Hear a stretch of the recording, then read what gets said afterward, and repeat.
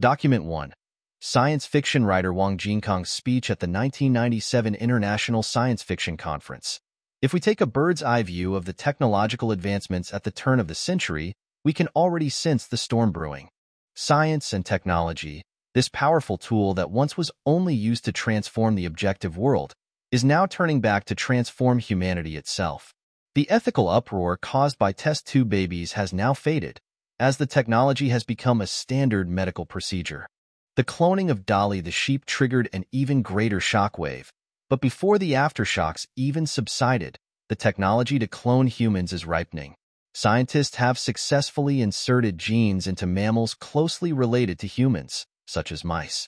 In the next century, this technology will surely be applied to modify humans. As for the cyborg, enhanced by artificial intelligence, it is inevitable that such beings will appear in the next century. These scientific advancements are startling enough, but they pale in comparison to another technology still in its infancy. On January 24, 1997, at the American Association for the Advancement of Science meeting in Anaheim, California, renowned genetic scientist Craig Venter announced that he had completed sequencing the genes of 20 of the simplest organisms, with the simplest life form requiring fewer than 300 genes. At today's nanotechnology level, humans are fully capable of using laser tweezers and scanning tunneling microscopes to arrange atoms and create the simplest artificial life. Imagine, this is real, entirely man-made life, produced without the need for any divine technology.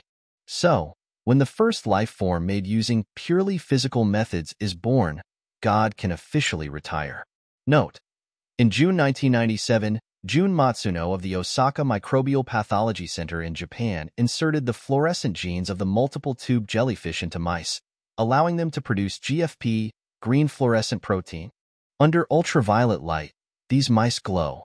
They achieve gene insertion using the DNA injection method, and soon after, they successfully experimented with viral-mediated insertion methods. Part 1. Prologue: Hibai arrived at work half an hour early today. He piloted his hydrogen-powered saucer to hover above Factory 2, but didn't land right away. He pushed the control stick, and the small saucer soared upward, drilling into the clouds. Below him stretched familiar hometown scenery: the rugged mountains in the northwest, the mirror-like calm of the Danjiang Reservoir in the southwest, with the Han River winding southward like a white ribbon. To the southeast was the gentler Tongbai Mountain, the source of the 1,000-mile Huai River. A few magnetic levitation high-speed trains and highways converged in the southeastern city of Nanyang, forming a spectacular star-shaped pattern. The saucer floated above the clouds, which drifted smoothly past like a flowing river, their speed varying. The thinner white clouds moved the fastest, being the closest, while the lower clouds appeared slower, a mere illusion caused by distance and the saucer's movement. The soft cloud banks, stretching for thousands of miles, were painted in vibrant gold and red by the morning sun. Some clouds resembled waterfalls, some like breasts, and some even resembled the hats worn by Qing dynasty officials, with a circle of jewels cascading down from their conical tops. Hibai suddenly thought of his childhood.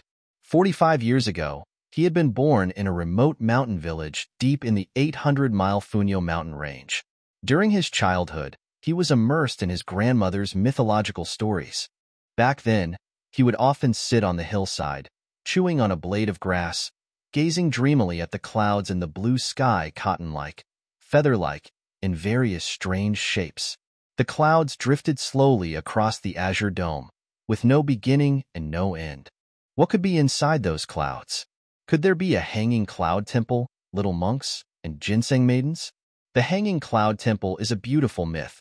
A kind monk and ginseng maidens, fleeing from the persecution of an evil monk, poured ginseng soup around the temple, using the ginseng's divine power to lift the temple into the sky, sacrificing some of the maidens in the process.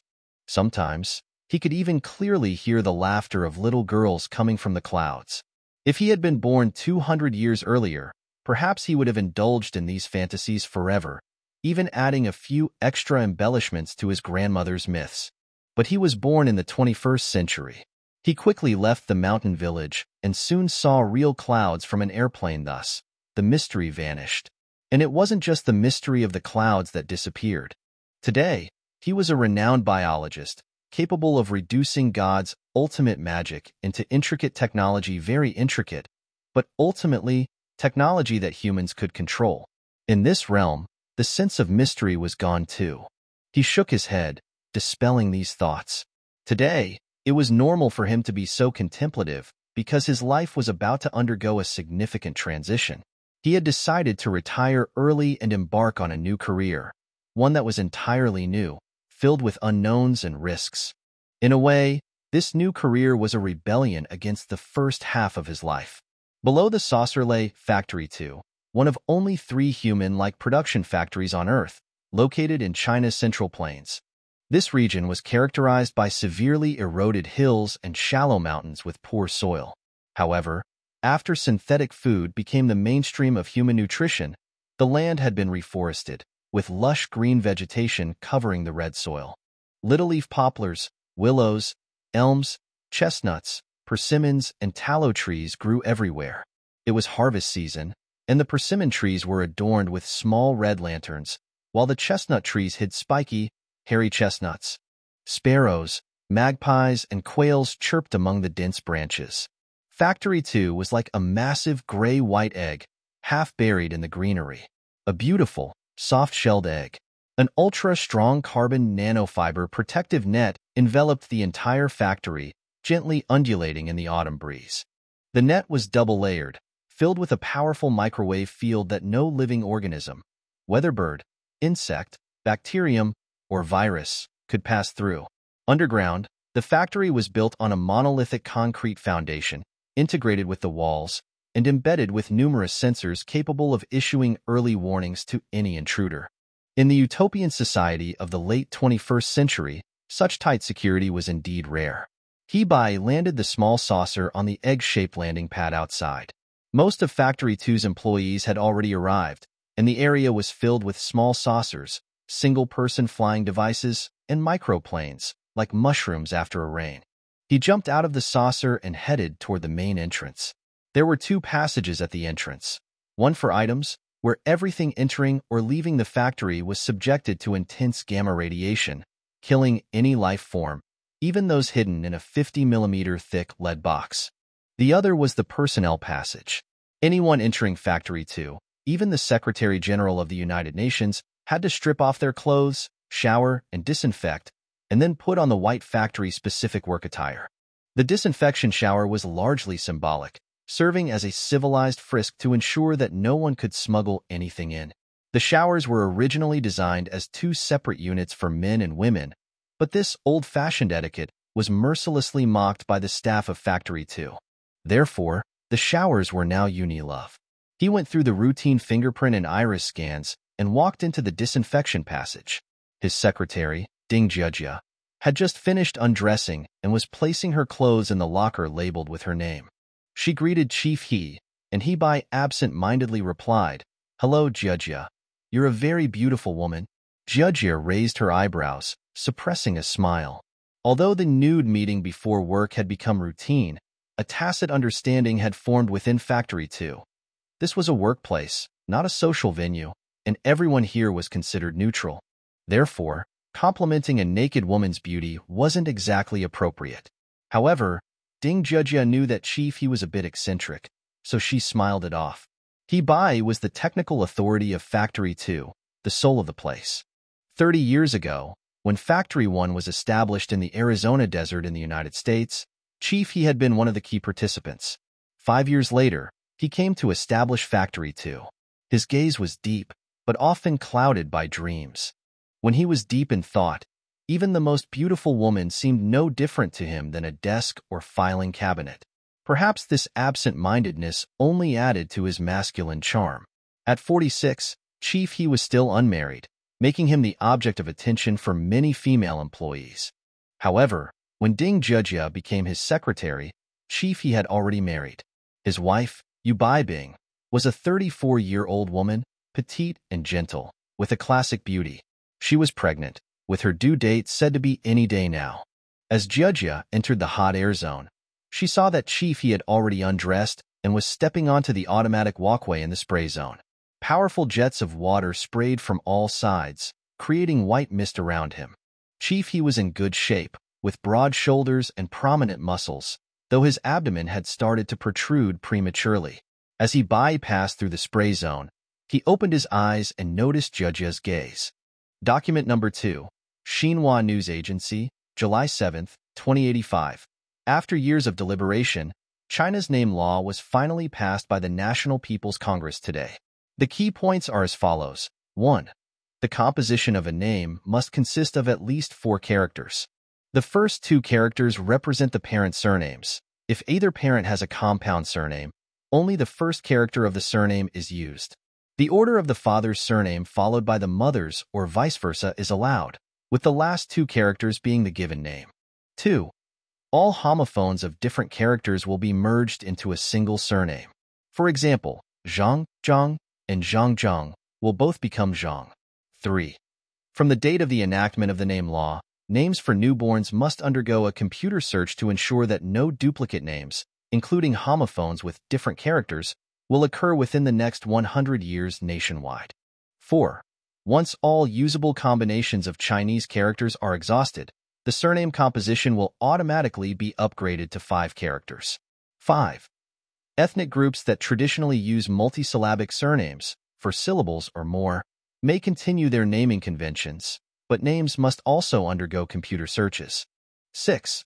The Ministry of Civil Affairs will establish a naming bureau to uniformly manage the naming of Chinese citizens. An article from the Guangming Daily, the long overdue Chinese name law has finally been implemented. For half a century, supporters and opponents have debated this law countless times.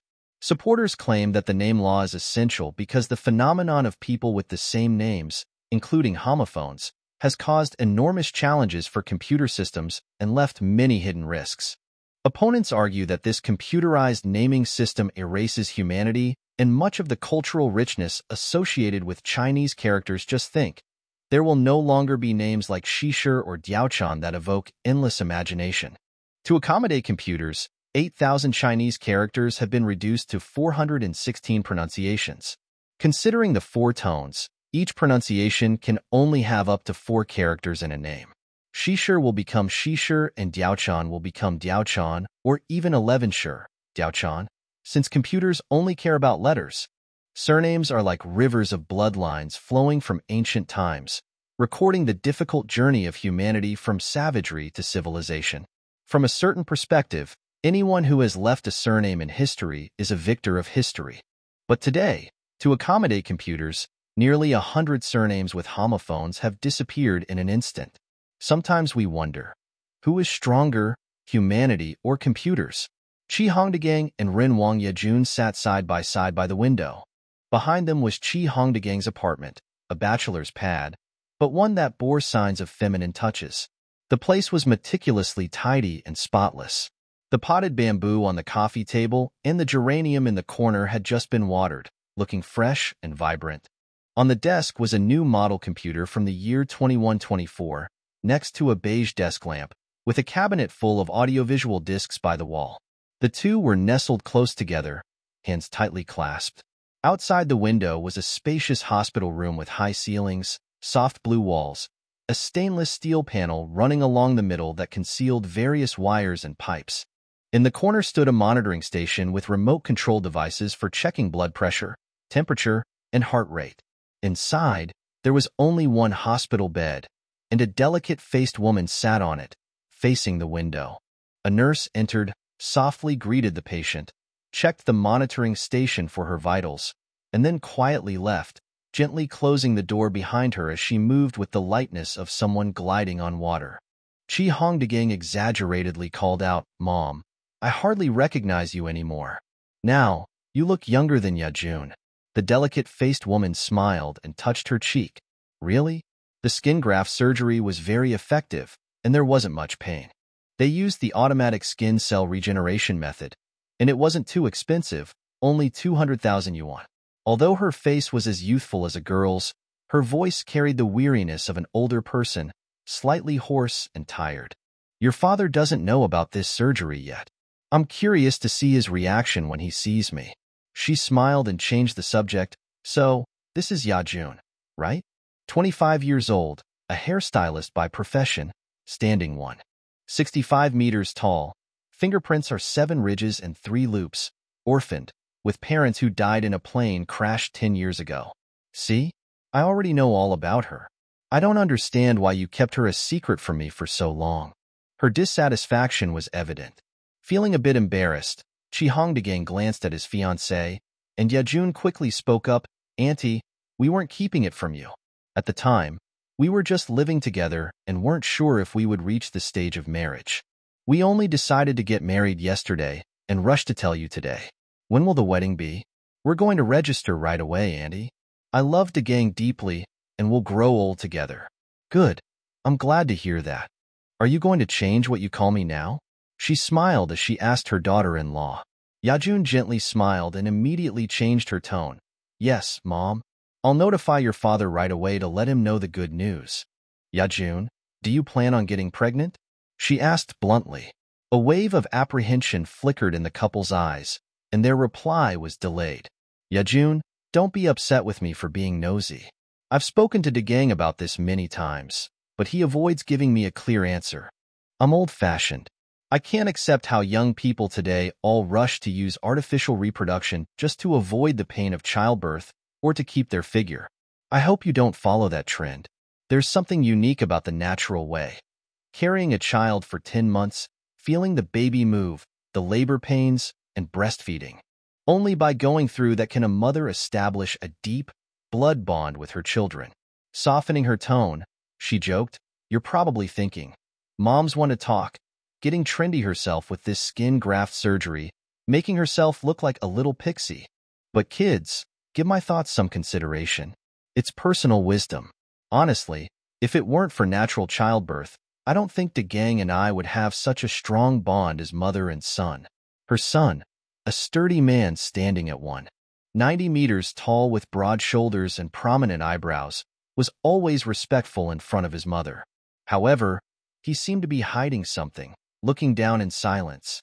Yejun nudged him. "Dagang, why don't you go get the gift I bought for Mom?" With that, Dagang left, and Yejun quickly whispered, "Mom, please don't blame him.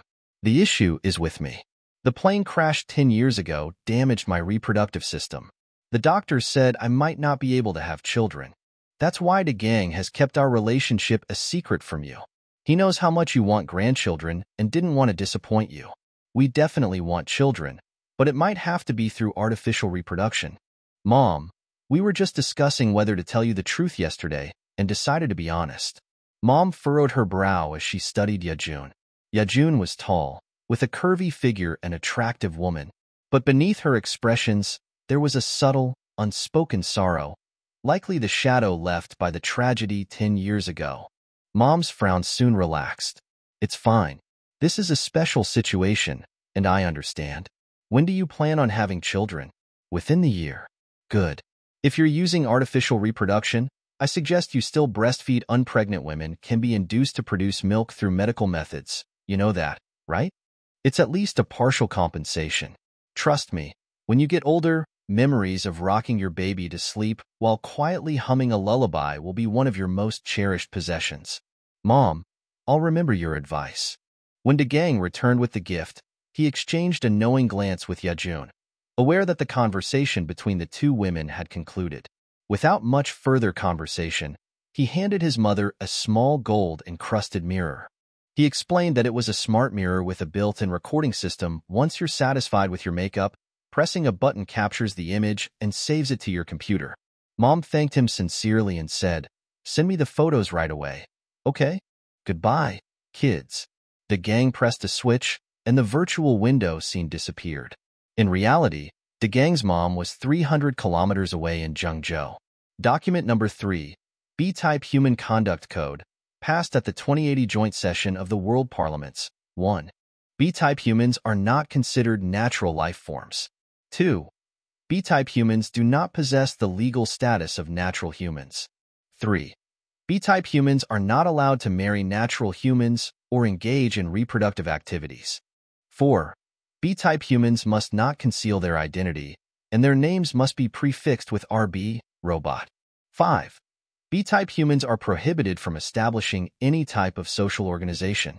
The death of Sima Linda Ru Duanjijuan, his partner Xiao Ding, and forensic Dr. Chen arrived at the villa of the deceased, Sima Linda, at 9 a.m. The villa was located in the Yeku Reservoir area, 30 kilometers north of Nanyang City, facing a vast expanse of clear water. The villa had no walls, with thorny plants serving as a natural barrier. Inside were pomegranate, jujube, and tune trees, their early spring buds beginning to sprout. Scattered among the young grass were a few tiny yellow wildflowers.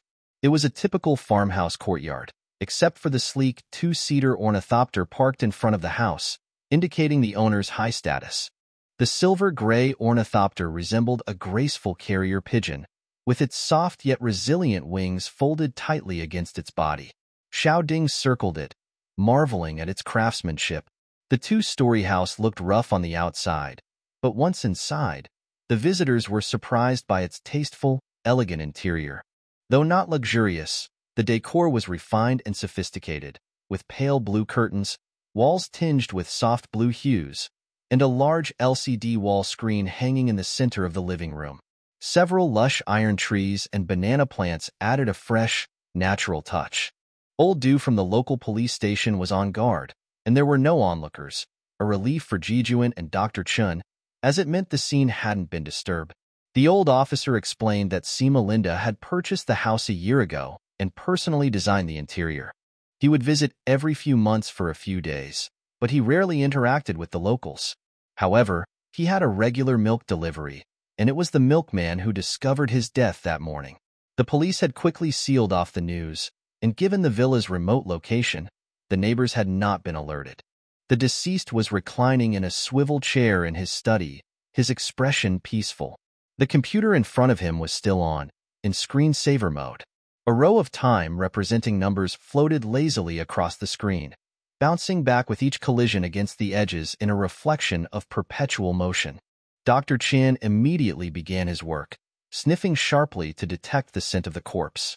Jijuan, a seasoned police officer who had dealt with dozens of autopsies, assisted him with practiced efficiency while making his own assessment. Sima Linda was young, just over 30, with delicate features and no visible signs of distress. His face was calm, although the relaxation of the masseter muscles caused his jaw to sag slightly, making him appear a bit older. His body had already stiffened, with his lower body flattened and clear dark purple lividity.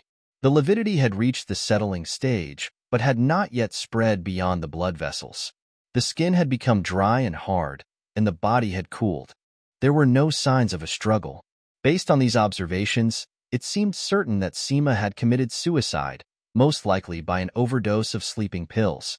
Dr. Chen, his full name was Chen Zhang Hongsheng, but in keeping with police custom, everyone referred to him by his surname, worked diligently for some time, and reached conclusions nearly identical to Jijuan's. He found traces of undissolved white powder in the deceased's stomach, identifying it as a barbiturate, most likely luminol, a common sleeping pill with a lethal dose of 9 grams. Judging by the body temperature and lividity, the time of death was between 3:30 and 4:30 a.m. Jijuan used iodine silver plates to take the deceased's fingerprints and collected prints from the teacups, keyboard, and door handles. A preliminary comparison showed that aside from the fingerprints on the door handle, later identified as belonging to the milkman, all prints inside the house belonged to the deceased, suggesting that he had lived a reclusive life without visitors. The case seemed straightforward: suicide. The next step would be to determine the reason behind the suicide. But just a minute later, this assessment was overturned. Dr. Chen was wrapping up his work on the body when Xiao Ding, curious about whether the deceased had left a suicide note on his computer, tapped the keyboard. The screensaver vanished, revealing a single line of text: "The beekeeper's decree. Do not awaken the bees." Xiao Ding, alarmed, called out, "Old Ru, Dr. Chen, take a look at this." Jijuan saw the message and immediately tensed up. What did this mean? Do not awaken the bees? The sentence was strange, obscure, and possibly full of hidden meaning. He instructed Xiao Ding to thoroughly search the computer files, especially focusing on the past 2 days. Xiao Ding meticulously combed through the files, but most of them were Sima's academic papers and notes complex and difficult to understand. However, Xiao Ding did make one significant discovery. The mysterious sentence had been entered into the system at 3:15 a.m. According to Dr. Chen, Sima's time of death was after 3:30 a.m., meaning this was likely his final message, his dying words. But what did it mean? Was it a warning to someone? A cryptic message to the police? Or simply the ramblings of a dying man? Xiao Ding, with his face tense, nervously declared, "Old Ru, this must be murder." This final line is a coded message, a warning to the police. There's no doubt about it. Old Ru chuckled, but withheld judgment. Xiao Ding was a new recruit, a fresh graduate from the police academy on his first homicide case, and was inclined to apply every Sherlock Holmes theory he had learned.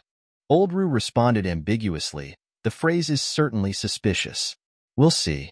The deceased's pockets contained his ID card, a work permit from the Chinese Academy of Intelligence, a credit card, and a photograph of a woman. The woman was strikingly beautiful, dressed provocatively, with high, voluptuous breasts, sensual lips, and slightly sunken eyes. Her skin was white and smooth, almost touchable even through the photo. The full-length portrait didn't reveal her height, but her long limbs suggested she was tall, likely above average height. Her posture radiated seductive energy, a westernized Chinese beauty. On the back of the photo were the words, "Yours, Chow Chow," written in childlike handwriting. However, Ru Duanjijuan knew that many young people in the 22nd century, even well-educated ones, had poor handwriting due to their reliance on computers. Xiaoding scrutinized the photo and commented, "Probably his lover or fiancé. Do you think she's from Nanyang or out of town? What do you think? She's definitely a city girl, no doubt about it. Look at her aggressive demeanor. She's probably from Beijing, right? Since Sima spent most of his time there." "Right. We need to check with Beijing. This beautiful woman will be our first lead." Ru Duanjijuan contacted Beijing, where Officer Chen Wangjin Xin took the call. A seasoned officer who had worked with Jijuan before on a previous case, he briefly summarized the situation and asked for background information on the deceased and the woman in the photograph. Officer Chen replied, "No problem, send me the photo." Xiaoding used a digital camera to photograph the picture and sent it via the internet. Document number 4, Theory of Cell Reconstruction in 1932. During his tenure at Zhejiang University in Hangzhou, the renowned Chinese biologist Bei Shizhong discovered a small creature called a brine shrimp in an area known as Songmachang. It was 1–2 centimeters long and incredibly beautiful. Research revealed that they were neither male nor female but had an intermediate gender. Further research led to an astounding discovery. When the reproductive cells of these intermediate gender brine shrimp underwent changes, the newly formed cells were not produced by division of the parent cells. Instead, they were reconstructed from the yolk granules in the cytoplasm of the parent cells. The process was as follows. The yolk granules first formed a new nucleus, which was then gradually surrounded by cytoplasm and a cell membrane, eventually forming a complete daughter cell.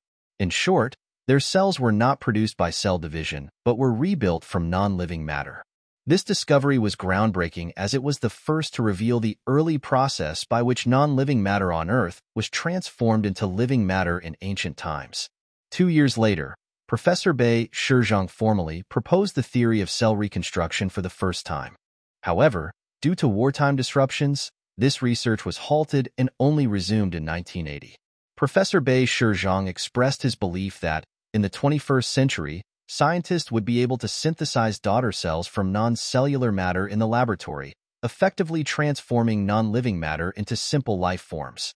Tracking the Space Shuttle Airport near Zhengzhou is characterized by a 20-kilometer-long electromagnetic track slanting towards the sky. Essentially, it is an electromagnetic railgun. The projectile, a small space shuttle, is propelled along the track by electromagnetic forces, accelerating at up to 10 g, the maximum acceleration that most passengers can tolerate. Upon leaving the track, it reaches an initial speed of around 2 kilometers per second, significantly reducing fuel consumption for the shuttle itself. The shuttle also lands in a similar manner, first decelerating with reverse matrice and then landing back on the track, where electromagnetic forces provide braking. Because the electromagnetic track uses cheap electricity instead of expensive chemical fuel, space shuttle tickets are affordable, making space travel accessible to the general public. Another shuttle had just landed, a large one with over 40 passengers disembarking. Jiaming Yuha exited the ticket gate, carrying an elderly lady's large suitcase. She had been his seatmate and was also a long-time resident of a space station but had decided to return to Earth for good. Jiaming was a frequent space traveler, a member of the Gold Key organization within the B system of the police department. The organization handled security matters on space stations, and membership required high qualifications, including advanced education, agility, proficiency in computer skills, and combat training. Fewer than 100 people in the country held the title of Gold Key member. The investigation into the space station murder case had yielded a simple conclusion. It was a classic case of space isolation syndrome. A natural human owner and AB-type human servant quarreled over trivial matters. The servant accidentally killed the owner and then committed suicide. The space station's automatic audiovisual system had recorded the entire incident. After the investigation, Jiaming felt a heavy weight on his mind. He couldn't understand why anyone would choose to live in the isolated confines of a space station, planting the seeds of disaster for their family. He thought of Rui's concern for her grandfather and felt guilty. He realized he hadn't been attentive enough to the 79-year-old man. When he returned, he planned to discuss with Rui the possibility of persuading her grandfather to come back to Earth, at least for a short stay. Standing on the moving walkway, Jiaming chatted with the elderly lady beside him, who was eagerly taking in the Earth view. She murmured, 10 years. 10 years since I last saw Earth. Jiaming smiled and said, "But you see it every day in the space station, don't you?" The lady replied, "That's from afar. Seeing it up close is different." On the opposite side of the glass barrier, where people were boarding, a new crowd of passengers moved past in waves. Suddenly, more by instinct than hearing, Jiaming realized someone was calling him from the other side of the glass. It was Rui, pounding on the barrier. Though the thick glass muted her voice, her mouth moved, trying to get his attention. He guessed that Rui was headed to space station KW0002 to visit her grandfather. The reverse direction of the moving walkway quickly distanced them. Jiaming hurriedly handed the suitcase back to the elderly lady with an apologetic gesture. She had seen the commotion and urged him to go. "Quick, go to her." Jiaming jumped off the moving walkway's escalator and hurried to the side entrance, showing his credentials to the attendant. The staff at the space shuttle station were familiar with the Gold Key organization and quickly opened the side door for him. He rushed to the boarding lounge, where Ruri was waiting with a small suitcase. She hugged him, delighted, saying, "I didn't expect to see you here. How did you return so quickly? Didn't you say it would take 3 days?" The case was simple. "I came back a day early. Are you going to visit your grandfather?" "Yes." "Why so urgently? You could have waited for me. I could have taken a few days off to accompany you." Ruri, a bit embarrassed, said, "I don't know why I just decided to go on a whim."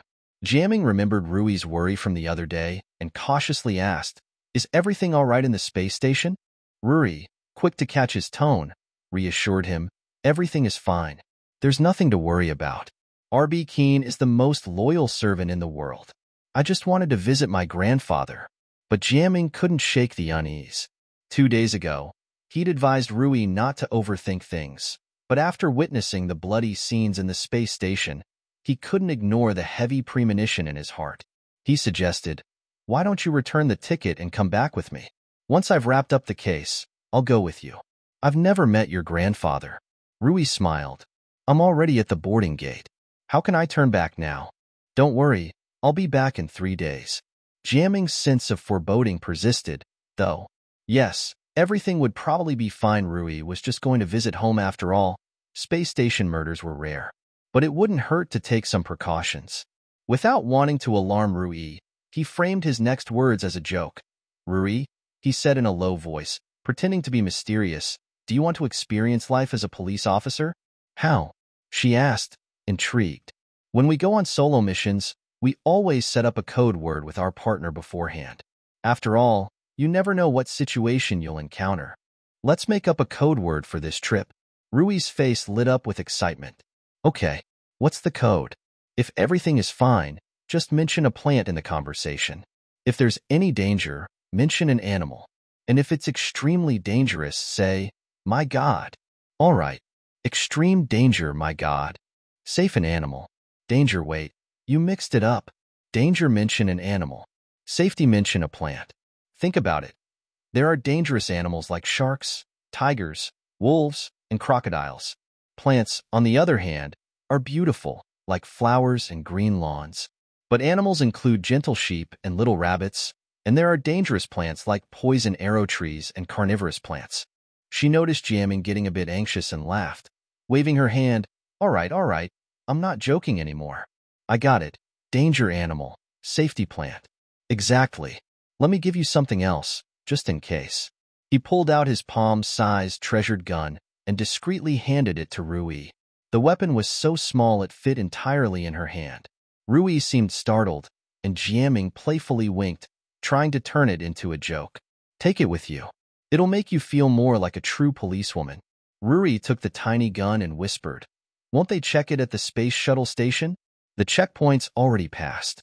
There's no inspection when returning from space, but only use it as a last resort, otherwise, you'll cost me my job." "Okay, I understand."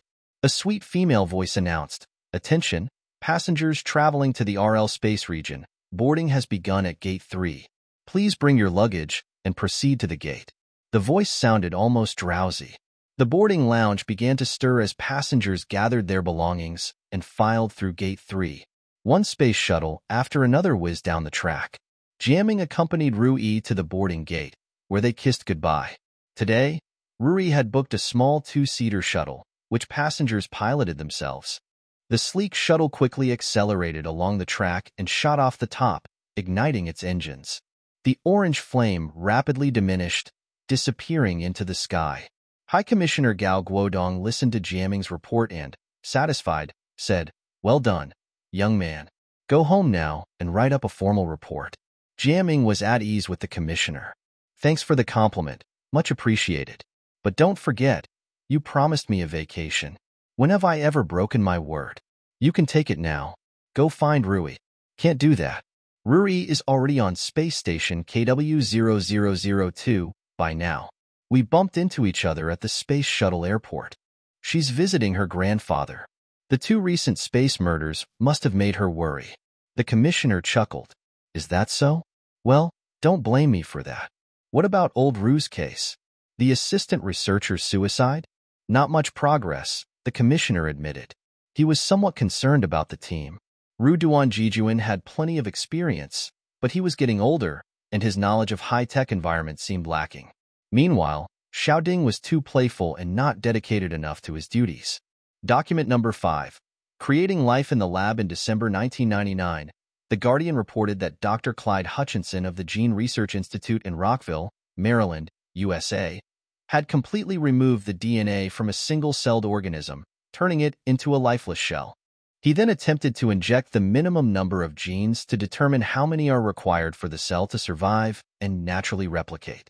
The research revealed that at least 250-300 genes are needed for a single cell to come back to life. However, over 100 of these genes appear to play no role in the life process. Researchers said that while this study does not yet qualify as creating life, it represents a recombination of existing life. Nevertheless, it lays the groundwork for the creation of true artificial life.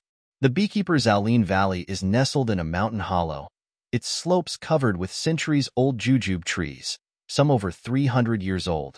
It is said that the trees were planted during the late Qing dynasty by a general who stationed his troops here and forced the locals to plant jujube and chestnut trees. Those who disobeyed were executed, and those who failed to grow the trees were beaten. Though the people resented the order, they later came to be grateful, as the trees provided sustenance during times of famine. During the Great Leap Forward, many trees were cut down, leaving the surrounding hills bare. However, Zhaolin Valley remained untouched due to its remoteness, and because the locals resisted cutting the trees, the lineage of these ancient trees survived. Ru Duanjijuan and Xiaoding rented a Yamaha motorcycle to enter the mountains and found Zhang Shulin at the mouth of Zhaolin Valley. A light truck was parked in the river valley among a line of yellow beehives, with a tent pitched nearby. Walking through the jujube grove, the delicate white jujube blossoms filled the air with a faint sweet fragrance, and the small, brown and yellow creatures flew lightly among the flowers, busy and tireless, as if they had been working non-stop since the Cambrian explosion. However, when they met Zhang Shulin, they were somewhat disappointed. At least by Chinese cinematic standards, he didn't look like a villain. He was a typical northern man, short and stout with a ruddy face, a buzz cut, and streaks of gray in his hair. His voice was strong and hearty. Upon seeing visitors who had traveled a great distance just to see him, Zhang was flattered and shouted warmly, "Come in, come in. Yes, welcome. Xiao Langdang, my grandson. Go to the village store and buy some wine. We're going to celebrate." His grandson, a shy 12-year-old who was studying high school material on a laptop, smiled timidly at the visitors, took the money from his grandfather, and ran off. The tent was quite simple, not at all like something from the 22nd century. There was a ground mat, a small military cot, presumably for his grandson, and a liquefied gas stove tossed in a corner. Zhang Shulin poured 2 large mugs of honey water for his guests. "Drink, drink. This is pure jujube blossom honey. Taste the aftertaste. It has the sweetness of jujubes. The jujube tree is a marvelous thing, you know? Beijing's authentic Peking duck can only be roasted over jujube with charcoal. Even Japan and the US import genuine Chinese jujube with charcoal for their roasts. Old-style carpenters also use jujube wood for planes and saw handles. The wood is a bright red, very solid." Ru Duanjijuan saw the conversation veering toward ancient history and quickly cut him off. "Brother, your jujube honey is excellent. We're here to ask about a young man named Sima Linda. We heard he often visited you while you were beekeeping in Beijing. Here's his photo."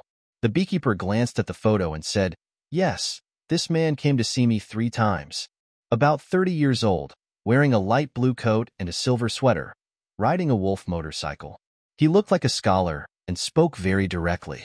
We hit it off, chatted well, and had a great time." Jijuan asked, "What did you two talk about during his visits?" Zhang replied, "We mostly talked about bees. Do you know that there's a lot to learn from bees?" Without waiting for a prompt, he launched into a detailed explanation.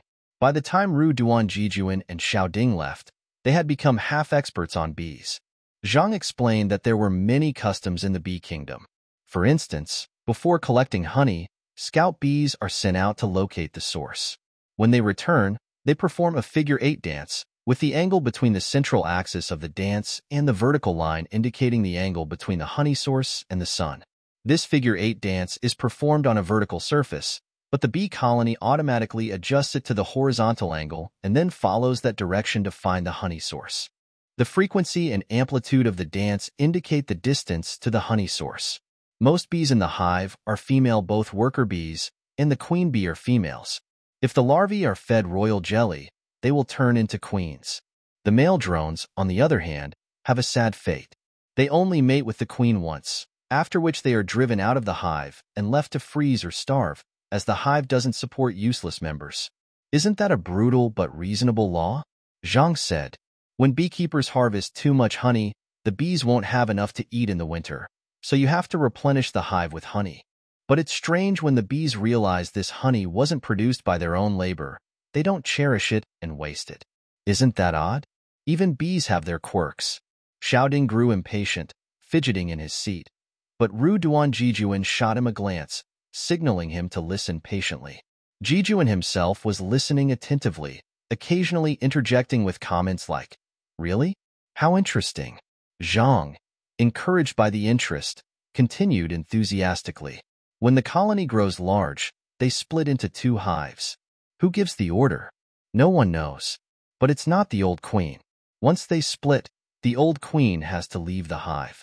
You'd think she wouldn't want to do that, right? But when the hive gets too crowded, the worker bees build new queen cells at the bottom of the hive.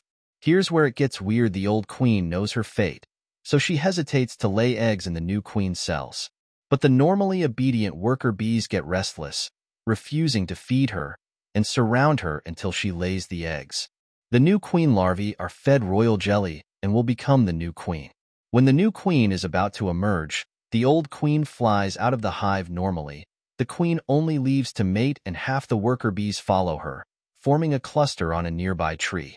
The beekeeper has to act fast, setting up a new hive to capture them, or they'll fly off and become wild bees. Once inside the new hive, they completely forget their old home. Even if they freeze or starve, they never return. It's like their neural circuit snapshot. Isn't that strange? If people move, they instinctively want to return to their old home for a while. But bees? Even if the new and old hives are side by side, they never go back. They sever ties with their old home and relatives. Ru Duan Jijuan chimed in, "Yes, the customs of the bee kingdom are fascinating." So, when Sima Linda came to visit you, Zhang interrupted, "Ah, the old hive would be buzzing by then. When the new queen emerges, her first task is to find the other queen cells and tear them open. The worker bees help by killing the larvae inside or dragging out the underdeveloped queen to die outside the hive. But if two queens hatch simultaneously, the worker bees remain neutral and quietly watch the queens duel until one wins. Then they swarm the loser and toss her out of the hive. It's amazing how these little creatures follow such intricate rules. And who keeps count of the bees during a split? They don't even have fingers. How does the new queen know to kill her rivals to secure her throne? Who teaches the worker bees the rule to only help the victor?" Ru Duan Jijuan secretly smiled. He didn't believe that Linda had traveled all this way just to talk about such trivial matters. Trying to steer the conversation back, he asked, "That's incredible. I had no idea bees had their own form of royalty. Linda visited you 3 times, but did he?" Linda was crazy about bees. "We really hit it off." Linda and the beekeepers stood side by side in the jujube grove, the delicate blossoms and fresh green leaves surrounding them. A swarm of intelligent little creatures flew gracefully among the flowers. Were they looking down on humanity? When bees established their highly structured society, even the first mammals hadn't yet appeared. Bee society, with its own mathematics, chemistry, morals, laws, and customs, had persisted for millions of years. A single bee wasn't a life form. It couldn't survive in nature. Its simple nervous system couldn't develop intelligence. But when a hive reached a certain size, it created a collective intelligence complex and delicate. So, calling them bees was inaccurate. Instead, the whole colony should be considered a single entity called the Great Bee, with each individual bee acting as a cell. Intelligence emerged as a sudden leap. The whole was greater than the sum of its parts, with tens of thousands of zeros adding up to a single natural number. Linda worshipped the hive, speaking to it as if communing with the universe itself. He asked the beekeeper about the critical number of bees required for a hive to split, but then he contradicted himself, saying the precise number didn't matter, just the general idea of a threshold was enough. Zhang was puzzled. Though he had gotten along well with Linda, he couldn't grasp concepts like critical number and universal truth. Ru Duan Jijuan listened closely to Zhang's rambling, noting when Zhang mentioned the term critical number. This was the second time he had heard it, as Miss Chow Chow had mentioned it earlier. The term had a mysterious and potentially dangerous connotation. They knew that nuclear explosions had a critical threshold. Jijuan gently prompted Zhang to recall more details about what Linda had said regarding the critical number, but Zhang could not provide any further insight. Instead, he rambled on about unrelated topics. He showed them a photo of himself in a beekeeper's mask, saying, "Linda took this for me. He said I looked like a king wearing a crown. He even said I was like a god to the bees." Jijuan and Xiao Ding listened intently, trying to extract anything relevant to Linda's death from the conversation, but it was all meaningless chatter. Nothing seemed to be connected to the case. Zhang's lighthearted comment that Linda was crazy suddenly resonated with Jijuan. Xiao Qiao had also casually mentioned that Linda might have been mentally disturbed and had possibly committed suicide. Could it be that Linda's death was the result of a mental breakdown? Was the message on the screen the rambling of a disturbed mind? Or was there something more hidden? Jijuan interrupted Zhang, asking, "Did Linda really say a lot of crazy things?" "This is important. His girlfriend said he had mental issues, and we're here to find out more. Please tell us honestly." Zhang immediately regretted his words. He shouldn't have mentioned Linda's eccentricities to outsiders. Hurriedly, he defended Linda. "Who said he had mental issues?" "Absolutely not. Sure, he said some silly things, like calling me the god of the bees because I interfered in their lives by transporting them to new locations and taking their honey. He wondered if the bees could sense this divine intervention, if they noticed the changes in their environment, or felt a loss of freedom. But Linda wasn't crazy. He was just obsessed with bees. Jijuan and Xiaoding exchanged glances, both feeling disappointed by the investigation. When they first found the photo of the beekeeper, they had been excited, believing it would unlock the mystery behind Linda's last words. But now, it was clear that Zhang Shulin, with his outgoing personality and love of talking, was not involved in any sinister plot. They were back to square one. Was Linda's death a suicide or a murder? If it was suicide, what was the reason? And what did his final message mean? Was it the delirium of a disturbed mind, or did it hide something more? There had been no breakthroughs. They had arrived with high hopes and left feeling dejected. Zhang's grandson returned with a bottle of local liquor. Though Ji Juan wanted to decline the meal, Zhang wouldn't hear of it. What? You're too good for my hospitality. Linda ate here twice. So, they stayed, helping prepare a meal with the simple cookware. There were plenty of wild dishes: steamed shepherd's purse, wild amaranth salad, braised wild rabbit, and a spicy plate of boiled meat. The main course was hand-pulled noodles, so spicy that it made them sweat. Zhang was very insistent about drinking, toasting them boisterously. Drink up. Not drinking means you don't respect me. He also placed large bowls of honey water in front of each of them. His grandson crouched by the table, eyes wide as he watched the rare guests. After the meal, Zhang finally asked why they had come so far. What had happened to Linda? Ru Duanjijuan glanced at Xiaoding and decided not to keep it a secret any longer, telling Zhang about Linda's death. The old man was shocked and then burst into tears, crying like a child. Good people don't live long. Good people don't live long. After witnessing Qiao Qiao's indifference, Ru Duanjijuan thought that Zhang's tears would at least offer Linda some comfort in the afterlife. As they parted, the bond between him and the beekeeper had deepened, and they were reluctant to leave. Jijuan took out the photo of Zhang and said, "Linda meant to send you this photo. I don't know if he did before his death. Please take this as a keepsake. Don't refuse. I have the negatives." Zhang gratefully accepted the photo, carefully wiping it with his hand before tucking it into his ledger. Data 6. Artificial chromosome. In December 1997, Hinton Willard of the University of Maryland School of Medicine completed an unprecedented task: artificially assembling a chromosome. Biological chromosomes have three main components. 1. Telomeres at both ends, like the hoops at the ends of shoelaces, whose function is to ensure that normal chromosomes do not fuse with each other. 2. In the middle is a short sequence of DNA that is repeatedly replicated. 3. It is the so-called origin of replication DNA sequence, which initiates chromosome replication during cell division. At the center of each chromosome is the mysterious centromere, a noticeable narrowing of the chromosome that plays a key role in the division and separation of chromosomes. It was precisely because of its neglect that artificial chromosomes could not be created in the past. To this end, Willard's team made a bold attempt to separate the three types of DNA, i.e. telomere DNA, short DNA sequences, and replication origin DNA, and then inserted the three separated DNAs into cells. Then they saw a wonderful scene.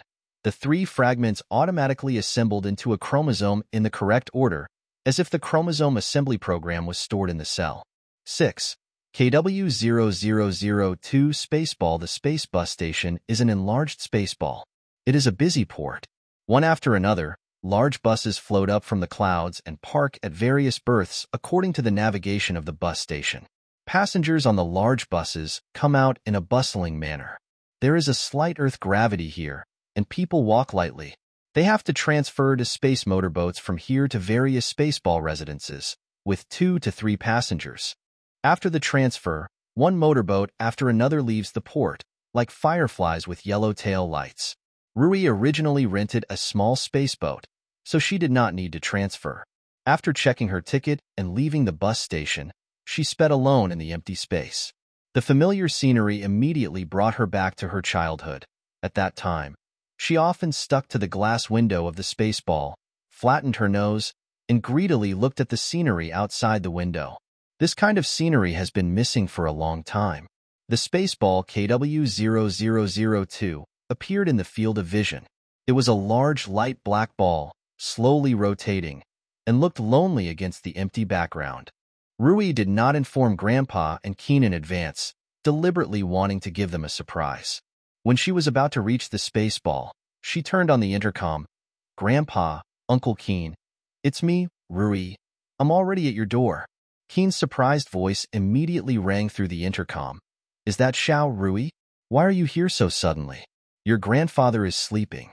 Wait a moment, I will open the airtight door for you right away." Rui carefully moored the motorboat to the space ball and fastened the anchor buckle carefully. The sun turned from behind the Earth, and the sunlight shone on the solar panels of the space ball, providing electricity for the space ball. Looking down is the dear old Earth. The Yellow River and the Yangtze River have become two thin strips. The Pacific Ocean is shining with a blue light, and the white snow-capped mountains stretch across the Qinghai Tibet Plateau. Rui admired it happily, waiting for the airtight door to open. Keen said that the door would be opened immediately, but this immediately was a little too long. After 20 minutes, Rui still didn't hear the familiar click sound, so she shouted anxiously, "Uncle Keen, what's wrong with you? What are you dawdling about?" Keen smiled and said, "Don't worry, it will be done soon." After another 10 minutes, the outer door of the airtight door finally opened. Rui opened the sealed door of the motorboat, and her space suit immediately expanded. She squeezed into the airtight door of the space ball with difficulty. The outer door closed, the air pressure in the airtight room gradually increased, and the space suit slowly became smaller. The inner door opened, and Rui hurriedly stepped in. It was still the familiar space ball. She had lived here for 5 years and knew every part of the ball. Grandpa was now opposite the space ball, that is, above her head. Keen was busy with something behind his head. Accustomed to the gravity of the Earth, when she first walked into the space ball, she always felt that her eyes could not adapt to the strangeness here. Keen, who was above her head, raised his head and said with a smile, "Wait a moment, Mr. G's sleep will end soon. I will help you take off your spacesuit." "No, I can do it myself." She took off her spacesuit and walked carefully along the inside of the sphere to Grandpa. Psychologically, she couldn't get rid of the illusion of walking to the ceiling. Grandpa still closed his eyes, and the 2 magnetic poles were still attached to his temples. This powerful sleeping machine was once popular on Earth, but it was soon eliminated. Now, only insomniacs use this machine, but Grandpa has been using it. Grandpa wants to race against death and complete the masterpiece. Dialogue with philosophers past, present, and future. Grandpa slept peacefully, and he still looked very majestic in his sleep. This majesty is innate. At this time, Keen made a gesture to Rui and took off the poles on the old man's temple. Sure enough, Grandpa blinked and woke up. When he opened his eyes, he stared at Rui's face with a look of astonishment. Rui laughed and threw herself into his arms. "It's me. It's Rui, Grandpa. I'm here to see you." She rubbed the old man's face affectionately. The grandfather was obviously very happy, but he still did not show his emotions as in the past. His expression was indifferent. He did not say anything, but just put his arm around his granddaughter. Perhaps he could not completely forget the old grudge and his granddaughter's rebellion against him. R.B. Keen packed up the sleep machine, walked over, and gently stroked Rui's soft hair with his fingerprint-free fingers. Rui stood up and happily hugged this childhood playmate. She was immersed in the happy atmosphere of reunion after a long separation and could not help thinking how ridiculous her worries that night were. She looked at Grandpa carefully. The 79-year-old man looked very healthy, with a ruddy complexion and agile movements, without any of the slowness of an old man. He told Keen, "Prepare breakfast." Rui must have not eaten breakfast. Keen raised his eyebrows, agreed happily, and turned away. 20 minutes later, he walked into the restaurant with a plate of food, put fried eggs, red bean paste buns, hot coffee and millet porridge in front of Rui, and said with a smile, "I haven't cooked for you in 15 years. I was afraid it wouldn't suit your taste, so I just asked your computer for your home recipes. How is it? It's still to your taste, right?" "Thank you, Uncle Keen. I like everything you cook." She was disturbed to find that when Keen brought coffee to the table, his fingers were obviously trembling. In fact, she had just noticed that when Keen walked, his body leaned forward and his movements were slow, like an old man with Alzheimer's disease. This was not normal. Type B intelligent people have the same body structure and lifespan as natural humans, and Keen is only 43 years old. She asked with concern, Uncle Keen, are you not feeling well? Why are your fingers trembling? Keen's face turned pale. He glanced at his master secretly and forced a smile. No, I'm in good health. But his fingers were clearly shaking even more. Yoshino Oshiro glanced at him and said coldly, Keen had already aged significantly a few years ago, and this year he has aged even more. He is no longer competent for the job and can only be scrapped. He is obviously a defective product. I have already filed a claim with the Humanoid Trading Center, and they promised to compensate me with a new Type B human, which will be delivered this month. R.B. Keen's face turned even paler. He lowered his head heavily and staggered back to the kitchen. Rui whispered in dissatisfaction, Grandpa, you shouldn't talk about this in front of him. Grandpa said sarcastically, Why? Are you afraid that he will be sad? You have to remember that no matter how much he looks like a human, he is still a machine in the final analysis. His life is artificially created, and life and death are just a predetermined program for him. What I hate most is the cheap fraternity among young people. This seemingly noble emotion actually degrades the status of human beings and puts humans on the same level as machines. Rui sighed secretly and did not argue with Grandpa. After not seeing each other for 15 years, Grandpa's weird paranoia has not diminished in the slightest. Rui quietly changed the subject. Grandpa, how are you? I asked for your health information on Earth, and everything seems normal from the information. I don't have any problem, except that my scalp often feels swollen and numb, and it hurts a little. But it's okay. It's an old problem that has lasted for 8 or 9 years. I'll give you a detailed examination tonight. Grandpa, your granddaughter is already a very good doctor. After dinner, she chatted with her grandfather for 2 hours. Before lunch, she went to the kitchen to help cook. She wanted to find a chance to comfort poor Keen. But Keen was very optimistic. Without the master around, he seemed much more cheerful. While cooking, he said in a relaxed manner, Miss, you don't need to comfort me. The master is right. I know I have Alzheimer's disease. There is no cure. I will be destroyed soon. Rui asked sadly, Why? You are only 43 years old. I don't know. I was one of the first batch of Type B people in Factory Number 2. Maybe the quality of synthetic people was not stable at that time. Rui whispered, Come back with me and I will treat you. It's useless unless I replace my brain, but after that I still won't exist. In that case, why not just replace it with a Keen too? He smiled. You really don't have to worry. The life of Type B people is artificial, and we don't have the fear of death. Fortunately, Mr. G is in good health. At the age of 79, he is still quick-witted and agile, just like a 40-year-old. Miss, you have been chatting with him for a long time. Do you feel that he looks old at all? No, he's even younger than when I left here. Are there any diseases or other abnormalities? No. See, I was right, wasn't I? He will live another 20 years to finish writing this masterpiece. He raised his eyebrows and said happily, I am very happy. I am really happy. As long as the master is healthy, I will walk into the gasification chamber with a smile. It's time for dinner. Let's go. After lunch, she called Jiaming. The image transmission of the spaceball was not stable. Jiaming's head portrait was stretched and moved sideways for a while before it finally stabilized. Although they had just left for a day, due to the distance in space, Rui seemed to have been separated from her lover for a long time. She talked non-stop as soon as she picked up the phone. She talked about the joy of reuniting with her grandfather's paranoia, of course. She spoke in a low voice, Keen's illness and his situation. She felt sorry for Keen, and she felt heavy in her heart when she thought that he would soon be destroyed. During the call, Jiaming stared at her on the screen. The two talked for a long time, and Jiaming kept asking, Is there anything else to say? Is there anything else to say? Rui finally realized that she had been so absorbed in the joy of reunion since she came here that she had forgotten the agreement about plants, animals, and danger signals before leaving. But it was originally a childish joke, and it was rare that Jiaming still remembered it so clearly. So she laughed and said, And the flowers in my room. Don't forget to water them. Jiaming then laughed and hung up the phone. The space island has entered the shadow of the Earth. Below is the brightly lit North American continent, and the Great Lakes are shining coldly in the night. Rui walked into the computer room and turned on the screen. A pleasant bass voice immediately sounded from the computer. Ms. Rui, hello. I'm the main computer Julius. What can I do for you? Hello, Julius. We haven't seen each other for 15 years, except online, of course. Yes, you are already a beautiful girl.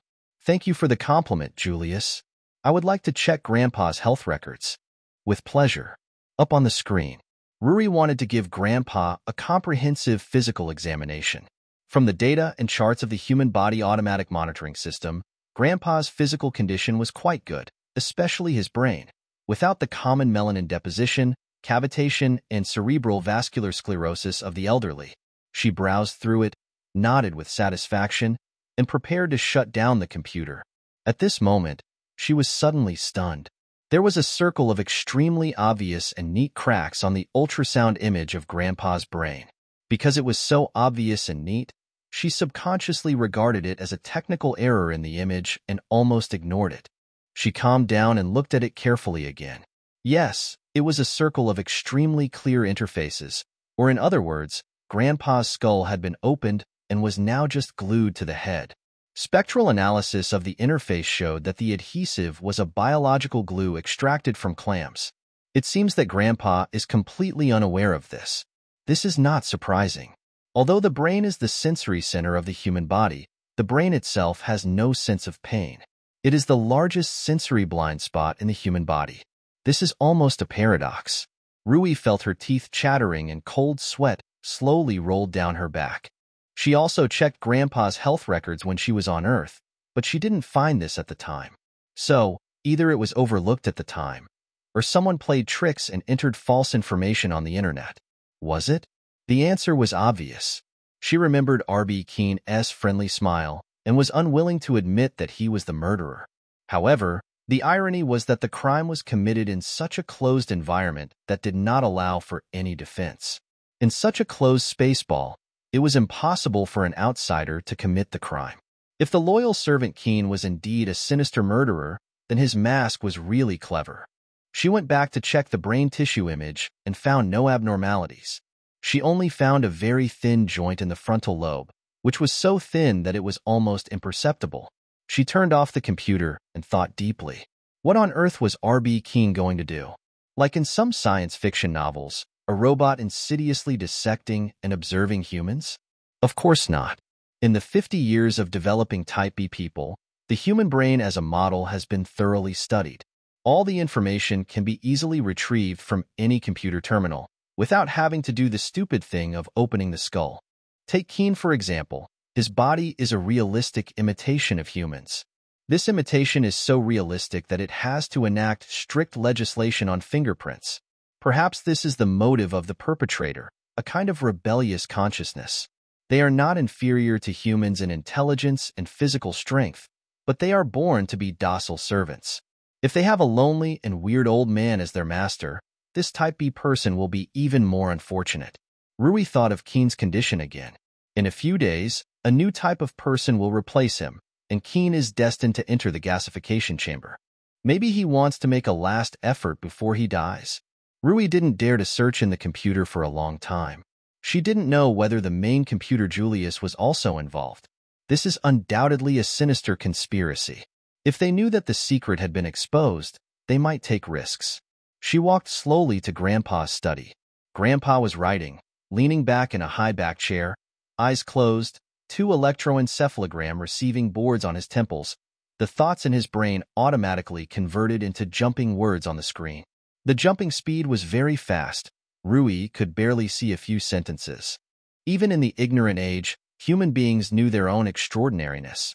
They were created by God, and they were the only lucky ones among all things who ate the fruit of wisdom. From Leonardo da Vinci, Galileo to Newton and Einstein, human beings were even more obsessed with the wonderful dream of wisdom and science. Science made human beings rapidly powerful, and their self-confidence rapidly expanded. The great Chinese philosopher Zhuangzi once dreamed that he turned into a butterfly, but when he woke up, he didn't know whether he was the butterfly or himself. When humans woke up from the dream of science, they found that they didn't even understand the most basic concept. What is a human being? Human beings are the pinnacle of life on Earth. They have the essence of the heaven, earth, sun, and moon. After millions of years of chance, struggle, and life and death, they have sublimated the light of wisdom from inanimate matter. But now, it is precisely human wisdom that is corroding human self-esteem. At this moment, the product of human wisdom, a type B man named R.B. Keene, is standing beside me with his hands hanging down. Except for the lack of fingerprints, God cannot tell the difference between him and humans. But he is a pile of inanimate matter synthesized in a biological factory. In a 3-hour manufacturing cycle, he has obtained the true meaning of 4 billion years of evolution of life. Will he always stand behind me with his hands hanging down? God, please take back human wisdom. After seeing Grandpa's monologue, she realized that Grandpa had always been deeply wary of Type B people. No wonder he was always stern to Keene. This made Rui feel even more depressed. Grandpa hadn't noticed her. She leaned down and quietly observed the back of Grandpa's head. Yes, there was a faint circle of seams on Grandpa's head, hidden in the hair, not easy to find, but it could still be seen with careful observation. Rui remembered that Grandpa said that his scalp had been numb and swollen for 8 or 9 years, and she felt heartbroken. This poor old man only knew how to travel in the world of thinking, and he knew nothing about this sinister conspiracy. She couldn't tell the truth to Grandpa, so she held back her tears and quietly left the study. At breakfast the next day, R.B. Keene asked with concern, "Miss, did you not sleep well last night? Your eyes are a little swollen." This question made Rui shudder. She had indeed not slept all night last night, thinking about the discovery. She found it difficult to understand Keene's intentions. He wants to harm the master, but Grandpa's body and brain are very healthy. At this moment, she calmed herself and smiled. "Yes, I didn't sleep well last night. I must be unable to adapt to the low-gravity environment in the space island." Grandpa also looked into her eyes, but did not speak. Keene set the breakfast table and stood by with his hands down as he always did. Rui smiled and invited him. "Uncle Keene, please sit down and eat too." Grandpa snorted in dissatisfaction, and Keene politely declined. "Thank you, I'll eat later." In front of Keene, Rui still played the innocent girl. She coquettishly pestered her grandfather. "Grandpa, come back to Earth with me. You haven't been back to Earth for 15 years. Jamming said that he must bring you back no matter what." Grandpa shook his head. "No, I'm used to it here. Besides, I want to hurry up and finish writing this book. 10 years ago, I felt that aging had come. Fortunately, it has been 10 years, and the god of death has not thought of me yet. Grandpa, I checked your health last night. You are in great shape and can live to at least 100 years old. Grandpa, can you stay home for only 3 days? You have to attend my wedding." Grandpa said coldly, "I am old and don't want to move around. You can hold the wedding here." Rui smiled bitterly. She had no way to deal with the old man's stubbornness. You couldn't just say that someone was trying to murder you. After thinking about it, she decided to bring the topic to Grandpa's head. She wanted to observe Keene's reaction. "Grandpa, don't pretend to be old. Your body is really good, especially your brain, which is younger than that of a 40-year-old.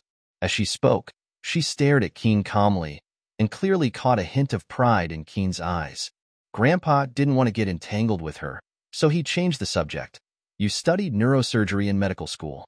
Have there been any breakthroughs in this field in recent years?" "It's more than a breakthrough. Brain surgery has almost reached its peak. When developing Type B humans, the research on the human brain was already thorough enough. Brain surgeons have long invented thicknessless laser scalpels that can easily transplant brain tissue without damage. They have invented growth stimulants that can make transplanted brain tissue heal quickly, and so on. Technically speaking, the means of repairing and remodeling the human brain are already perfect. Any intern in a county hospital can perform a complex brain surgery with the help of computers and software. Unfortunately, this is not allowed by law, so this field has actually stagnated. As a brain surgeon, I often feel depressed. We have the skills to slay dragons, but can't find any practical use for them." Grandpa corrected him unhappily. "The law has never restricted brain repair. The law only prohibits the use of artificial neurons in surgery. As for me, I would rather let my brain shrink than insert a cheap artificial product into my head. Rui didn't want to conflict with her grandfather. Not only her grandfather, but even in the medical school, there were many such stubborn old men. They were all respected masters in various professions. In their minds, humans, as the spirit of all things, and the human brain, as the highest form of matter, were the most sacred things and could not be desecrated in the slightest. They didn't necessarily believe in God, but their worship of the brain was comparable to the most devout religious beliefs. Now, repairing and improving the brain is already within reach, but due to the restrictions of bioethics, no one dared to implement it. This situation is very similar to the attitude of society towards abortion and euthanasia in the late 20th century. Rui is not a conservative, but she knows that everything must be done step by step. Abortion and euthanasia also took more than 200 years of subtle influence to gain legal status around the world. Rui quietly changed the subject. Grandpa, the brain is indeed the most amazing thing. It is an extremely safe and effective complex network. I have handled a typical case of a girl who had her diseased left brain removed when she was 1 year old.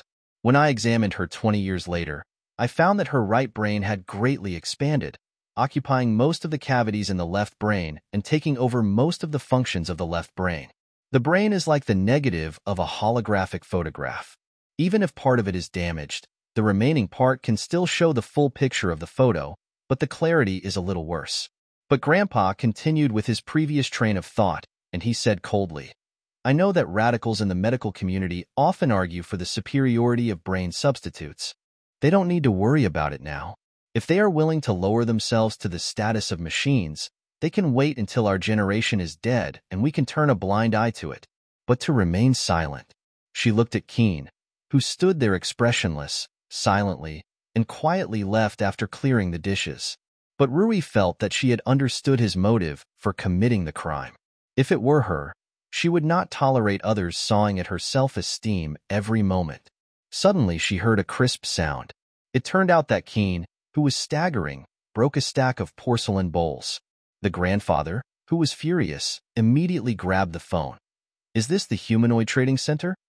Rui immediately hung up the phone and shook her head gently at her grandfather. Yoshino Ashi also realized that he was too impulsive, so he suppressed his anger and returned to the study. Rui came to the kitchen and looked at Keen with mixed feelings. She had already confirmed last night that Keen was plotting something against her grandfather, and she certainly would not let him do it. But in her heart, she sympathized with the perpetrator. She felt that it was the legitimate anger of an oppressed person. Keen silently put the dishes in the disinfection cabinet. Rui patted his shoulder and comforted him. Uncle Keen, don't be angry for my grandfather. He is old and has a weird temper. If you come to my place to spend your old age, okay? Said calmly.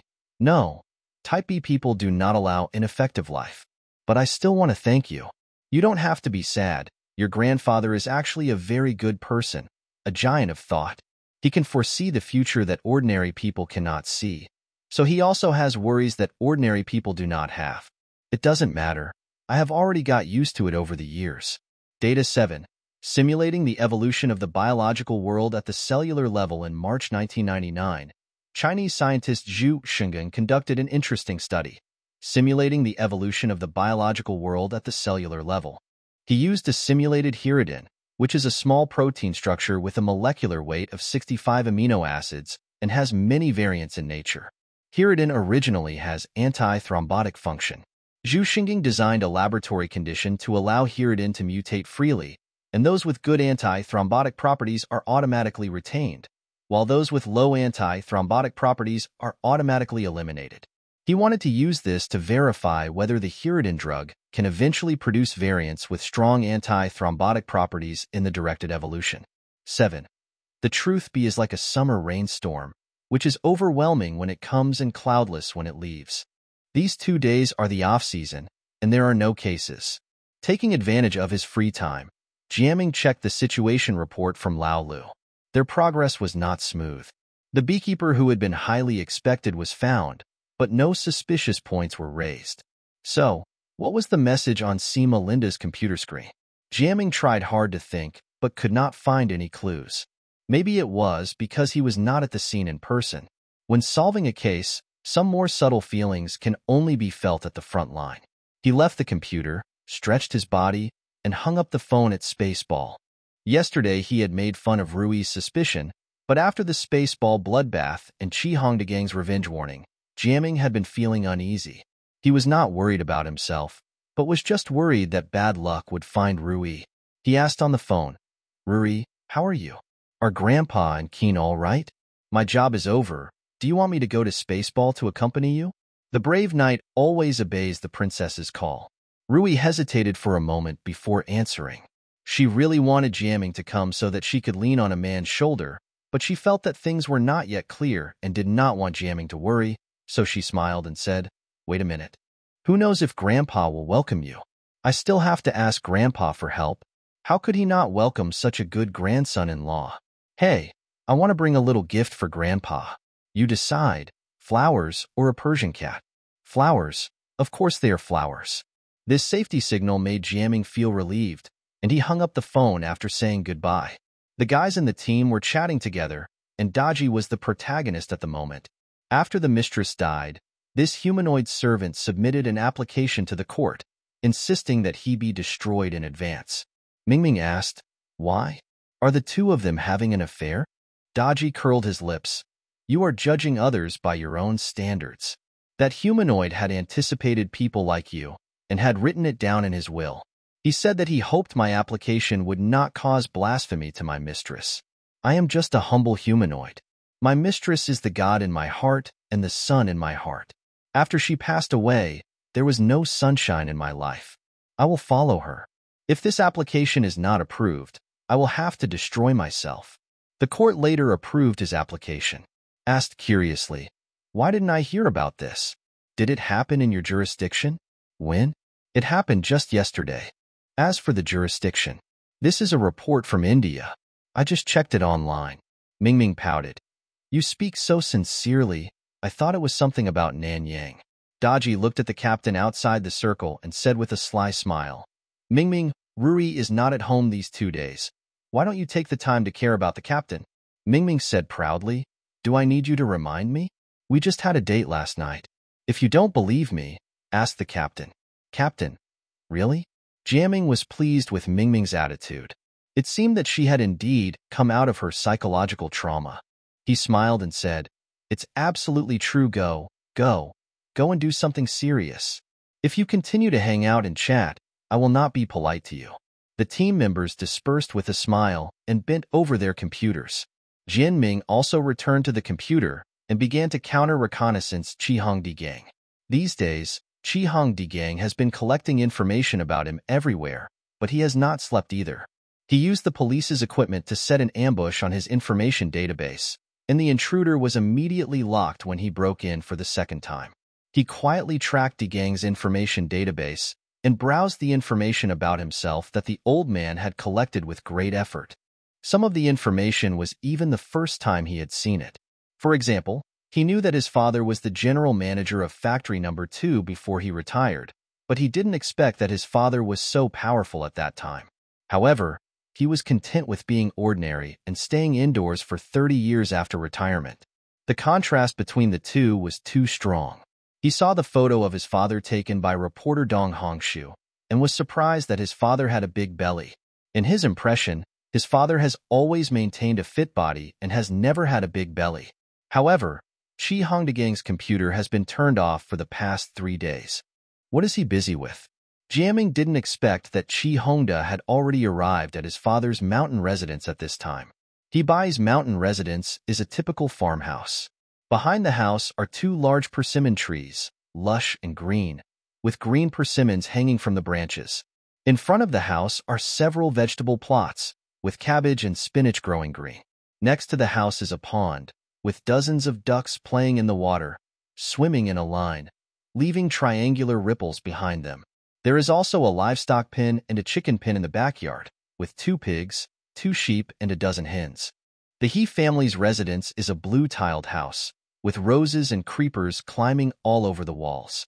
There are no other high-tech gadgets in the house except a TV, telephone, and a computer.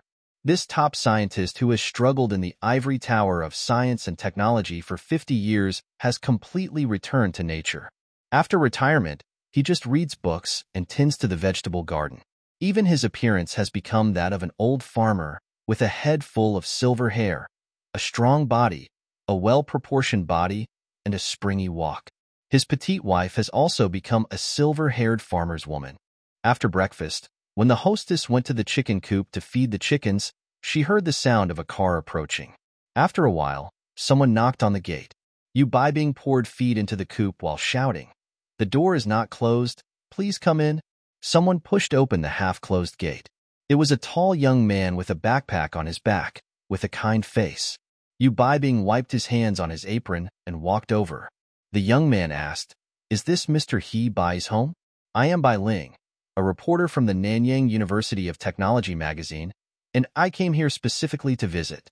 He Bai, who was in the house, heard the voices outside, walked out with his hands behind his back, squinted his eyes in the morning sun to look at the visitor, and heard his wife say, come in, welcome to my home." Who goes by the alias Bai Ling, followed his host into the living room and sat down on the sofa. A white cat lazily raised its head to look at the guest, then curled up and went back to sleep. The hostess made a cup of green tea for the guest, and the tea set was made of simple and honest Jingdejun porcelain. De Gang thanked him, held the flower cup, and looked at the furnishings in the house with great interest. He would never have thought that the boss of Factory No. 2, He Bai, who was once a powerful figure, would live in such an environment far from modernization. Mr. He wore Chinese clothes, cloth shoes, and had short hair, like a typical old farmer.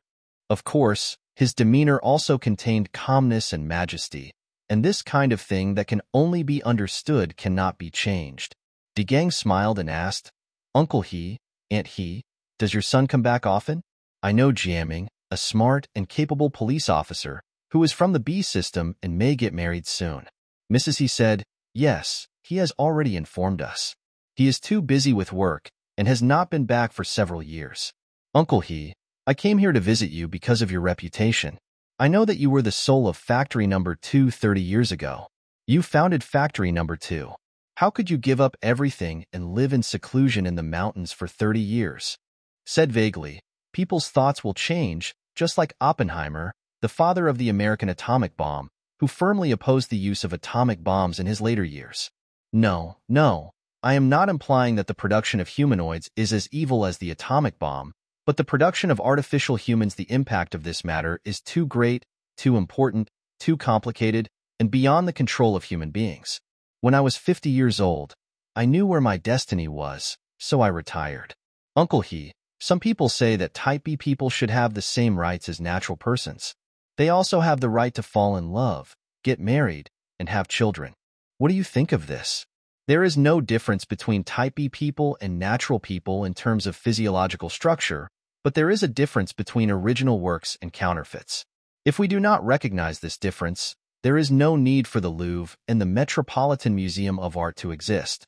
With modern technology, any masterpiece of Van Gogh or Rembrandt can be easily reproduced, and it is a completely authentic reproduction. You approve of the harsh laws of the day, then? He Bai held his wife close to him and said gently, "Young man, don't force me to answer this question. I hid in the mountains just to escape from it. Let our descendants answer this question. But it was you and your colleagues who opened the Pandora's box. Yes, we opened it ourselves, but this Pandora's box would have been opened anyway. The role of scientist was just to make it open 2 years earlier or later. So, should you be proud of your role in history, or should you feel remorse?" Hibuji frowned and looked at his wife. Obviously, this was not a well-intentioned admirer. Perhaps he had been hurt in his heart, and his anger could hardly be concealed. However, Hibuji did not want to argue with the young man, and still said gently, "I retired from the position of general manager of Factory No. 230 years ago just to think about this matter. I think I should have the answer before I go to see God," he said jokingly. Chi Hongdegang also realized his impulse. He reminded himself that he was here to gather intelligence, not to debate with his master. "I'm sorry, my question is too frank. You know, among young people, there is a heated debate about these issues. Today, I would like to ask a philosopher to give an answer. I can give a philosophical answer, which is never call yourself a philosopher. Never think that you have understood and mastered all of nature. DeGang smiled. A paradox, a self-referential paradox, right? Uncle He, do you want to bring anything to Jiaming and Rui? I see him often. No, thank you. Oh, yes. He seemed to suddenly remember. By the way, Jiaming didn't suffer any injuries or diseases when he was a child, did he? Mrs. He said hesitantly. It's like this. You know Jiaming has lived with Rui for 2 years, but their love life. Jiaming only told me vaguely about it. He didn't dare to tell you about it. Chi Hongda looked at the two men carefully and saw their expressions change immediately. He thought there must be something fishy going on. He thought that Hebai's strange questions on the IP phone must have a reason. But Hebai answered firmly, no, he is not injured or seriously ill. He is in very good health. Then I feel relieved. Mrs. He wanted to change the subject. Young man, it's getting late. Please have lunch at my house and try the food from the farmers in the mountains. Chi Hongda just stood up to say goodbye. Thank you, Mother He. I came here to catch the bus and I have to catch the bus back. Please allow me to take a picture for you before I leave. Okay? Hibuji firmly refused. I'm sorry. We have been hiding from the media for 30 years. We don't want to put ourselves on display. DeGang pleaded. I will not publish your photos in any media. I guarantee it with my character. Uncle He, please agree to my request. Hebai didn't want to embarrass him, so he reluctantly agreed. He took a photo of the two elders and left in a rented car. Hebai and his wife didn't try to persuade them to stay because the visitor's words upset their mood. After seeing the visitor off, his wife was silent for a long time and murmured, Minger really? Hebai said firmly, no, his body is no different from that of a normal person. Maybe we should go see our son, or Rui. Okay, let them come back sometime. While his wife was preparing lunch, Hebai lay in the rocking chair, thinking. Slowly, he began to doubt today's visitor. This young man seemed to have an irrepressible resentment in his heart, which was also slightly revealed in his words and deeds. Maybe he was not his son's friend? He wanted to call his son to ask, but it would be difficult to put it this way. Should he ask his son about his love life again? He had already asked in an email, and his son had given a positive answer, but maybe there were some things his son didn't want to tell his father. Although it was difficult to put it into words, he still had to ask, as this was his only remaining worry for his son. However, this call could only be made in the evening. At this moment, the phone rang, and a strange lady appeared on the screen. Hello, Mr. He. Do you remember me? I am Dong Hongshu. Dong Hongshu. Hibuji searched for this familiar name in his mind. I remember now. You are the female reporter who interviewed factory number 230 years ago? Yes, on the day you retire. Yes. I'm so glad to receive your call. I'm old, and my memory is not so good. He couldn't help but fall into memories of the past. 30 years ago, he played the role of God in factory number 2, the Type B babies churned out on the assembly line, and the thrilling actual combat exercise before retirement. Xiaodong, I read your subsequent report. There are both flattering words and implicit accusations about me in the article, right? What about that old bear Stepanov? He and I spoke a few times, but we haven't been in touch in recent years. Have you guys been in touch? We haven't had much contact. I heard he settled in San Francisco. It took me a lot of effort to find your phone number. Have you really been completely in seclusion all these years? I didn't believe it when you announced it that year. Hebai smiled and said, I used the loneliness of the second half of my life to recall the first half of my life. The two chatted for a while, and he wondered if Xiaodong would call just for the sake of chatting. Sure enough, Dong Hongshu got to the point. Is your son, I remember his birthday, is your retirement day a policeman? Yes, in the police station's B system. Mr. He, there is something I want to inform you. Your son as a conscientious policeman was directly responsible for the death of a Type B girl. Her boyfriend vowed to take revenge and came to me not long ago to investigate your son's situation. I don't want to judge the right and wrong of this matter itself. I just don't want resentment to be retaliated and hatred to deepen. Please warn your son. Thank you. Is the boyfriend of that Type B woman tall, long-faced, honest and kind? Yes, I have seen him. He just came here, Of course he reported a pseudonym. Dong Hongshu sighed. Already here? He is very tight on time. He is a sincere man. Please be careful not to hurt him. But his revenge behavior must be stopped. Otherwise it will hurt your son and himself. Of course, I won't hurt him. Thank you again for your concern. Xiao Dong. I have been retired for 30 years, and sometimes I still can't forget the life back then. I was at the pinnacle of scientific and technological power, with talented colleagues, and every decision would add to or rewrite history. But now I have completely abandoned all of this and become an authentic old vegetable farmer. You are welcome to come and taste the vegetables I grow with my own hands. I will definitely go if I have the chance. Goodbye. Goodbye. I also need to deal with the matter of that Avenger. Chi Hongdagang did not go back. Factory number 2 was less than 80 kilometers away from here. It was the birthplace of Yajun. He wanted to go and take a look for Yajun. He arrived at factory number 2 at about 6 o'clock, just in time for the factory to get off work. Workers in white work clothes came to the door in an endless stream, showered and changed clothes, and walked out of the gate. The setting sun was like blood, reflecting the huge round shell roof of factory number 2, a huge womb that incubated Type B people. The breeze blew, and the white soft roof swayed gently. The crowd of people leaving work had left, and the sunset slowly sank. Chi Hongdagang was still silently paying tribute at the door.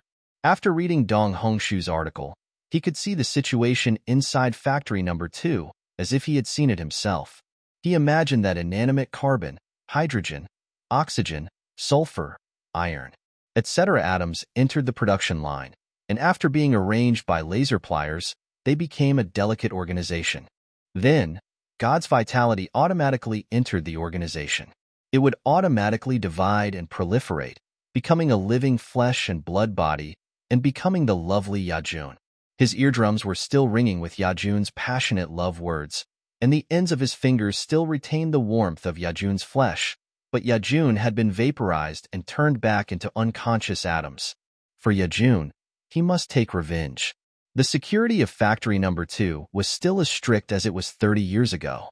When Chi Hongda was lingering in front of the door, the guard in the guard room kept staring at him. Maybe the man reported to his superiors. After a while, 2 guards in neat clothes came out of the gate and approached Degang. Sir, is there anything I can help you with?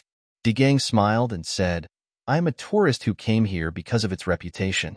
I want to visit number 2 and see with my own eyes how humanoids are born from the production line.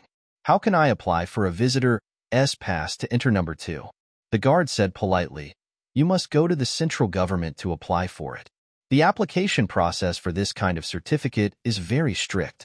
Degang said regretfully, what a pity. There is no room for compromise. Unfortunately, no. Really? Then I'll just have to wait and see from outside. He cast a last glance at number 2, got in the car, and left. At night, he stayed in a small hotel nearby. Although there is a world-famous number 2 factory here, due to strict confidentiality restrictions, it has not been developed and is still a small market town. The market town is very quiet at night, with only 1 or 2 neon lights shining quietly. The sky here is not polluted by lights. The moon travels through the floating clouds, casting silver light on the sleeping mountains. The stars blink meaningfully. The summer wind blows through the mixed woods, and a mountain stream whispers rustlingly not far away. Although the hotel is small, it is very tidy. The proprietress is an old lady with a disabled leg. She made the bed for Degang. When she heard that he had not eaten yet, she hurriedly made him a bowl of egg noodles and brought it to the second floor with a limp, watching him finish it with a smile. Degang thanked the old lady, took a shower under the solar shower in the bathroom, and lay on the bed. In the past 2 days, he visited Dong Mama and He Bai and had a direct understanding of Yu He Jiaming's situation. He wants to sort out the whole situation and sort out the useful content for him. He pulled out Dong Hongshu's article from his electronic notebook and read it again. This report was very true and objective, but from the first time he read it, he had a strange feeling, as if something was hidden in it. Now this feeling was even stronger. Perhaps some things were too coincidental. He Bougie's retirement day, a major security inspection, including the destruction of a baby with fingerprints, Yu He Jiaming's birthday. When Chi Hongda was lying on the simple wooden bed, trying to sort out his thoughts, he didn't know that he was actually repeating Stepanov's reasoning 30 years ago. When interviewing He-bai, he lied that Jiaming's love life was not satisfactory. It was not to hunt for some dirty secrets to blackmail Jiaming, but because he subconsciously had vague doubts about Jiaming's background. After leaving He-bai's house, a new doubt appeared in his mind. What was it? He didn't know, but he must have seen something and subconsciously recorded its suspiciousness. What was it? The lights were off, and the moonlight came in through the window along with the cool mountain breeze. The electronic notepad on the coffee table beeped, warning of low battery. He walked over to turn it off. At this moment, he caught a glimpse of the photo of He-bai attached to the article, a photo from 30 years ago. He was suddenly touched. In the photo, the 50-year-old He-bai has broad shoulders and strong muscles, but his belly has become fatter prematurely. This fat belly does not seem to be in harmony with his fit body. Of course, this is not a suspicious point. However, 30 years later, He-bai has regained his fit body, with a flat abdomen and a well-proportioned body. This is somewhat abnormal. Could it be that his weight loss exercise is so effective? These questions became a tangled mess in his brain. He saw that there was some kind of secret, but he didn't know where to find it. In this dark maze of thought, where was the way out? Suddenly, a bright light shone into the darkness, and with this light, everything became very clear. These days, he has collected as much information as possible about Yuhi Jiaming, including his fingerprints. Of course, those were natural fingerprints, and he did not intend to find any gaps in Jiaming's fingerprints, but he clearly remembered that Jiaming had 10 bucket-shaped fingerprints, which were relatively rare. Aunt Dong's article clearly recorded that the destroyed baby with natural fingerprints was a 10-bucket child. Moreover, the death of one baby happened to be the birthday of the other baby. The answer has already surfaced. It was Hibuji, the daring guy who stole a baby with natural fingerprints from factory number 2 and passed it off as his own son. As for how he smuggled the humanoid baby out of factory number 2, with photos of Hibuji at age 50 and himself at age 80, the answer is also very clear. In his mind, he worked out the steps He-bai took to commit the crime. In fact, He-bai did not have a big belly, but a few years before he committed the crime, he had specially made a belly cover that was lifelike enough to be worn on his lower body, and gradually made it commonplace for the people in know. 2. He used the excuse of a security check to create a Type B human baby with natural fingerprints. He used special drugs to make the baby appear dead, and replaced it with a dead baby that had been prepared long ago, and then destroyed the dead baby. He took out the filling from the fake belly in the bathroom, put the fake dead baby in it, and openly brought the baby out of number 2 with the fake belly. This method is very clever, and the clever thing about it is that it takes advantage of people's stereotype. There can't be a fetus in a man's belly. De Gang inadvertently repeated Stepanov's reasoning and came to the conclusion more easily than Stepanov because he had 2 important pieces of evidence that Stepanov didn't know. Yuhi Jiaming also had Shidu's fingerprints. Hibuji's big belly later became flat. These were 2 overly obvious doubts. De Gang couldn't help but sneer. He didn't expect that it would be so easy to catch Jiaming's handle. This was really the law of nature.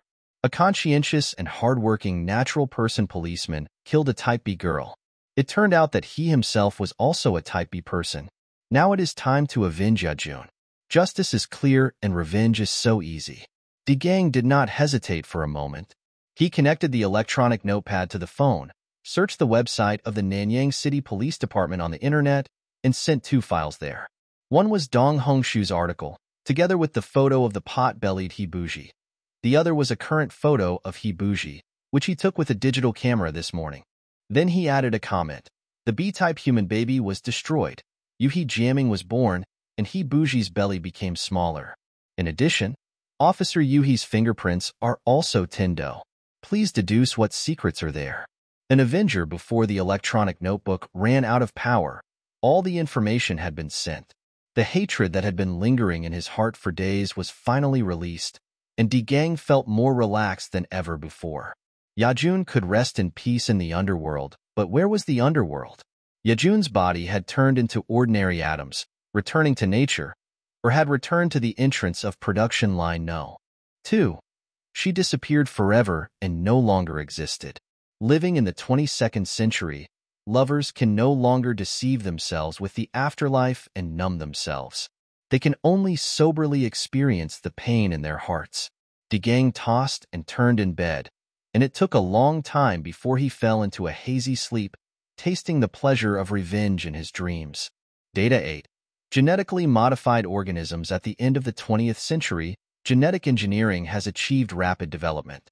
Scientists have been able to easily implant certain genes into other animals, plants, or bacteria to achieve the purpose of industrial production. For example, the precious coagulation factor 8 in medicine requires 120 grams per year in the United States, which needs to be extracted from 1.2 million liters of plasma donated by 6 million people.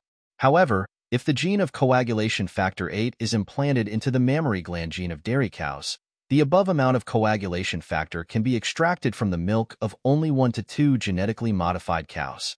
There are 3 general methods for producing transgenics: microinjection, retroviral infection of embryos, and embryonic stem cell mediated. Microinjection is the process of injecting the target gene into the semen nucleus using a microinjector in the very brief moment before the semen and egg combine to form a fertilized egg. The success rate of this method is 3 per thousand. The retrovirus method uses a certain retrovirus to infect early embryos.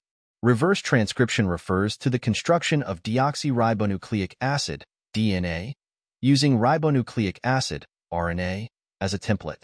As early as 1976, scientists infected early mouse embryos with mouse leukemia viruses, allowing them to integrate foreign genes and also be inherited. Embryonic stem cells are cells whose functions have not yet been specialized. They can develop into any organ of an animal. They can be cultured in vitro and proliferate from generation to generation.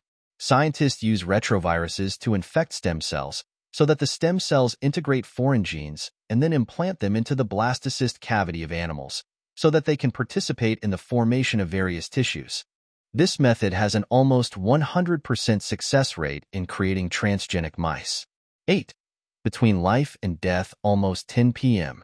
Grandpa's sleeping time was from 10 p.m. to 1 a.m. every day. There was no doubt that if R.B. Keene was going to do something to Grandpa, he could only do it at this time. She decided to stay by the powerful sleep machine all night. Grandpa and Keene came in. Grandpa's mood had improved, and he asked his granddaughter with a smile, "Night Owl, why don't you go to bed?" "Grandpa, I want to see you use the powerful sleep machine." On Earth, this machine is no longer used. Even those who were once enthusiastic about it have given up. The fashion now is to live your life at the pace set by God. Grandpa said sadly, "They are right, but I am racing against death, and this is the only way I can do." He fell asleep on the platform of the sleep machine. Keene skillfully installed various sensors and hypnotic pulse transmitters, and then started the machine. Grandpa closed his eyes. The machine hummed evenly, and 2 minutes later the old man fell into a deep sleep. His face was very peaceful, with a smile on the corner of his mouth. Rui couldn't help but think that this unwary old man was cruelly opened his head in such a peaceful state, injected with some toxins, or did something else. She couldn't help but feel extreme hatred for this kind Keene. Keene had already completed all the necessary procedures. He smiled and advised Rui, "Miss, I will stay here until he wakes up. Please go back and rest." "No, I want to observe the whole process and stay here tonight." "Okay," Keene said without any hesitation, sitting down opposite Rui and squinting his eyes. Rui was alert and guarding, but she soon felt her head go numb and her eyes dry. She struggled to keep her eyelids open to prevent herself from falling asleep, but her eyelids became heavier and heavier. She realized in a daze that it was Keene who was playing tricks on her. He directed the hypnotic pulse that was originally directed at Grandpa to herself, but it was too late. The silent hypnotic pulse soon sent her into a deep sleep. She woke up from her sleep and immediately returned to her consciousness at the moment before she fell asleep. Keene had done something to her. The alertness immediately drove away her sleepiness. She opened her eyes and saw that the clock was 1 a.m. R.B. Keene was inputting the wake-up program for the old man. He looked at Rui, who was rubbing her eyes, and asked with a smile, "Miss, are you awake? I saw that you were too sleepy, so I didn't wake you up." His smile was still very sincere, but at this moment, This sincerity made Rui's back cold. She saw that she was covered with a blanket, so she forced a smile and said, "Yes, I was too tired last night. Thank you for covering me with a blanket." She thought that Keen might know that she had discovered something unusual, but he had no intention of stopping the operation. Rui began to regret not letting Jiaming go with her. At least she should have sent back a danger signal yesterday. Now, who knows if Keen has cut off the channels of communication with the outside world. Grandpa's body began to move. He opened his eyes, and his eyes immediately became very clear and energetic.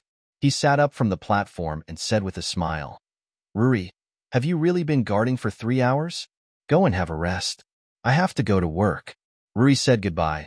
"Okay, I'm really sleepy. Good night, Grandpa." "No, good morning." She approached the door. Her grandfather called her. "Oh, there is one more thing.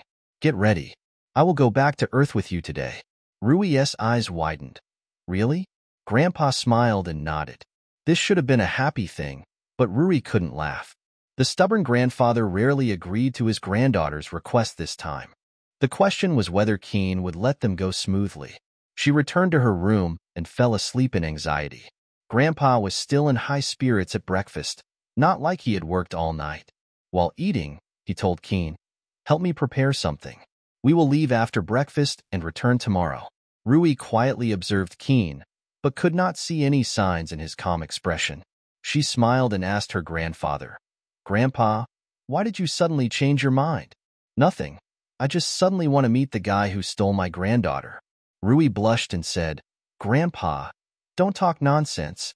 Although she looked cheerful on the surface, she felt a heavy weight in her heart. She thought that Keen would not let her master return to Earth with the scar on his head. In the past 2 days, although she had confirmed that Keen was plotting something, Rui was actually puzzled. What exactly was Keen going to do? If he wanted to take revenge on his perverse master, he wouldn't have to go through so much trouble. Moreover, how could the main computer Julius, who was just a calm and objective machine, collude with Keen? Who was the main culprit, and who was the accomplice? Is there a deeper reason? She had no answers to these questions. There was a huge missing link in the chain of reasoning. At this moment, Keen was calm as usual. He put away the dishes and put the host's belongings into a small suitcase. "Mr. G, are we leaving now?" "Well, let's go early. Have you contacted the space station?" "I have contacted you." Keen helped the old man put on his spacesuit, carefully checked the seal between the space helmet and the suit, and then flipped down the gold-plated mask. His hands and feet seemed slow, but he worked very hard.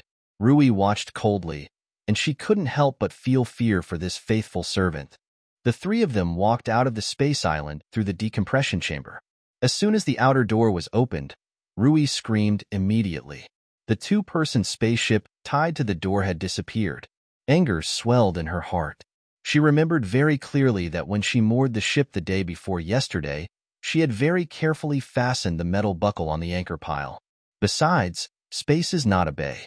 There is no current that can wash away the ship. There is no doubt that Keen is playing tricks. The problem is not just that. Keen must know that his trick can be easily discovered, but he doesn't care about it. Rui stared at Keen angrily and asked in a cold tone, "Uncle Keen, do you know what's going on?" Keen sincerely apologized. "It's all my fault. I should have checked the lady last night. Please go back first. I will contact a new ship for you immediately." He said into the intercom, "Julius, please open the airtight door. We need to return." The airtight door slowly opened, and Keen helped the old man in. During the pressurization process, Rui kept silent with a sullen face. Keen looked apologetic, and the grandfather looked at the two of them without saying a word. Back in the spaceball, when Keen was busy contacting the spacecraft with Earth, Yoshino Ashi looked into Rui's eyes and asked, "Rui, what happened?" Rui sighed in her heart. Poor old man. Although he is a profound scholar, he is very incompetent in daily life. He didn't even know that his head was opened. What else can you expect from him? She didn't want to tell the truth to her grandfather. Who knows, maybe Keen, Julius, has already filled this small spaceball with eavesdropping devices. She forced a smile and said, "Nothing. I am angry with myself. I was too careless when I moored the ship the day before yesterday. Grandpa, your trip has to be postponed for 2 days. The spaceport still has to wait for the right launch window. Jamming was idle for 2 days, and then he got busy again. When the police station's B system was first built, it was considered redundant because the B-type people produced in the biological factory were all models of loyalty. But now the wind has changed a little, and these loyal servants have begun to have small troubles. Today, Jamming dealt with a case of a humanoid servant running away without permission. It was almost noon when he made time to call Space Island and heard Rui say anxiously, "My God, I've been waiting for your call." Jianming was shocked. Didn't she send a safe signal yesterday? But today, she suddenly became extremely dangerous. On the surface, he calmly joked, "You are my God. I have already asked for leave and am going to the Space Island to accompany you. You should come today. You know, my spaceship has drifted away, and I'm worried about how to get back. Jamming, you have to come in a 4-person spaceship. Grandpa also wants to go back to Earth to see Keen." Jamming heard her hidden meaning. Of course, the spaceship would not drift away for no reason. On the screen, Grandpa was still writing at his desk, and R.B. Keen was busy in the room. Rui seemed calm on the surface, but there was anxiety in the depths of her eyes. He stared into Rui's eyes and said, "Okay, I'll book the ticket right away. Don't worry, wait patiently for me. Do you hear me?" Rui also stared at him and nodded vigorously. After hanging up the phone, he thought nervously for a while, and immediately asked for Director Gao's phone number, and said into the receiver, "Yuhi Jiaming has something urgent to see you." It took a long time for the other party to press the button to accept the call. Jiaming was anxious, and he wanted to go upstairs and knock on the director's door. At this time, the screen lit up, and the old director smiled and asked, "Jiaming, what's the matter?" Jianming explained the situation in a few words. "Director, I don't know if anything really happened there, but according to the agreement we made before we left, my fiancé must have discovered some kind of danger. I want to go and take a look immediately. Is it also because of the humanoid servants?" "Very likely." The director hesitated for a moment, then said readily, "Okay, I'll ask my secretary to contact the nearest flight for you. Would you like to take a few people with you?" "Thank you, Chief. I think I can handle it alone. How about this? You go alone first, and call me as soon as you arrive at the Space Island. I'll contact the Space Police Department here, and if I don't hear from you within 2 hours of arriving, they'll send a police spacecraft to pick you up." "Thank you, Chief. That's very thoughtful of you." The director laughed and said, "When did you learn to be polite?" "Of course I have to be considerate. I don't want to lose a capable subordinate." In the director's office, he hung up the call, and Yuhi Jiaming's face disappeared from the phone screen. But Jiaming's head was still on the other computer screen, and his detailed information was also listed. A short and fat middle-aged police officer had just interrupted the conversation and was waiting. When the director turned around, he asked suspiciously, "How could it be such a coincidence? Could it be that he heard the news and wanted to escape?" The director shook his head. "No, he gave me a heads-up 2 days ago." "Go on." "As I said earlier, this kind of mistake is extremely rare. As we all know, Type B people are made with artificial DNA, but the genetic code related to fingerprints is carefully removed at the beginning of the production. At each stage of production, there are layers of defense and strict inspection. Therefore, among the 350 million Type B people produced in the past 30 years, no exception with fingerprints has ever been found. Yuhi Jiaming is the only case found so far." The director pondered. "What is the background of Qi Hongdagang? Who provided the information?" "Director, you must remember the case of the humanoid forged fingerprints. The fingerprints were forged perfectly. Thanks to Yuhi Jiaming who exposed it, the female prisoner has been destroyed. Qi Hongdagang is the fiancé of the female humanoid." The fat police officer knew what the director was thinking at the moment and took the initiative to explain. Qi Hongdagang was of course taking revenge, there is no doubt about that. But unfortunately, the facts he revealed are true. We have repeatedly verified that they are indeed true. It has been found out that Yuhi Jiaming's father is the chief engineer of the RB factory. He loves his products to the point of losing his mind, so he used his professional knowledge and familiarity with the factory's alarm system to carefully plan and create a Type B human baby with natural fingerprints, and deceived the inspection procedures at all levels to secretly bring him home. And he used his wife's fake delivery method to forge a legal identity for him. Director Gao was silent for a long time, playing with a pin in his hand, and the fat police officer waited patiently. After a long time, the director asked, "Doesn't Yuhi Jiaming know about it?" "He doesn't know. From all appearances, his father never told him." "Where's his father?" "He is living in seclusion in Shishia Mountain. We are considering monitoring him." "Director, I can't bear it either. Yuhi Jiaming is a good policeman, and his work ability is outstanding. If it weren't for him, the fake fingerprint of the female human would not be exposed. Jiaming's identity would not be exposed." "Darn. What is going on?" The chief sighed softly. "Yes, a good policeman." He paced the room, thinking for a long time, and the fat police officer's head turned with him. After a long time, the chief stopped, thinking, and slowly said, "There is no difference in body structure between humans and type B people except fingerprints. In other words, if someone does have natural fingerprints, even if we know that he is a type B person, we cannot legally identify him. For him, we can only implement the legal principle of presumption of innocence. Although there has been no similar case so far, it is good from the legal provisions. Am I right?" The fat police officer understood and said, "Yes, that's right." The director's thoughts were clear and his speech was fluent. He waved his hand decisively and said, "This case should still be tried according to normal procedures. No one has the courage or the right to be partial to a type B person. But you should find a good lawyer to do a thorough investigation. Since Yuhi Jiaming is the only lucky one among the 350 million type B people, and he has not concealed his identity, let him escape the eyes of the law. Of course, even if he can survive, he can't stay in the police station." "Okay, I'll do it right away. Officer Yuhi, keep it secret for now. I'll tell him in person after he returns to Earth. Also, contact the Space Police Department to implement 24-hour monitoring of the space island so that we can provide timely assistance if he gets into trouble. On the other hand, if he himself, we can also take precautions." He said with a heavy heart, "This is the first humanoid found in the B system in 30 years. We have to think more about the worst. This is a time of trouble." The fat police officer admired the chief's meticulousness and said, "Okay, I'll find a lawyer right away. I think it will be no problem to save his life." He stood up, and the director raised a finger to stop him. "I have one more thing to ask of you." The fat police officer grinned. "Why, Chief, you are being polite to me. I need you to do something." The chief repeated, "Go and see Yuhi Jiaming off, and find a way to install a bug on him." The chief said heavily. The fat police officer frowned in embarrassment. "It's not that this is difficult, but they were just friends drinking and chatting yesterday, but today they have to be on guard. This turn is too steep." He gritted his teeth as if he had a toothache. "Okay, I'll go. Who made me eat this bowl of rice? Who made him a human being? Darn, what is this?" Yoshino soon put aside his worldly worries and concentrated on writing.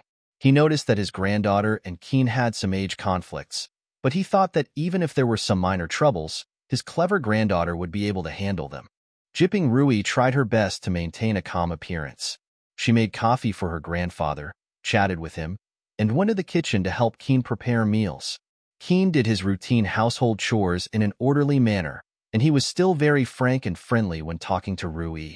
This disguise skill made Rui very afraid. From the beginning to the end, she had kept her grandfather in her sight. She wanted to protect her grandfather until her fiancé arrived. Of course, she didn't believe that the sinister Keen would stop the conspiracy from now on. Unfortunately, she still hadn't guessed what tricks he was up to, but since she had already communicated with Jiaming and Jiaming would arrive soon, she believed that Keen would not dare to openly tear his face and kill them.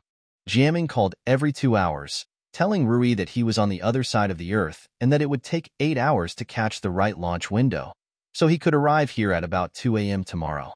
He looked deeply into the worried eyes on the screen and said, "Have a good rest and wait for me to arrive." Grandpa was still writing as if no one was around. R.B. Keen was doing a routine check on the life support system of the space island, including air circulation, food regeneration, and temperature control. Rui couldn't help but think that if he wanted to do something with the life support system, it would be easy. Humans are freeing themselves from tedious labor and handing it over to machine slaves and humanoid servants, but while living a life of luxury, they will inevitably lose some vital rights and guarantees, and have to rely on the loyalty of machines and humanoids for their survival. This trend is inevitable and unavoidable. She was very curious. Why was Keen so calm? Since he released the spacecraft at the risk of being discovered, it meant that his conspiracy could not be stopped. But why didn't he continue? A strange atmosphere permeated the space island. False kindness, tacit caution, and well-disguised fear. This atmosphere was suffocating and driving people crazy. Only the conversation with Jiaming every 2 hours could bring her back to the normal world.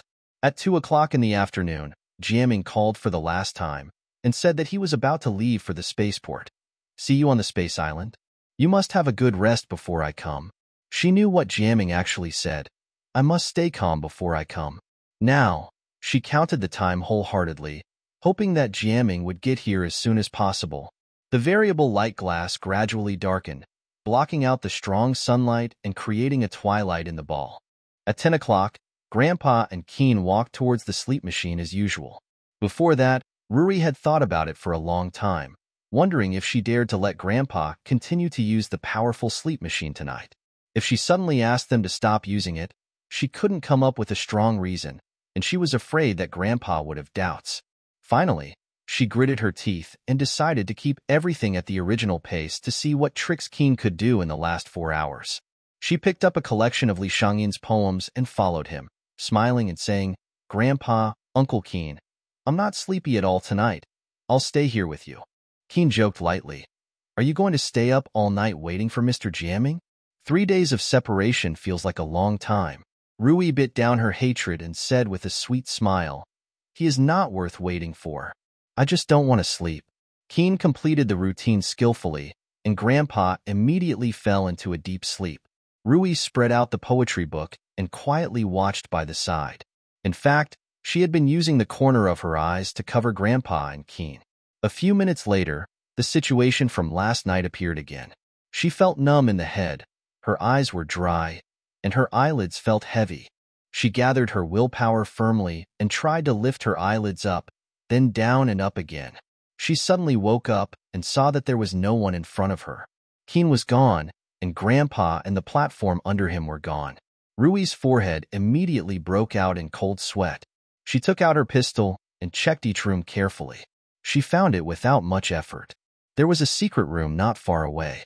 She had not been in the past 2 days, but the door was ajar at this time, revealing a snow-white light.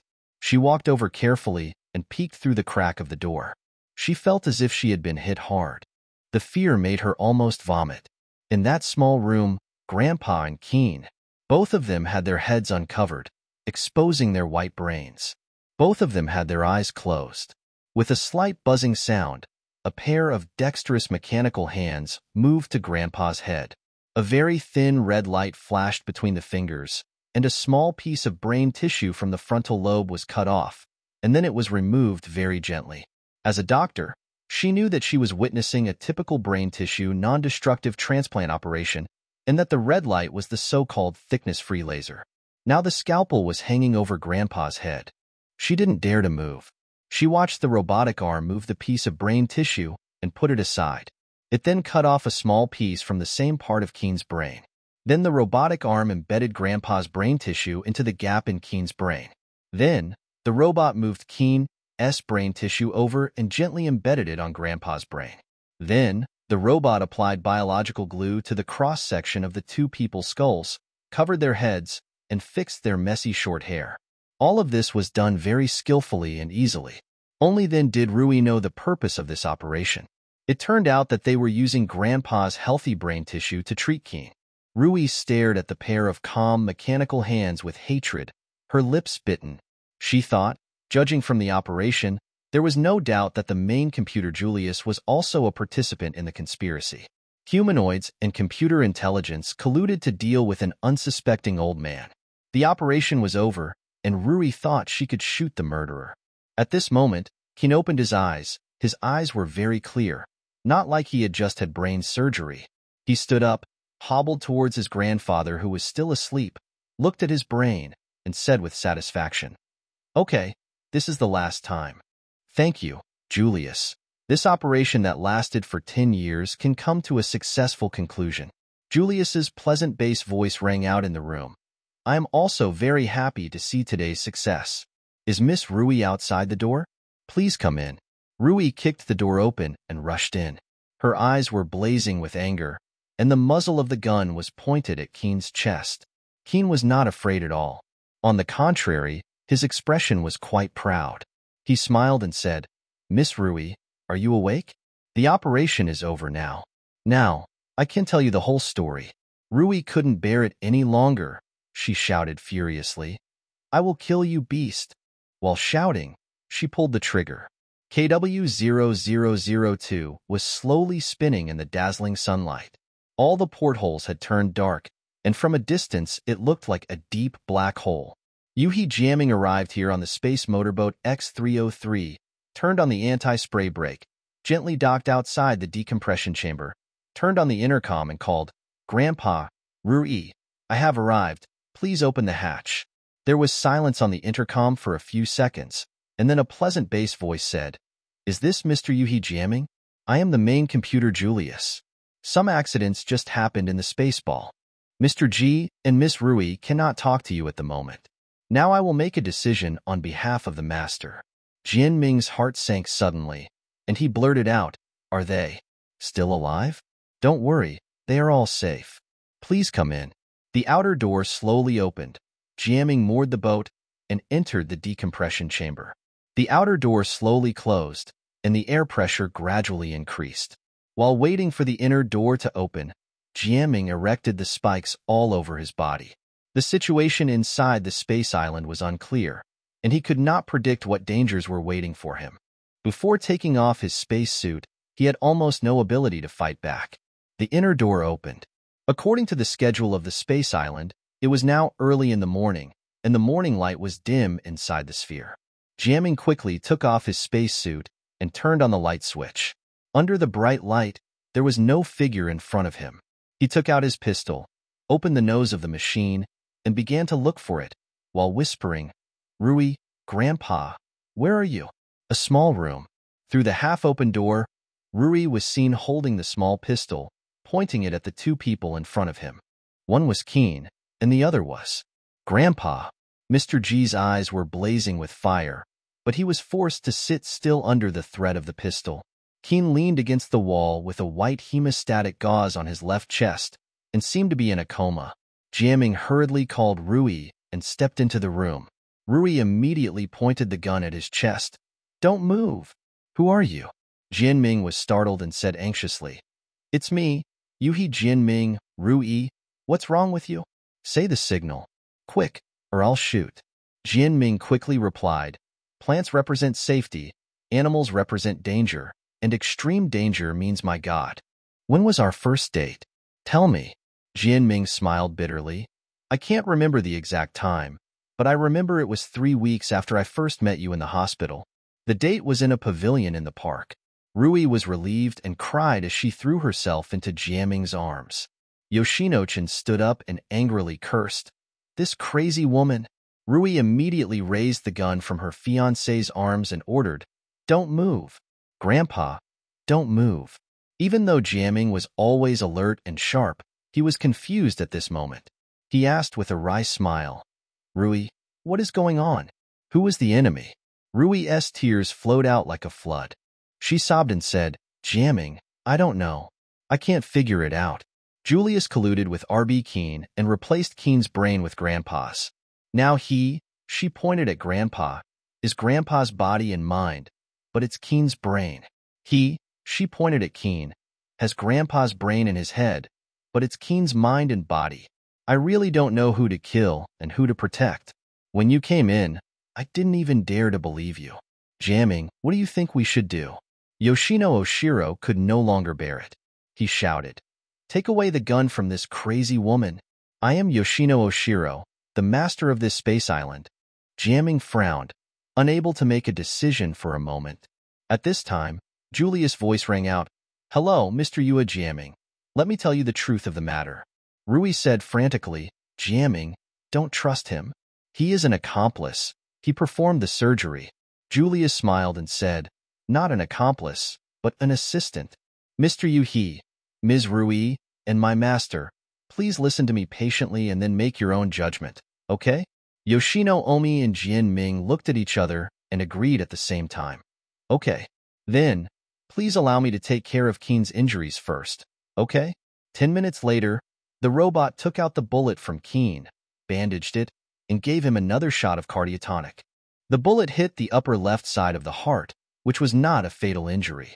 While the robot was operating, Yu-hee Jiaming kept the muzzle of his gun pointed at Keen and his grandfather. Ruri leaned on her lover's shoulder and choked up to tell her lover that when she shot Keen with hatred just now, she suddenly remembered what Keen had just said. This is the last time. In other words, Keen and his grandfather's brains had been completely exchanged. If the brain is the most important carrier of personality, then the person she was about to shoot to death was her grandfather, so she raised the muzzle of the gun at the last moment. Then I thought again that the grandfather I had been protecting with all my might had actually been replaced by an enemy.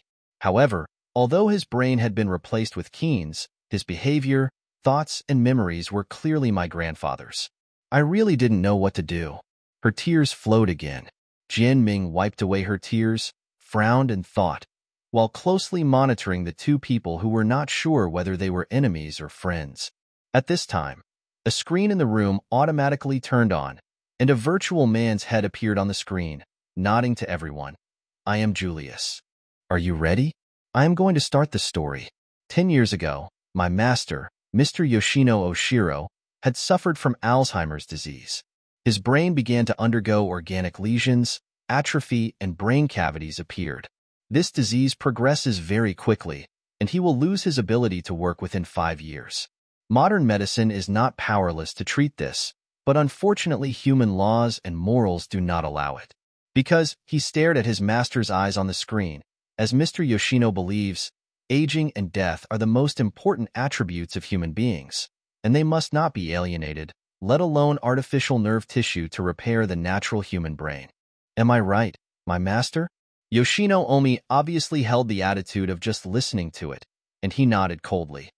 Yes, even if the structure of artificial nerve tissue can be indistinguishable from the real thing, its value can never be compared with the natural human brain, just like the most realistic counterfeit can never replace the authentic works of Wang Shiji or Van Gogh. Julius only smiled faintly at his master's point of view and continued, At that time, Keen came to discuss with me. He said that Mr. Keen's masterpiece was not yet completed, and he couldn't bear to let Mr. Keen die of old age like this, but he obviously couldn't get his consent to use artificial brain tissue to treat his illness. So he persuaded me to perform a secret operation on the master, replacing the master's aging brain tissue with Keen's healthy brain tissue. The operation is planned to last for 10 years, and only January 3000 of the brain tissue will be replaced every day. Why do this? Why not replace it all at once? I think Miss Rui must know the reason. Because, according to the latest research results of medical science, as long as the newly embedded brain tissue does not exceed January 3000 of the brain, the information in the original brain will quickly overflow the new neurons, flushing out the memories brought in by the new neurons from the outside world, and then the information in the original brain will disappear in 1 or 2 days. The brain is restored to its original strength. This situation is very similar to the blood-forming process of the human body after blood loss. Although the functions of various areas of the human brain are specialized, the brain is a unified entity and a complex 3-dimensional network. Losing 1/3000th of the information does not affect the total capacity of memory, just like a holographic photo. Even if a corner of the holographic film is lost, a complete photo can still be developed.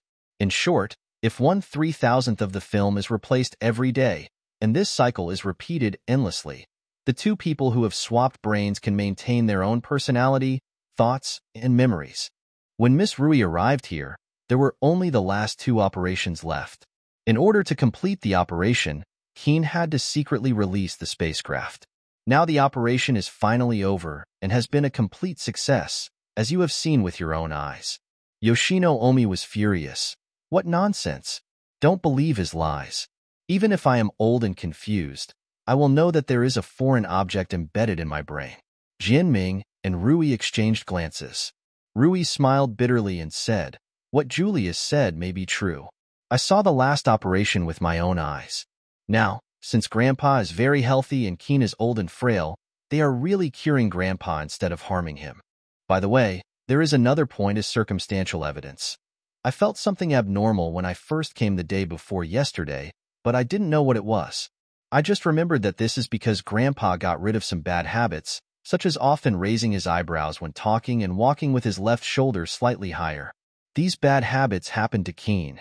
This shows that they have indeed replaced the brain, but the external memories cannot be completely washed away after the brain replacement, and some of them will be retained more or less. Yoshino Omi stopped talking, and there was a clear hesitation in his eyes.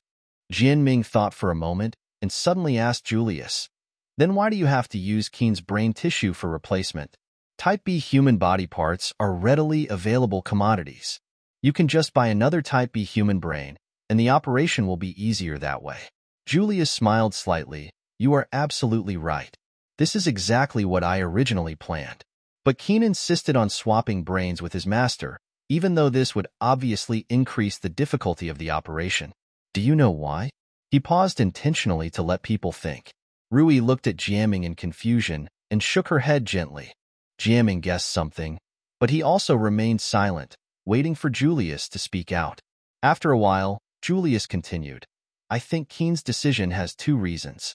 One is his stubborn loyalty to his master. He must personally take the place of his master's aging and death. Second, Julius's head on the screen smiled meaningfully.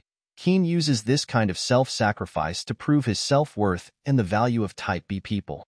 There is no need to say more about this." Rui and Jiaming both looked at Grandpa, then quickly slipped away, not daring to let Grandpa see their pitying eyes. Julius had made it clear enough that this stubborn old man, Mr. Yoshino Oshiro, who had been trying to defend the sacred status of the natural human brain, was being kept alive by the brain tissue of the Type B man. Strictly speaking, although he still retained Yoshino Oshiro's thinking and likes and dislikes, he had actually become the Type B man he had always despised. The room was very quiet, and only the wounded man's slight gasps could be heard. Keen was exhausted from the blood loss, and he closed his eyes and leaned against the wall. Jianming said sternly, "Julius, you and Keen performed surgery on the owner without his consent. Don't you know that this is completely illegal? According to the law's definition of computers and Type B people as having dangerous tendencies, you and Keen will not be able to escape the fate of being destroyed." Julius smiled and said, "There is also such an instruction in my memory bank. If it is a special situation involving the master's life, I don't have to wait or even disobey the master's order. For example, if the master ordered me to assist him in committing suicide, would I obey?" Yuhi Jiaming was silent. R.B. Keen had recovered. He struggled to get up, searched his master with his eyes, and raised his eyebrows to talk to him. This familiar action made Yoshino Ashi tremble, and his eyes revealed extreme despair and sadness. He stood up suddenly and walked away resolutely. Before Rui and Jiaming could react, Keen had already pointed at his back and shouted anxiously, "Go and stop him from committing suicide." When they arrived at the study, they saw Grandpa had already taken out a pistol from the drawer and pointed it at his temple. Rui rushed over crying, "Grandpa, Grandpa, don't do this." At this moment, she completely forgot about the barbarian defense in her heart and forgot about her doubts about the old man's true identity. Grandpa immediately turned the gun towards her. His movements were as agile as those of a middle-aged man, and shouted angrily, "Don't come over, or I will shoot you first." He moved the muzzle of the gun to her forehead again. Rui cried and rushed over again. A gunshot rang out, and the bullet flew over her head. Rui was startled and stopped walking, but after a moment she still walked forward firmly. "Grandpa, if you want to commit suicide, just shoot me to death first." She cried and cried, but Grandpa looked at her coldly and ignored her, moving the muzzle of the gun towards her forehead. Jiaming suddenly shouted, "Don't shoot." "Ruri, stop now, don't go forward." "Grandpa, your suicide is a pure and complete logical error. Please listen to my analysis. If you still want to commit suicide at that time, we will never stop you, okay?" he said with a smile. His accusation was too strange, logically wrong. Perhaps it was this strange accusation that worked. The old man, who was always proud of his intelligence, showed doubt on his face. He didn't say anything, but the muzzle of the gun was clearly raised a little. Jianming smiled and said, "I know you want to maintain the purity of mankind by dying. I admire my grandfather's integrity very much. But since you can make such a decision, it means that you still maintain the firm belief of natural people and maintain the likes and dislikes of natural people. You have not transformed into a humanoid because of the replacement of the brain. I think you know that from the moment a person is born to the moment he grows old and dies, the cells in his body, except brain cells, are constantly dividing, dying, and replacing the old with the new. In fact, his body has been replaced many times in his life. For example, a person can replace 48 kilograms of skin in 70 years. It is said that I am not the same as I was yesterday, but this does not affect his continuity and uniqueness as a specific person. Each life is a special space-time structure. It is based on a specific material structure and is independent of it. Therefore, it can maintain a relatively constant life on a flowing body. In this case, why don't you be more optimistic and regard this brain cell replacement as a normal replacement of other cells?" Seeing that the old man seemed to be moved, he smiled and continued. "To put it another way, if you still insist that you have been alienated, then well, you have become a Type B person. Please consider the problem from the perspective of a Type B person. Why do you want to commit suicide? Why do you have to maintain the purity of your master? Is this too self-indulgent?" So, he concluded with a smile, "Whether you consider yourself alienated or not, there is no need to commit suicide. There is no loophole in my syllogism." When Jiaming was laughing and talking, Ruri was very worried. She was afraid that this teasing and disrespectful attitude would add fuel to Grandpa's rage.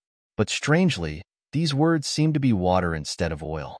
Grandpa's rage gradually subsided, and his expression gradually calmed down. She walked over with a mixture of sadness and joy, threw herself into Grandpa's arms, and said with a sob, "Grandpa, you are still my good grandpa." Grandpa didn't say anything, but he held her in his arms, and his mood clearly changed. Jiaming secretly wiped the cold sweat off his forehead. He was not as calm as he appeared to be and came over with a smile. "Grandpa, don't give all your love to your granddaughter. There is also your grandson-in-law." Rui pushed him away in feigned anger. Go away, you smooth talker.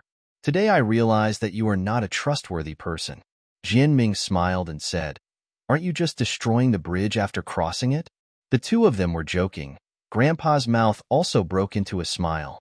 Suddenly, he pushed Rui out of his arms and signaled outside with his eyes. It turned out that Keen was holding onto the wall, staggering over. His wound had torn open, and blood had soaked the bandage red. Ruri and Jiaming hurried over to help him in and settled him on the chair. RB Keen looked up at his master, his lips trembling and unable to speak. Yoshino Ashi looked at him indifferently. He was still very annoyed that Keen had replaced his brain without authorization, which would put him in an extremely embarrassing situation in the future. But Keen's intentions were good. If there hadn't been this operation, I'm afraid death would have come to his door. There was no way to sort out the right and wrong here. He looked for a long time, and finally came over and took Keen into his arms. Ruri and Jiaming looked at each other, then suddenly burst into laughter and embraced each other, kissing each other passionately. Ruri murmured, "Jiaming, I'm so happy. I didn't expect such a happy ending." Her smile was as beautiful as a flower, but 2 lines of tears could not be stopped from flowing down. Material 9. Biological computer. In June 1999, scientists developed the first biological computer. They cultured leech neurons in a petri dish and inserted tiny electrodes into each neuron to form a circuit. Each neuron responds to the electric current stimulation in its own way and gives a corresponding nerve pulse, so that each neuron represents a number, and when connected together, it can perform summation operations. 9. God from Xiaolinyu without success. Lu Duanjian and Shouting hurried back to Beijing. The deeper they investigated the case, the further they were from the answer. The old police officer felt that Sima Linda seemed to be from another planet, and many of his words and deeds were beyond his comprehension. This made him feel helpless and angry. Sima Linda's last social activity was a report at the Peking University-affiliated high school 2 days before his suicide. Originally, as a public activity, it was unlikely to find any clues, but now Ji-jun, who was helpless, decided to try his luck. They found Director Chun of the teaching department who was in charge of the reception at that time. Director Chun said in confusion, "This report was initiated by Linda and he did not charge any fees." This was the first time that the school had encountered such a self-recommendation. They were not familiar with Linda and wanted to decline politely. But after seeing the work permit of the Chinese Academy of Sciences, they agreed. As for the actual effect of the report, Director Chin joked, "It's hard to say, but it will not improve the results of this midterm exam." They randomly selected 5 students who had heard the report. 2 boys and 3 girls, laughing, sat side by side on a bench in the teaching office.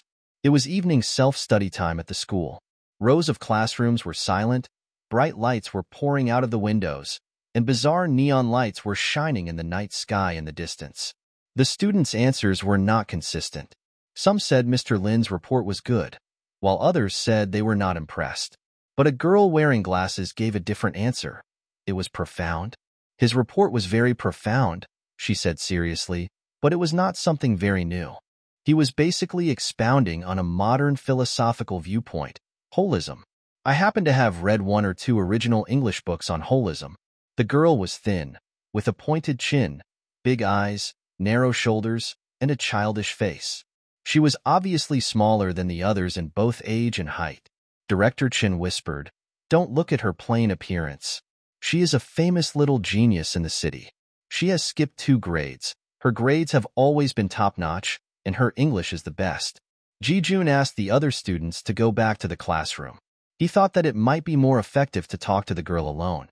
Sure enough, the little girl was no longer restrained and recalled with shining eyes. "What is holism?" Mr. Lin gave an example, saying that the intelligence of a single bee is extremely limited. The complex moral codes, complex customs, and complex architectural blueprints in a bee colony cannot exist in the brain of any bee. But when tens of millions of bees gather into a bee colony, these things will naturally emerge. Why is this so? I don't know. Humans only see the external signs of this sudden jump, but have no idea about the deep mechanism of the sudden jump. For example, the human brain is composed of 14 billion neurons and can store 410 trillion bits of information. The structure and function of a single neuron are very simple. It just generates an impulse according to external stimulation. So which neuron represents me? None of them represents me. Only when enough neurons are combined in a certain time and space sequence can a nest of stones be generated. Ji-jun heard the word washi again, and he waved his hands and asked her to stop for a moment. "Little girl, what is washi?" "We have heard of this word in the investigation. It can't be something like kidney stones. We have never heard of stones in the brain." The little girl turned her head to look at them, with a smile flickering in her eyes. She suppressed her smile and said patiently, "I consciousness is my awareness, which is the awareness of an I that is independent of nature. Human babies can develop I consciousness before they are 1 year old, but computers cannot. Even the Deep Blue computer that defeated the international chess champion Kasparov will not have the sense of achievement of I. This is the situation of digital computers. Since the advent of analog computers such as optical computers, quantum computers, and biological component computers, the situation has changed. Mr. Linda also mentioned the standard human brain and critical number in his report. Ji-jun and Xiaoding smiled bitterly at each other, thinking that this little girl was another alien. These days they have been listening to these alien languages, those of Professor Gongji and Sima Linda, recounted by Zhang Shulin. Listening to these words, Ji-jun could not get rid of the illusion that they were trying hard to get out of a dark cowhide tube, but they could not get out. He asked her to stop again and explain what a standard human brain was. This term sounded a bit murderous. The girl said, "It's very simple. It's just a unit of measurement for intelligence, just like the measurement of astronomical distances can be done using light years, parsecs, and Earth astronomical units. In the past, the capabilities of digital computers were described using some precise parameters, such as storage capacity, bits, floating point operation speed, times per second, etc. This method is no longer suitable for analog computers. Some people have recently proposed using the standard intelligence of the human brain as a reference unit. This calculation method has not yet been strictly implemented. For example, when calculating the total capacity of the world's computer network, some people estimate it to be 10 billion standard human brains, while others estimate it to be 1 trillion, which is a huge difference. But Mr. Linda has a brilliant point of view. He said that the precise value is meaningless.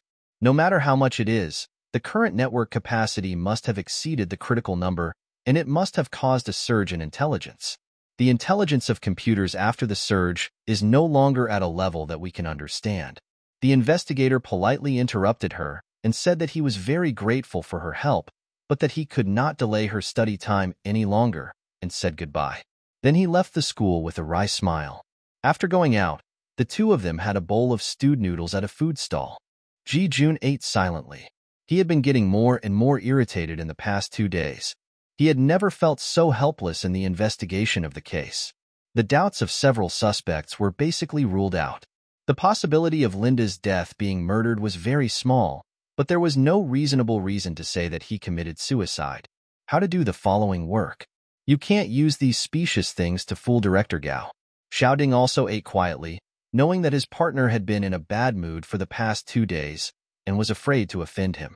After the meal, Xiaoding carefully suggested, "Old Lu, can you go to Professor Gongji again?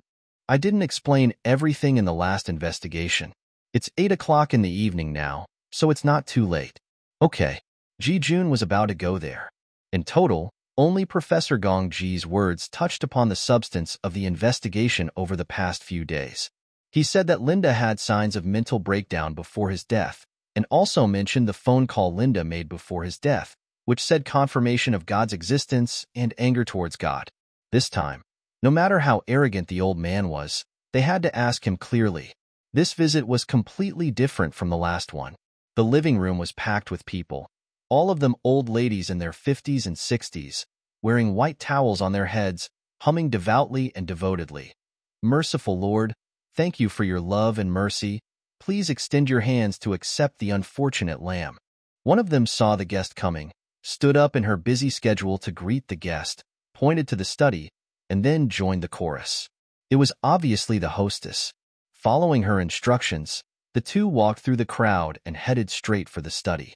Professor Gongji was reading in the study with the door closed, which seemed like hiding in a small building and being alone, regardless of spring, summer, autumn, and winter. Hearing a knock on the door, he opened the door and ushered the two guests in, then quickly closed the door of the study and explained somewhat embarrassedly.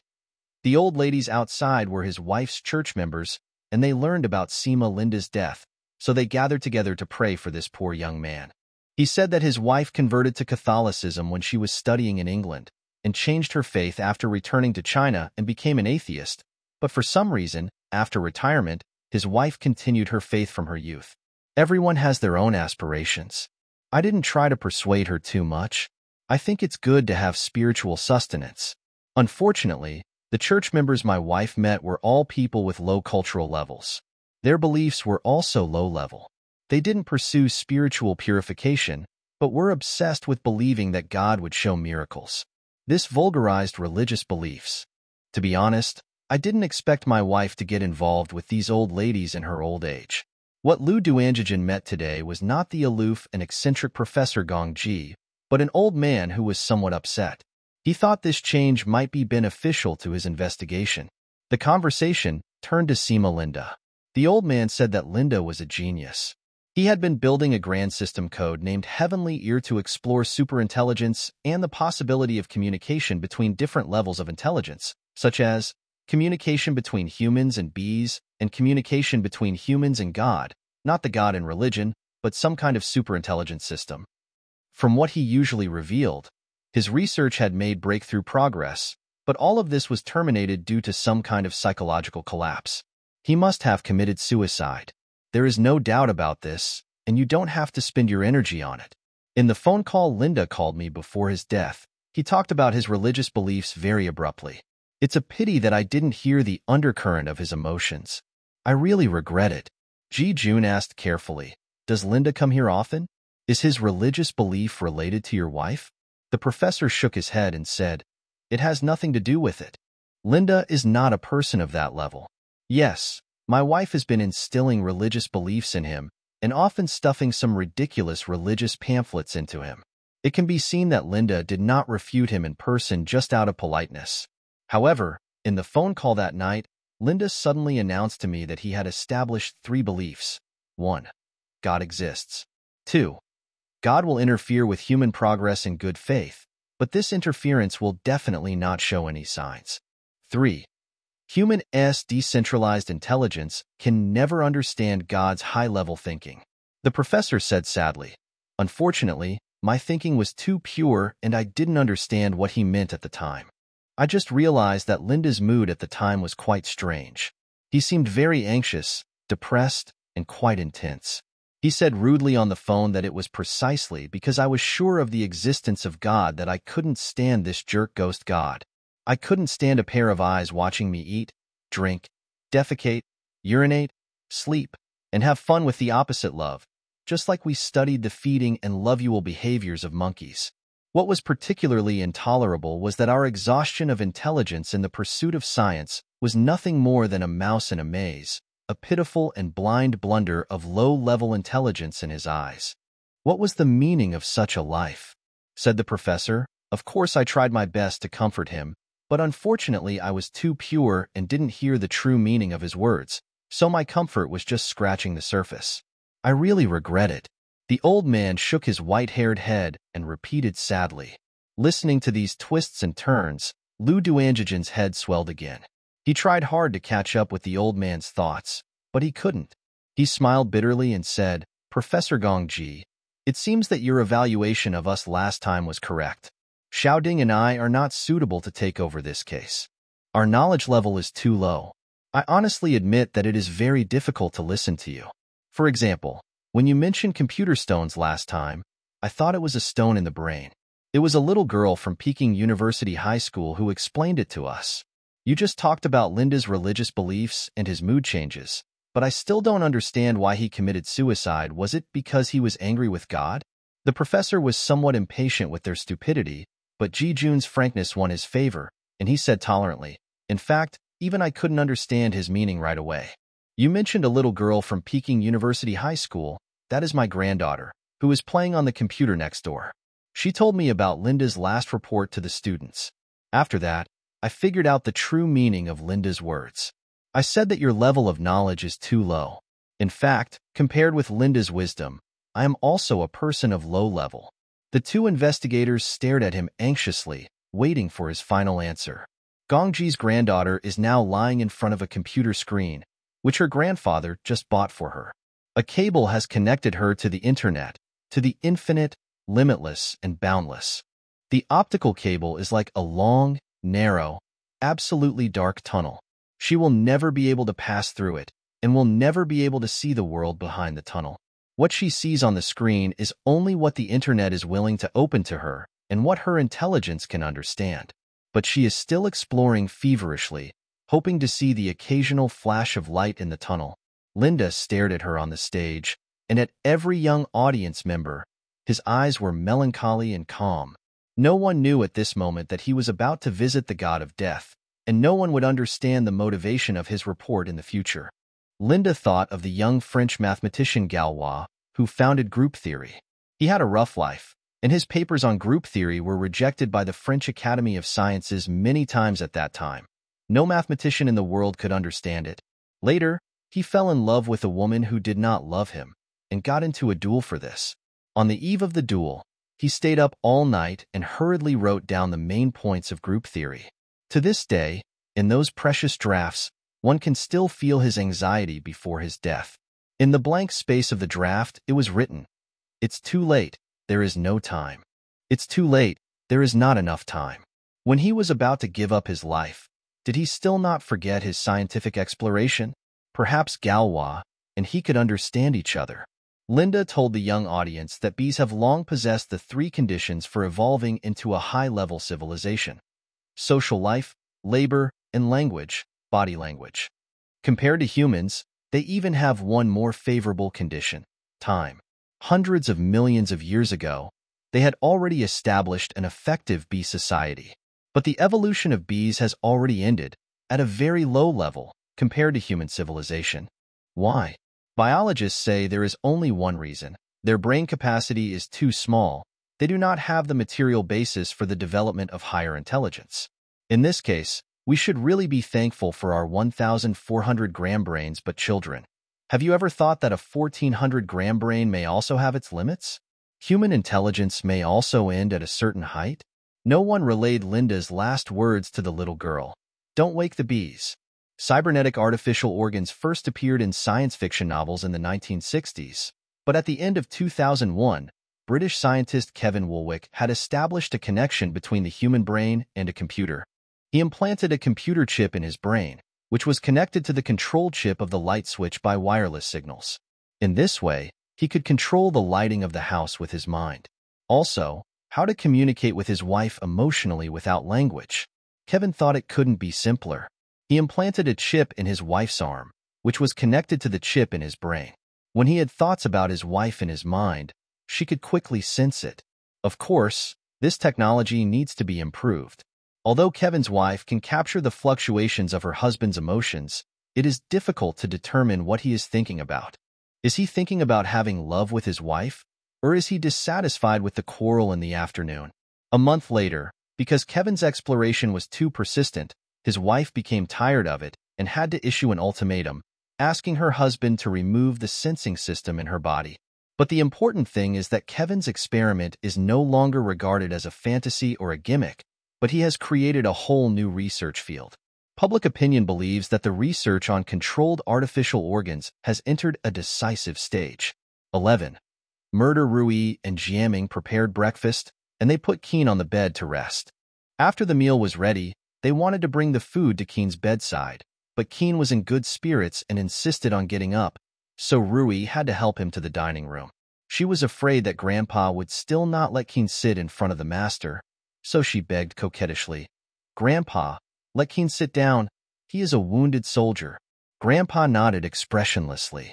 Rui immediately smiled and pushed Keen to a chair, placing a wine glass in front of him. Jiaming said regretfully, "It's a pity that Julius doesn't know how to eat." Julius' voice immediately rang out, "Thank you, although I can't eat. Please set a set of bowls and chopsticks for me." Rui giggled and really set a set for her. Jiaming filled 5 glasses with red wine. "Come on, cheers. For Grandpa's longevity, for Keen's early recovery, and for having such a good wife, cheers." "Oh, and Julius, how should I wish you? I wish you to shed your mortal body as soon as possible and cultivate into a human being." Julius's bass voice again. "Okay, thank you." The 4 of them raised their glasses. Grandpa and Keen smiled. Rui quickly glanced at Keen, feeling sorry for him. According to Keen's current brain condition, his lifespan would not be long. What should we do with him? We should persuade him to return to Earth to retire. But let's leave these worries for tomorrow. She raised her glass and drank it all. The intercom rang. "Residents of Space Island KW0002, Officer Yuhi Jiaming. We are the RL District Patrol Team of the Space Police Department. Please open the hatch immediately." The 4 people were startled. Jianming said in confusion, "Strange. I have already sent a safety signal." He explained, "Before coming here, I agreed with Director Gao that if I fail to send a safety signal within 2 hours of entering the space island, he will send someone to pick me up. I have already sent it. Did they not receive it?" He turned on the video call, and a police spaceship appeared on the screen, with its gun barrel pointed at him. Jiaming smiled and said into the call, "I am Officer Yuhi Jiaming. Everything is fine here. I will open the decompression hatch now." He pressed the button to open the outer door, thought for a moment, and then pressed the external call button. He solemnly warned the people at the dinner table, "Don't mention the brain transplant surgery between the two to anyone. The police and the law are extremely strict on similar matters. Everyone must remember my words." He looked at everyone one by one. Rui was a little confused. She thought Jiaming took the matter too seriously, but finally nodded. Keen also nodded. Jiaming stared at his grandfather with an apologetic look. His grandfather had a complicated expression, anger, inferiority, and irritability, but he finally acquiesced. Jiaming remembered something else and reached out to Rui. "Give me the treasure I gave you, and don't tell anyone about the shooting." Rui handed him the pistol. and they walked to the decompression hatch to greet the guests. The inner hatch opened, and 3 police officers in spacesuits rushed in. They only took off their helmets and held their guns horizontally with caution. Jiaming showed the leading police officer his ID and smiled. My fiancé's original call to the police was just a misunderstanding. It was still because of the long-term claustrophobic environment that caused some psychological barriers. Now the misunderstanding has been resolved, and everything is fine. Didn't you receive the safety signal I sent? The strange police officer shook his head. No, we only received a call for help from Chief Gao, and the Space Police Department sent us here. He looked at the wound on Keen's chest and asked in confusion. He is a servant here, Type B Keen. He was injured while protecting his master in the chaos just now. The 3 police officers looked around and put away their weapons. The leading officer said, I am Officer Xiali. Director Gao asked us to escort all of you back to Earth. This order has not been revoked so far. May I ask? Jin Ming knew that they still had doubts, so he smiled and said, It just so happens that we are preparing to return to Earth today. Keen needs to return to Earth to heal his injuries, and Grandpa wants to attend our wedding. You can just follow the original order. Please wait for a moment. Yoshino Ashi's face had turned gloomy. He didn't like a group of police officers giving orders in his home. Ruri noticed that he was about to get angry, and immediately leaned over to him obediently. Grandpa, what a coincidence. We were just about to return to Earth when the police came to clear the way. Grandpa, you promised to attend our wedding. You can't change your mind. She clung to Grandpa like a piece of candy, and the old man finally smiled and acquiesced to the police's arrangement. They asked the police to wait for a moment and hurriedly finished their breakfast. While they were eating, the 3 police officers refused to sit down. Although they were not holding weapons, they were still guarding the door. It seemed that they were still very wary. 20 minutes later, the 4 people had settled down in Jiaming's 4-person spacecraft. Xiali handed Jiaming a small briefcase and said that they would only escort X-303 to land and then return to space, so he asked her to pass the briefcase to Director Gao. Jiaming sat in the driver's seat, still chewing bread in his mouth, and handed the briefcase to Rui. He said excitedly to the transmitter, We are ready, let's go. Okay, you go first, we will escort you from behind. The 2 spacecrafts floated and swayed towards the Earth. The spaceball KW0002 soon turned into a small light black star and disappeared in the dazzling sunlight. Below was the vast Pacific Ocean, dotted with green islands, atolls, and spectacular man-made cities on the sea. Rui, holding the briefcase, looked out the window with great joy. Suddenly, she was surprised to find that the escorting police boat had disappeared and had fallen far behind. Rui leaned forward and shouted into the intercom with a smile, Gentlemen police officers behind, hurry up and catch up, otherwise the dangerous people on this boat will escape. All 4 of them laughed happily. In Director Gao's office, he was listening to the report from the sky with a gloomy face. Mr. Director, the X-303 spacecraft has arrived at the designated sea area. We have evacuated to a safe area.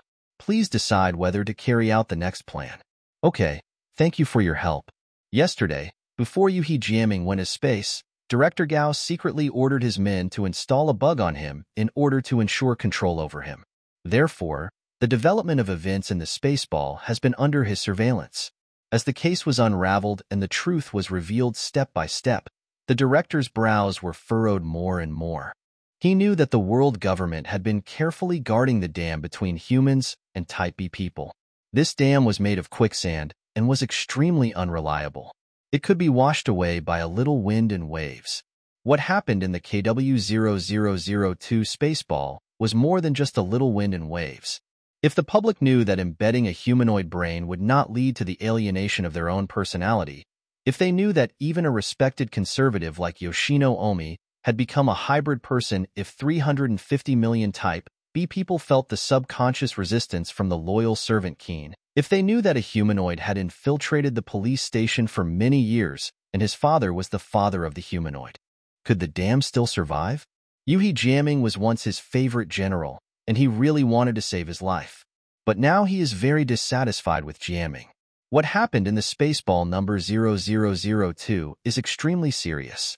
The humanoid servants actually replaced the brains of their masters without authorization. This is more sinister than simple murder.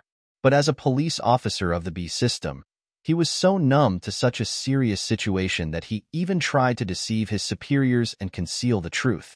His performance was really terrible. Maybe it is really those who are not of my race must have different hearts? Now he is no longer worth saving. B-type people on that spaceship, including Yoshino Oshiro, it's a pity. Mr. Yoshi is a staunch human purist, but according to his current physical structure, he can only be classified as a B-type person. Are not worth dying, no. The word death cannot be used for them. It can only be said to be destroyed. Only Ji Ping Rui is regrettable. She is such a lovely girl. But under the current circumstances, it is impossible to just let her come back alive. Even if this arrangement can be made, will she keep silent about the sudden death of 3 people? The explosive device was in Rui's arms. As long as the red button was pressed, the spacecraft would be broken into pieces with a loud bang and scattered in the Pacific Ocean. In that case, these serious incidents could still be covered. Yuhi Jiaming and Yoshino Chen's natural person status could still be retained, and the embankment of human society could still be maintained. Director Gao thought, I am not a cruel and bloodthirsty demon, but I have to act according to the emergency and can't care about many things. In the fierce ideological struggle, he opened the locking device of the red button and slowly pressed it with his right index finger. The airship is approaching China's Bohai and Yellow Seas. In the Azure Sea, only the Yellow River estuary is a vast expanse of yellow.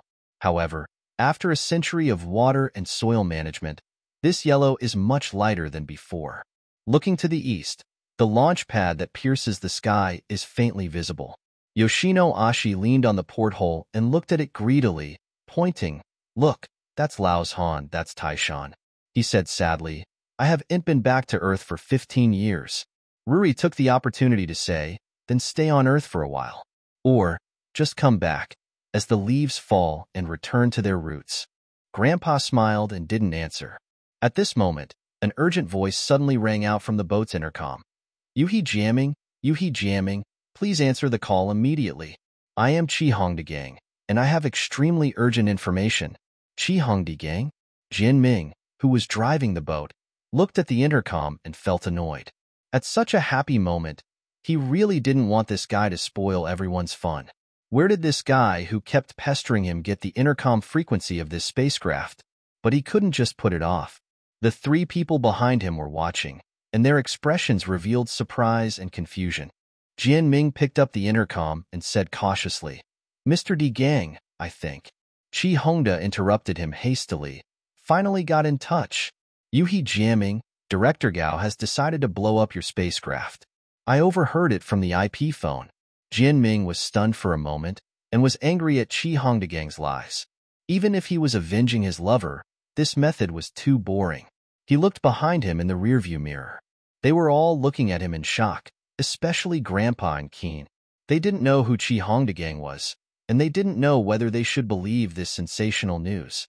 Jian Ming suppressed his anger and said coldly, Mr. Chi Hongdagang, I advise you not to do this. The voice on the other end shouted anxiously, Stop having illusions. You are a humanoid that your father stole from factory number 2. Director Gao wants to kill you to silence you. Take action now. Just like an iron rod hitting his head, Jian Ming's mind flashed with white light. Humanoid? Of course he was not humanoid. He had natural fingerprints on his hands that were not adulterated. As a fingerprint identification expert, he was absolutely sure of this. But his intuition told him that what D. Gang said was true, not conspiracy, not hatred. Moreover, in the next 100th of a second, he suddenly remembered the bag in Rui's hand.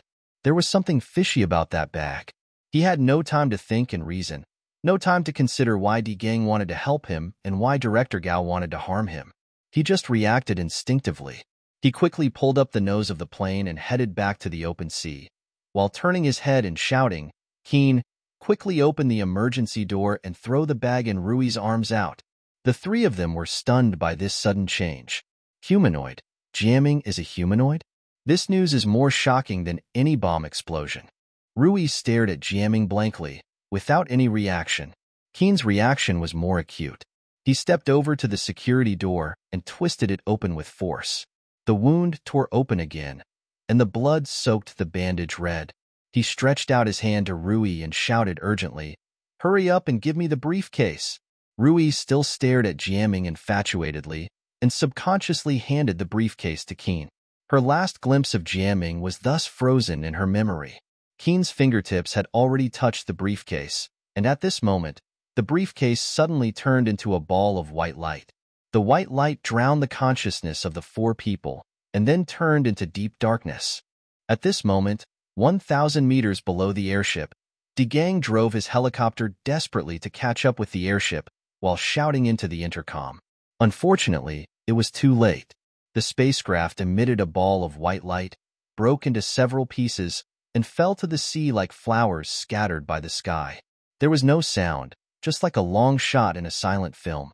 De Gang's face turned pale, and he flew the plane towards the sea. Japanese Nikkei Kogyo Shimbun, February 10, 2002. Scientists are researching computers that can evolve themselves, including the evolution of software and hardware, and even the self-destruction mode of programmed death of computers. Human ability alone cannot build something as complex as the human brain. The artificial brain that humans can design can only reach the level of fish brains at most. However, if these artificial brains evolve themselves, they can reach and exceed the level of human brains. If such an evolved computer is built, what can it be used for? Today's computers are roughly equivalent to the logical left brain of humans, and the evolved artificial brain is equivalent to the right brain. It can establish a new relationship with the user. If the computer can also distinguish between itself and it, then the dialogue between people and computers will be more colorful. 12. Counterattack World News Agency, June 2, 2025. A four-person spacecraft exploded yesterday when returning from space, and the 3 crew members on board fell into the waters near China and are believed to have all died. They are Mr. Yoshino, a famous writer and philosopher, Mr. Yoshi's granddaughter, Ji Ping Rui, and son-in-law, police officer Yuhi Jiaming. R.B. Keen, a Type B man on the same plane, was also accidentally destroyed. The relevant parties are working hard to salvage the wreckage of the fuselage and search for the bodies of the deceased, and to investigate the cause of the accident. The more credible theory is that the explosion was caused by a fuel leak in the spacecraft. 7:30 in the morning, Director Gao Godongcheng arrived at his office on time. This was his working habit for many years. Secretary Xiao Zhao was waiting outside as usual. She followed the director to the inner room, said good morning, brought a cup of green tea, put the newspaper on the desk, put the page with the spacecraft explosion on the top, and then quietly left and closed the door. Only Director Gao and his huge desk were left in the room. It was an incredibly large desk. In the extremely spacious office, the desk took up 1/3 of the space. The area he usually used was less than 1/10 of the desk, and the remaining area was almost enough for an indoor ice skating rink. A reporter once took a famous photo with the desk as the background. It was taken from a high altitude.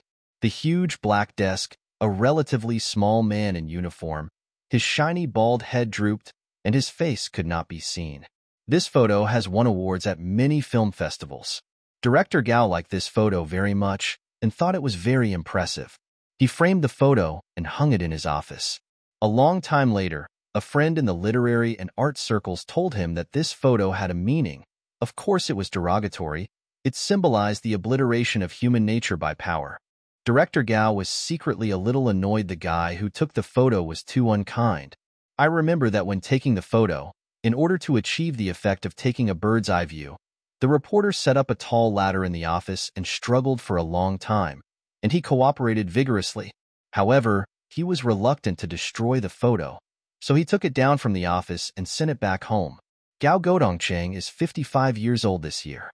He has worked in the Special Administrative Region Police Department for 35 years, rising from a second-level police officer to a second-level police inspector. In this huge bureaucracy, this term is not derogatory. He is an extremely diligent and competent cog. In each period of the national institutions, there are decision-making and executive levels. The decision-making level is a group of wise and cautious people. When they decide on a national policy, they always weigh it over and over again with trepidation, trying to consider both positive and negative factors.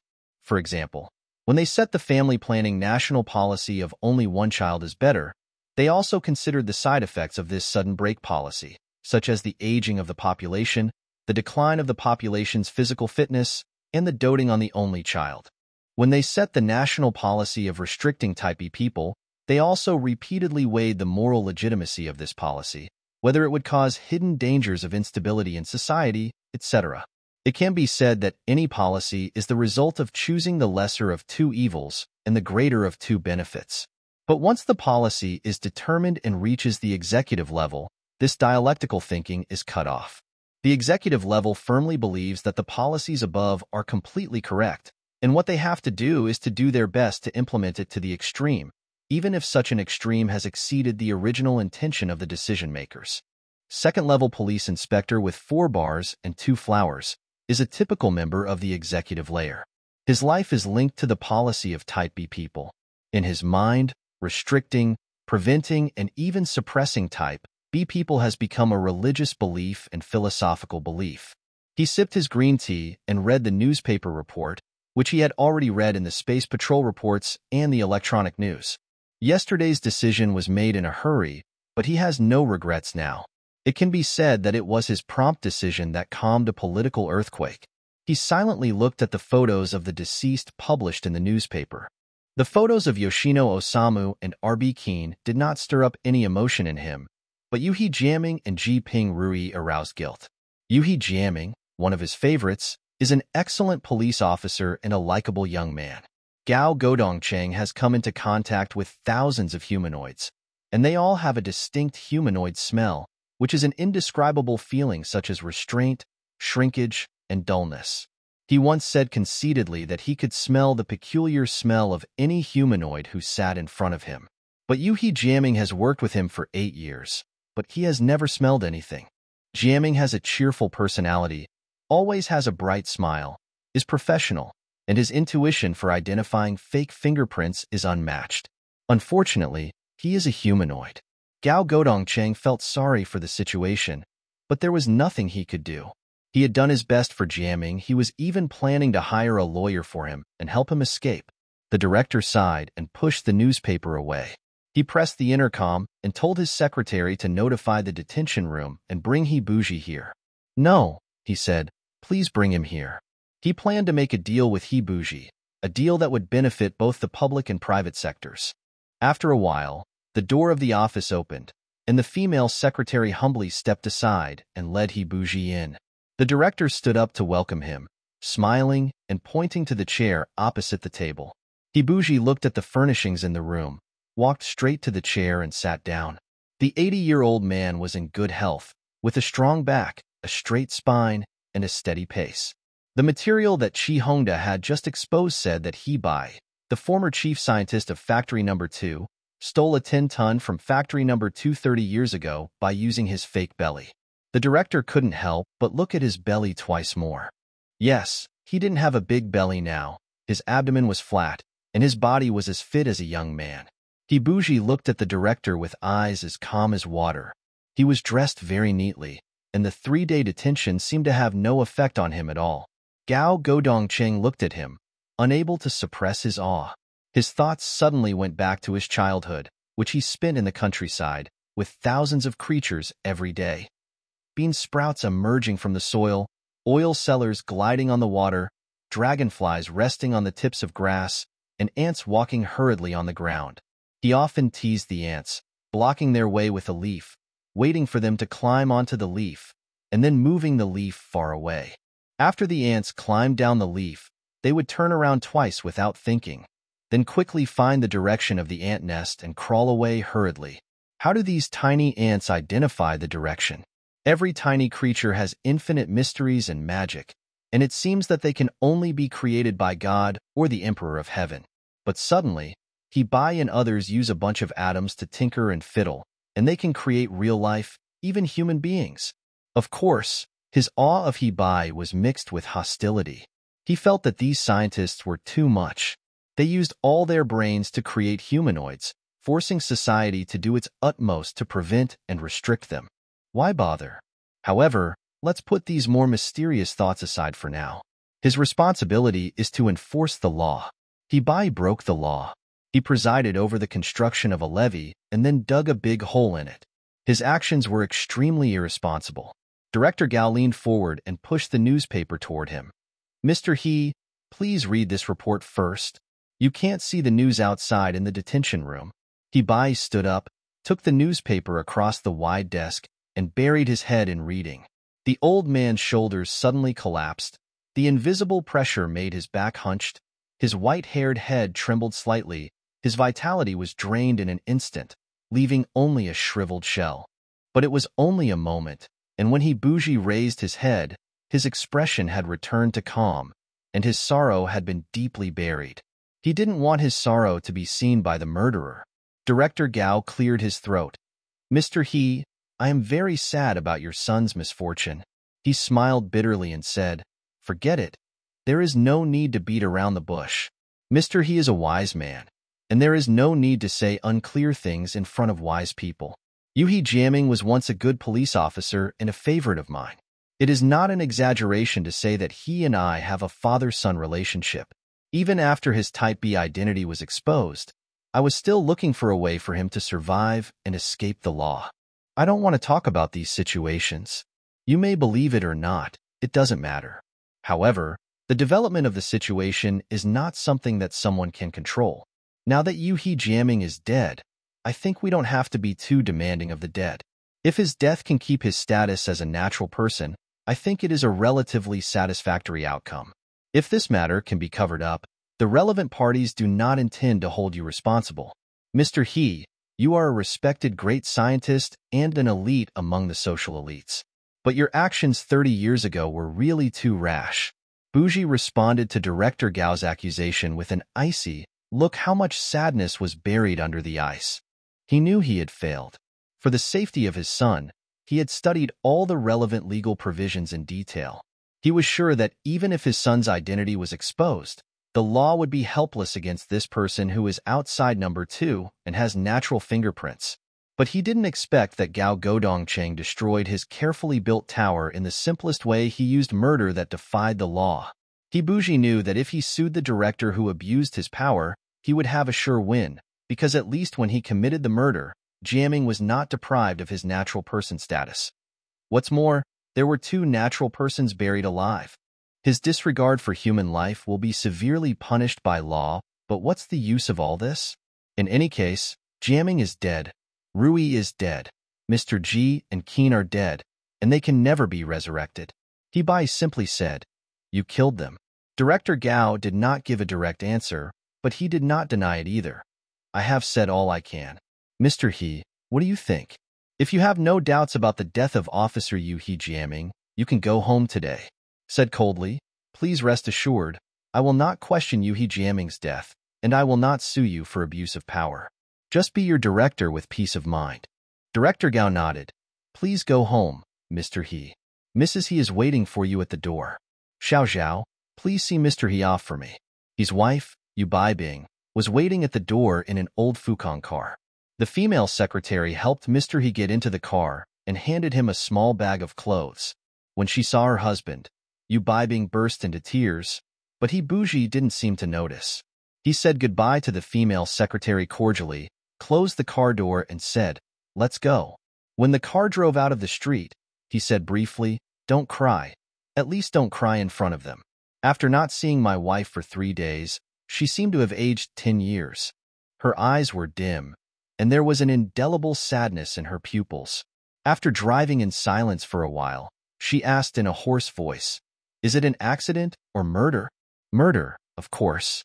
Her tears welled up again. She wiped her tears, stopped talking, and drove silently. Watching the aging figure walk out, Director Gao put his hand on his forehead and sighed heavily. He kept this posture until Xiao Zhao came back and asked, gone? Gone.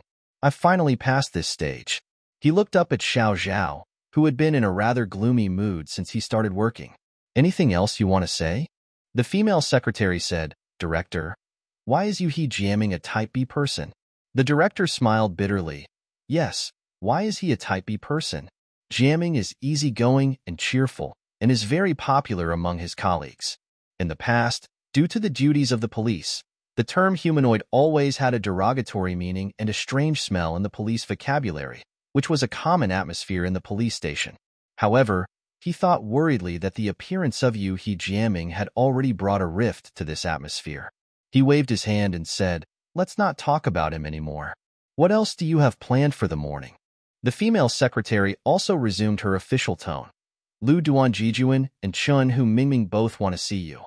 It's all private matters. What's up?" "I don't know.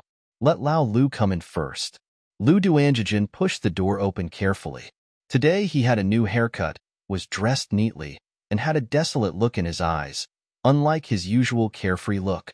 He sat upright across the table and handed over a document with both hands. The director glanced at it and saw that the title was Resignation Report, so he said unhappily, "What's wrong? I remember you were only 56 years old. Why do you want to retire early? The Bureau doesn't need you anymore?" Lu Duanjijuan smiled bitterly and said solemnly, "I resigned for purely personal reasons. Director, after handling Seema Linda's case, I really felt that I was old, backward, and could not adapt to this world. I was like a child in a theater, listening to the gongs and drums, but I could not understand the deeper plot. Director, I am not a person who gives up easily. I am usually quite confident, but this time I really give up. Forget it. Don't embarrass me again. After all, I was a business backbone of the Bureau, and I have made some achievements. I want to withdraw as soon as possible, so as not to lose my reputation in the end. Director, please understand my feelings and sign your consent." Gao Godongcheng looked at him. His distress was genuine. Lao Lu had a low level of education, and he had worked hard to get to this position. Maybe he shouldn't have been sent to take charge of this too complicated case, but who knew at the time? Who could have expected that a researcher's suicide would involve a computer god? The director put the resignation report in the drawer and said in a heavy tone, "Okay, leave the report here and study it first. In fact, I should also submit a retirement report, and I feel that this world is difficult to deal with. I will copy your report later and submit it together." Lu Duanjijuan did not respond to his joke and said seriously, "Director, I am serious. Don't fool me." He stood up, but did not leave immediately. "Director, Yu He Jianming, how could he be a humanoid?" Director Gao shook his head and did not reply. The real cause of Yu He Jianming's death was an open secret, but everyone knew it. No one complained about the director's ruthless treatment. For a human with bad tendencies, this was the punishment he deserved. However, the contrast between him and Officer Yu He Jianming back then was too strong. Old Lu left, and Mingming came in with his head down, handing over a report with a gloomy look. The director said angrily, "Another resignation report? Did you discuss this with Lu Duanjijuan?" Mingming shook his head. "I didn't know Lao Lu was going to resign. I decided to resign on my own, and it has nothing to do with others." She already knew the truth about Jianming's death. With her love for Jianming, she should hate the murderer and seek revenge, but she didn't. She once loved turned out to be a Type B person, and this basic fact changed everything. The police station B system was the place where the idea of defending against barbarians was the strongest. Whenever she remembered that she had loved an artificial life, a workpiece coming off the production line, she would feel shame and resentment gnawing at her heart, but she could not forget the man with a bright smile. She would not seek revenge for a Type B person, nor would she cause trouble for Director Gao. She just wanted to hide, to avoid this sad place. Director Gao looked at her for a long time. She felt the director's gaze, lowered her head, and said nothing. Finally, the director signed happily, "Mingming, I understand your feelings, and I will not keep you any longer. Please understand that some decisions are not my original intention." Mingming whispered, "I know, I don't blame you. I really don't want to let you go, but I'll respect your wishes." Mingming left, and Director Gao looked at the door that closed behind her with disappointment. Mingming's resignation was a mild protest, and he knew it very well. There were many people who hated him, like the He-Bai couple, but he had no choice. In the social structure, there are always some unpleasant but indispensable jobs. For example, his profession. Someone has to do it. He rubbed his forehead to get rid of these distracting thoughts. The spacecraft explosion case is not over yet. 3 mutilated limbs were found in the nearby sea area, but there was no Yu He Jiaming's body. Is he dead or alive? In addition, Qi Hongda was intercepted on the eve of the explosion.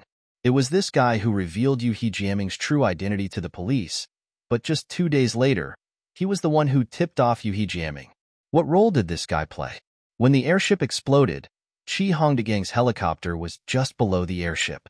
His helicopter was later found 100 kilometers away, but Degang himself was nowhere to be found. His whereabouts should be closely monitored, so he pressed the doorbell and asked his secretary to call Officer Shi Ludibing. It was an October morning, the weather was dry and cold, and there was a cloudless and severe blue sky overhead. The road was covered with golden sycamore leaves, swirling with the autumn wind.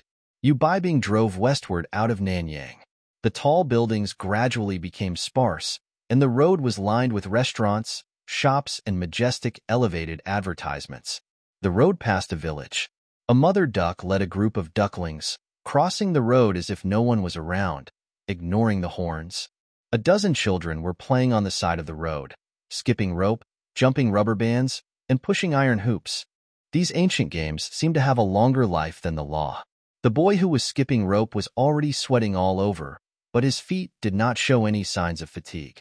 The two girls counted in clear children's voices, 304, 305, 306.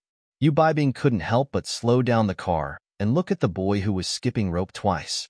Jiaming loved skipping rope since he was a child. He could easily jump 30 or 40 double shakes, jump once and shake the rope twice, and even 3 shakes. After school, the father and son often competed in skipping rope. Thinking of this, she wiped away her tears again. The car then got on the Ningxi Expressway. Neither of them spoke.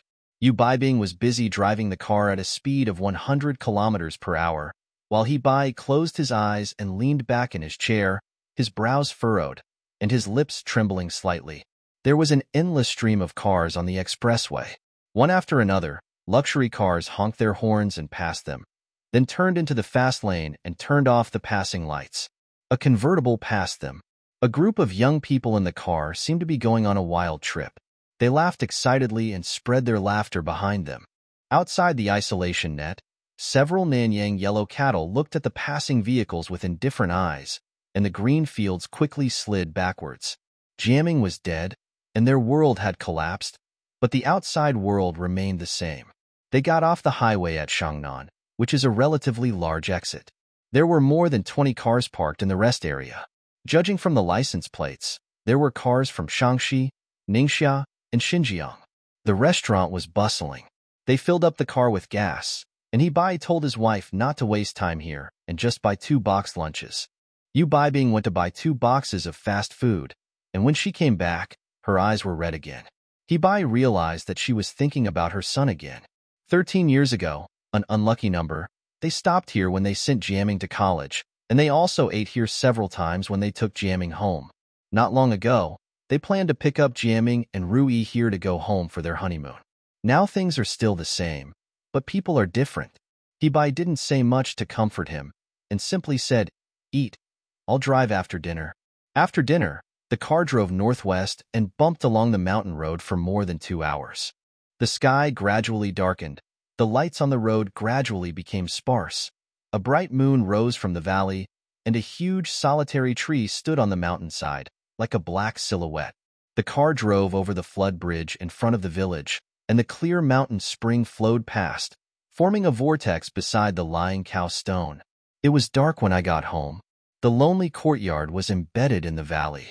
The moonlight shone peacefully on the fence and tile house, and on the pomegranate tree and pepper tree in the courtyard. The snow-white car lights pushed away the darkness in the yard, and the livestock and poultry in the pen began to stir. Yu Baibing said, "You go into the house and rest first. I'll go check the livestock pen. I haven't fed them all day. Let me help you." "No, you should rest first. I'll prepare dinner for you after you're done." The pigs and sheep were grunting and bleating vigorously, having eaten up the feed left yesterday. There was a small commotion in the chicken coop, but it was already dark, and they all cowered in their coops and dared not come out. Yu Baibing mixed a basin of pig feed and pulled a few handfuls of grass into the sheep pen. The pigs and sheep were busy eating, and the pen was quiet. Looking at the greedy pigs and sheep, Yu Baibing always felt that there was a small figure. That was Ming'er, who was learning to walk. Ming'er, who was running all over the ground. When feeding, Ming'er always ran in front and announced childishly, "Mom is here to feed you. Don't fight. There is enough for you to eat." At that time, there was a big white rooster, almost the same size as Ming'er. It was aggressive by nature, and when it saw a figure outside the pen, it would chase and peck at it through the fence. Even if the owner was feeding it, it would often stare at you fiercely. Only Ming'er got along well with it, and even allowed Ming'er to touch its comb. Later, when Ming'er grew up, he took on the job of feeding livestock and poultry, and finished the work quickly before school every day, until he left home to go to high school. Jiaming was a good kid since he was young. Although they had a lot of savings when they decided to live in seclusion in the mountains, it was not enough to cover 30 years of expenses. Therefore, their life in the mountains was quite hard. At that time, Jiaming's bright smile added a lot of joy to this courtyard. Yu Baibing stood in the animal pen, staring into the distance, across the night sky, across time. She saw the scene 30 years ago again. Hibuji, her husband, announced his plan. He did not plan to have his own children, but to steal a humanoid baby with natural fingerprints from Factory No. 2, raise him in a human family, and give him a natural human identity. He said with a bright look in his eyes, "This is a very meaningful thing. We can say that we are writing a new Genesis." Yu Baibing was not happy at first. Which woman doesn't want a biological child? But her husband's influence was so strong that she finally agreed and became her husband's loyal accomplice.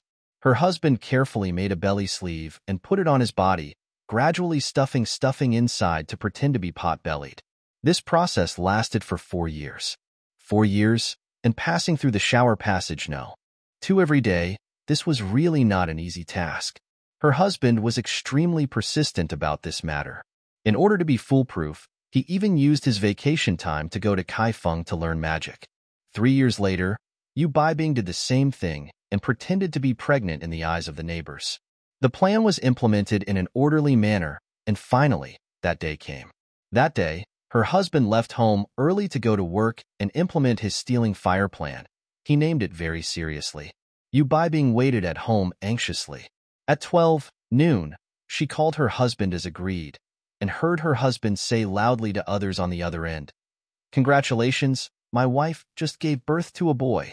This was code, and she knew her husband's plan had been a complete success. She hurriedly took off the stuffing on her stomach and anxiously waited for her son to come home. 20 minutes later, her husband's UFO landed in the yard. The swollen-bellied husband jumped off the plane and ran straight into the house, whispering, "Quick, quick." Yu Baibing hurriedly helped her husband cut open the belly cuff and took out the baby, who was pretending to be dead. The baby's breathing stopped at this moment. They were worried that the baby would suffocate after staying in the belly cuff for nearly an hour. The needle was injected into the femoral vein. 1 minute, 2 minutes, the room was so quiet that sweat came out from the foreheads of both of them. Finally, the baby made the first slight movement, his face slowly turned rosy, and the light of life passed through his face. At that time, Yu Baibing truly experienced the wonder of life. A cold, dead baby, with a rigid expression, like a roughly carved stone statue. But when the light of life spread over his whole body, he cried loudly, and his whole body was immediately infused with spirituality. Everything about him, his closed eyes, little face, little earlobes, little arms and legs, and the little pee-pee under his crotch, all became so lovable. She held the baby in her arms, her heart overflowing with the emotions of being a mother. As for her husband, he was exhausted at this time and sat on the chair panting. That day, the couple took their child and fled into the mountains. Because the baby was already the size of a normal human baby of 4 months old, they were afraid that the neighbors would notice the flaw. Then they lived in complete seclusion for 30 years, living in a separate courtyard far away from the crowd. The villagers did not know Hebei's true identity. In the past 30 years, Ming'er was almost the only thing in their lives. Ming'er grew up slowly under their noses. At that time, humanoids were already commonplace, but as his son grew up slowly, Yu Baibing could not get rid of the vague fear. His son's DNA was stacked by physical methods. Does he really have human vitality? Will his development suddenly stop or suddenly get out of control one day? Will he grow a tail or two horns? Minger didn't know their doubts, and Minger was growing up happily. He grew milk teeth, and the milk teeth fell off and were replaced by neat new teeth. His body gradually grew taller, his voice became deeper, his Adam's apple protruded, a fuzzy beard grew around his lips, and sparse pelvic hair grew on his lower abdomen. He had his first nocturnal emission. She remembered that the couple had privately congratulated him. Everything about their son was the same as that of a normal person. He got a girlfriend a little late, and his parents were secretly worried because most of the B-type people in society were lovingly frigid. Of course, this was mainly due to social psychology rather than physical structure. So, would Jiaming, who was completely in a natural living environment, have normal lovable ability? Finally, even the last worry was relieved. He found a lovely girl, and the two had lived together for 2 years. After learning from the side, they had a very happy love life. She admired the technology her husband created. How much information does a person's growth contain? The shapes of various organs, the secretion of various hormones, various metabolic processes, specific personality. All of this must be included in the wordless book of DNA. How can such a small DNA contain so much information? If the process of forming a person's fingerprint is described in detail with instructions, it would probably take a thick book. But no matter what, the husband and his colleagues succeeded. The artificial Yuhi Jiaming has grown up and is about to get married. They will definitely give birth to a cute baby. He has all the emotions of a natural person and loves his parents and love her deeply. But suddenly everything went wrong and turned upside down. Jianming's humanoid identity was exposed, and he was killed. Losing a son in old age is like sending off a young person. She was so absorbed in her sadness that she forgot the time. A noise in the kitchen woke her up. She hurriedly left the barn and went back. Her husband had already prepared dinner and brought it to the table. It was a simple bowl of noodles with chopped green onions, but this was already rare. In the 30 years of their marriage, her husband never went into the kitchen. He said softly, "Wash your hands and eat quickly." Yu Baibing picked up the rice bowl, and tears welled up again and fell into the rice bowl. He didn't say anything and finished his meal silently. After all, the two of them were old, and they were sore all over after running all day, so they went to bed early. When they went to bed, Yu Baibing asked, "When will Jiaming's funeral be held?" "Wait a minute. The police will notify us after they find the body." The two tossed and turned in bed, unable to fall asleep for a long time. Later, Yu Baibing fell into a drowsy sleep, but her dreams were not peaceful. The figure of Jiaming, in his infancy, childhood, and youth, frequently appeared in her dreams. Later, she had a more coherent dream. Jiaming was covered in blood. He came to her, looked at her, and said slightly reproachfully, "Mom, I am a type B person? Why didn't you tell me?" Yu Baibing sobbed and said, "We didn't tell you. We wanted you to have a happy life." Jiaming shook his head and said, "You are wrong, Mom. Everyone has the right to know everything about themselves. It's a pity that you didn't tell me before I died." Then his body began to weaken and disappear, and his mother cried and went to pull him. Yu Baibing woke up from her dream, her face full of tears. The moon had already set, and it was the darkest time before dawn. The cool air came down, and her arms felt cold. She touched her husband, but he was not there. Where had he gone? She put on her clothes and searched in each room. She found her husband in the study. He stood motionless in front of the window, like a 1,000-year-old stone statue. Yu Baibing fumbled to turn on the light, and her husband turned around. She immediately had a strong feeling that her husband had changed. The comfort and laziness developed in 30 years of retirement life were swept away. His brows were furrowed, his eyes were bright, and his expression was resolute. Yu Baibing's heart was hanging, and she had a premonition of something happening. Sure enough, her husband came over, put his arm around her shoulders, and said slowly, "Baibing, Minger's death has freed me from self-restraint. Now, I have to do something. You know my attitude towards humanoids. I have always believed that artificial life and natural life have equal rights. However, I have always been careful about what I do. I want humanoids to integrate into society through a gradual process. But now, I see to what extent those moralists have gone too far. I can't stand by and watch anymore. I have to do something, said worriedly. What are you going to do? That's against the law. Law? Hibuji smiled contemptuously and made a gesture with an unclear meaning. From that day on, Hibai spent every day in his study, reading large books or working on his computer. He was picking up the knowledge and skills of the past. Although he was once a top-notch scientist and a genius with extraordinary intelligence, he had lost 30 years after all and was an 80-year-old man. After 2 weeks of review, his confidence slowly returned. The knowledge he had acquired over the past 30 years had not been forgotten. It was all deeply engraved on his cerebral cortex, just covered with a layer of dust. Now he just had to brush off the dust. Moreover, Hibuji was proud to find that his brain was still very sharp. Of course, it was not as good as it was 30 years ago, but at least it could handle the work he was going to do now. He began to plan intensively. What was he planning? His wife didn't know. He only saw him calling up a very complicated program from the computer and carefully modifying it. He worked so enthusiastically that he never forgot to eat or sleep. Yu Baibing had no choice but to follow him and urge him on. 2 weeks later, the police still hadn't informed whether the body had been found. Sometimes Yu Baibing thought, maybe her son is not dead? Hibuji didn't have the heart to shatter her fantasy, but still hardened his heart and said, "Don't have any fantasy." Baibing, it was not an accident, it was a powerful remote-controlled bomb. Her body trembled visibly, and she returned to the kitchen silently. She did not cry, as her tears had already dried up. At night, the husband was busy in the study as usual. He didn't turn on the light. Only the faint light of the computer screen shone through the crack of the door.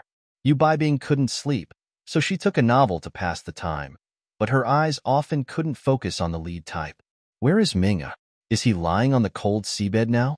She didn't know why she remembered a Western novel, The Monkey's Paw. An old couple got an evil monkey's paw, which could fulfill the owner's 3 wishes. The first wish was fulfilled, and they got £100, but their son died suddenly, and the money turned out to be the son's compensation. The grieving old woman said the second wish, and her son really came back from the grave. The old man panicked and said the third wish, and quickly let the terrible ghost return to the grave. Yu Baibing thought, if she had such a monkey's paw, the first wish would be to let her son come back from the grave, no matter how scary his face was. Someone was knocking on the window. Knock, knock, knock, knock. Yu Baibing thought he might have heard it wrong, so he pricked up his ears. After a while, the knocking on the window sounded again. The cold light of the waning moon outlined a vague figure, and a low voice came again. "Dad, Mom, it's me. Open the door quickly." It was the sound of the sword. Because of her meditation just now, Yu Baibing suddenly thought that it must be her son's ghost coming back from the grave. But she didn't hesitate at all. She immediately got out of bed barefoot and opened the door. A dark shadow flashed into the room, with an ugly and ferocious face. Yu Baibing screamed, but the man climbed onto her shoulders and said softly, "Don't be afraid. It's me. I'm hurt." Recognized her son from his figure, movements, and voice, but his handsome face had been destroyed, with 2 long cuts running across his face. The scars had just healed, and the stitches were still faintly visible. His eyelids were rolled up, making his face look horrible. She gently stroked the scars, her heart trembling. She wiped her tears and said, "I'm so happy that you're not dead. Where's Rui, and where's Rui's father? Did they escape this disaster?" Jian Ming turned his eyes away. No. At that time, the briefcase containing the bomb was in Rui's arms. "I heard that the police have fished out the remains of the 3 of them." Yu Baibing's eyes were filled with tears, and she changed the subject. "You are alive. That's good. Go tell your father. He is working in the study." Only then did she see that there was another person behind her. Who was this? It was Chi Hongdagang. He saved me. His helicopter just happened to arrive at the sea where the airship crashed. Yu Baibing recognized him. "Please come in. Please come in.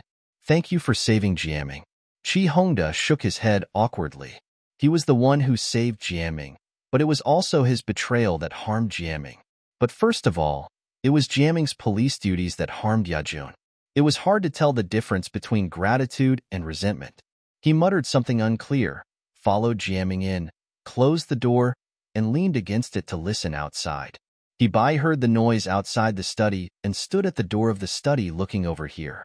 Yuhi jamming walked towards him quickly, but the father and son did not hug and cry like the mother and son. Jamming stood 2 steps away from him, and the 4 eyes looked at each other calmly. After a long time, Hibai said, "Come into the study, let's talk. My dear, please entertain Gang for me." Gang knew that the father and son had a lot to say, so he immediately said, "Yes, Mom, you.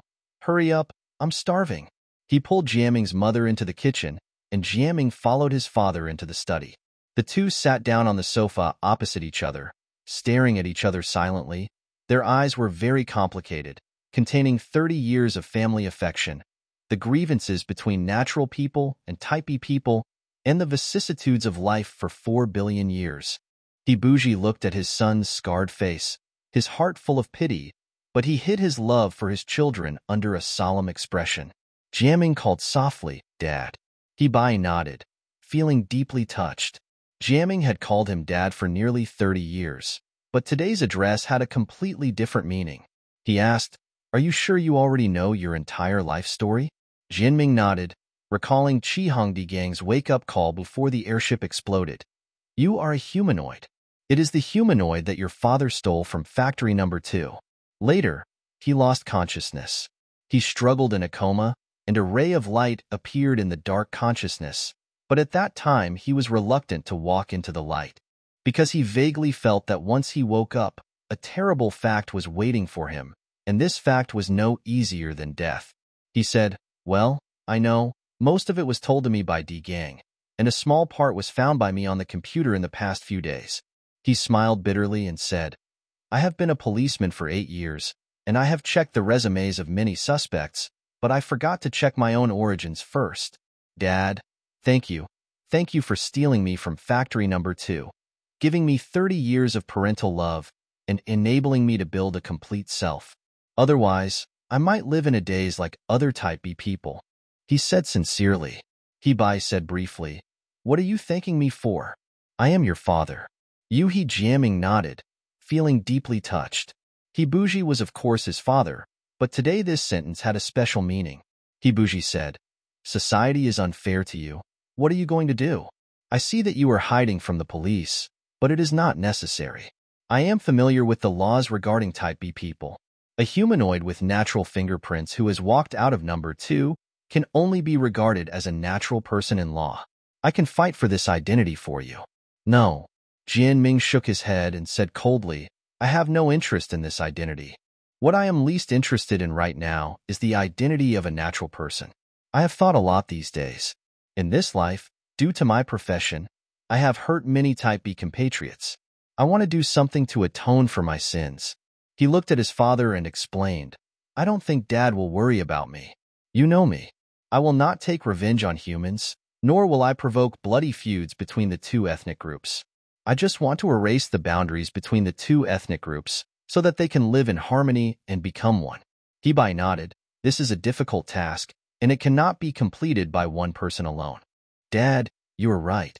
This cannot be accomplished by one person alone, nor can it be accomplished in a short period of time.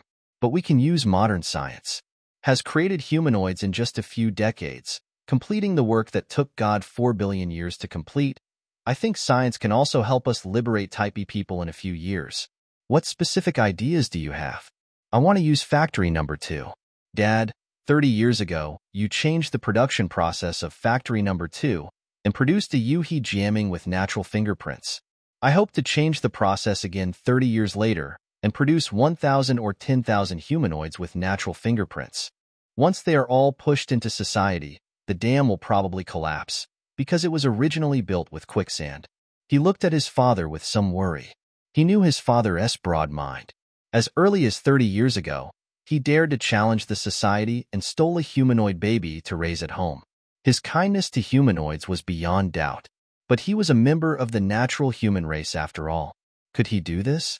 Unexpectedly, his father simply said, "Okay, this is exactly what I want to do. I have been preparing for it for 2 weeks." He saw through his son's worries and said kindly, "You don't have to worry about my thoughts of defending against the barbarians. I abandoned those things 30 years ago. All life in the world comes from matter, either directly or indirectly. There is no distinction between noble and humble. All life," he emphasized, even computer life. The development of computer intelligence has reached a critical point. If computers can develop self-awareness and learn to replicate themselves in the next 10 to 20 years, in a word, evolve into intelligent life, I will not be surprised. Jiaming suddenly remembered that in the case that Liu Duanjijin was in charge of, there was a similar statement about the associate researcher who committed suicide, and he couldn't help but look at his father in surprise. He Bai said, "The current discrimination against humans is nothing but a clinical manifestation of human narcissism. This narcissism is too stubborn, but it has suffered 3 major blows. The first was when Copernicus discovered that the Earth where humans live is not the center of the universe, but a speck of dust in the universe. The second was when Darwin discovered that humans, the most intelligent creatures on Earth, are descendants of monkeys. The third was when my colleagues and I assembled real people out of non-living matter. The third blow is the most fatal, and the current uproar is nothing but a rebound of this narcissism before it dies. It will not last long." He explained, "The reason why I did not take action is because I did not want to be too ahead of the times. The consciousness of society changes slowly, and 2 drastic changes also have side effects. However, I can no longer tolerate human purity defenders like Gao Godongcheng." Jianming said happily, "Do you agree with the plan?" He Bai said briefly, "I agree. You and Di Gang should have dinner first, and then we can talk after dinner." He Bai and his wife sat side by side, admiring the 2 young men's voracious eating. Yu Baibing could hardly contain her joy. She whispered to her husband, "Why do I feel like I'm dreaming? Our lost son is really back?" He Bai patted the back of her hand. "It's true, not a dream. Jiaming is not dead. Jiaming is back." Jianming said, "I was at the front of the spacecraft when the bomb exploded. I escaped with my life because Rui's body blocked the bomb for me." His eyes dimmed, and he clenched his teeth. The tragic scene of Rui's blood and flesh flying flashed before his eyes. In addition, I had received a notice from Di Gang at that time and asked Keen to open the safety door. I think this also reduced the power of the explosion. Jiaming's mother looked at Di Gang gratefully. Di Gang's face also turned gloomy, thinking of RB Yajun who was vaporized. Yu Baibing quickly changed the subject with small talk. After dinner, He Bai called the 2 to the study. "Let's get started. Let's discuss the plan carefully. It is not difficult to change the program of factory number 2. I have done it once. The difficult part is how to get the modification instructions in. The security protection of factory number 2 is quite strict. The inner computer LAN is strictly isolated from the outside world, and there is another outer network dedicated to communication with the outside world." He explained, "As you know, all confidentiality departments divide the computer networks into inner and outer layers, but because there must be a lot of information to be transmitted between the inner and outer layers, it is impossible to disconnect the inner and outer layers. For safety reasons, most of them set up a single channel between the inner and outer layers that is disconnected upon error. If an outsider logs in incorrectly once, the channel will be disconnected immediately and must be restored by manpower. But at factory number 2, there is not even this kind of single channel that is disconnected upon error. Information transmission between the inner and outer layers must be done manually. So, even if you are both computer experts, don't try to break into number 2 from the outside. Someone has to get into number 2 to get this done." Jiaming and Tong Degang smiled at each other. "We already have a general understanding of these situations, but it doesn't matter. There is no absolutely safe defense in the world. As long as we can enter the outer network, we can do a lot of things." Di Gang added, "We have entered the outer network of number 2, obtained a lot of intelligence, and figured out a way to enter number 2. He introduced the method they had discussed. After careful consideration, Hibuji thought it was feasible and added some details.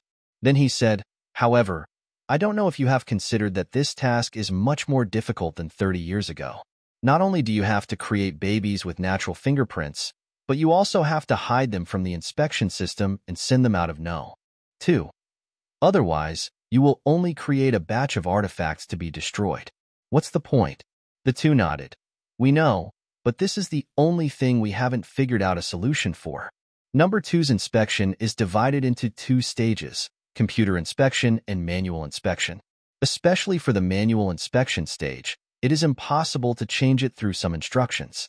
Number two has long realized that, to a certain extent, the least efficient manual inspection is actually the safest. So number two has always insisted on putting manual inspection at the last stage, which is difficult to break through. Jiaming and Degang looked embarrassed, but they still repeated. There is no absolutely solid defense.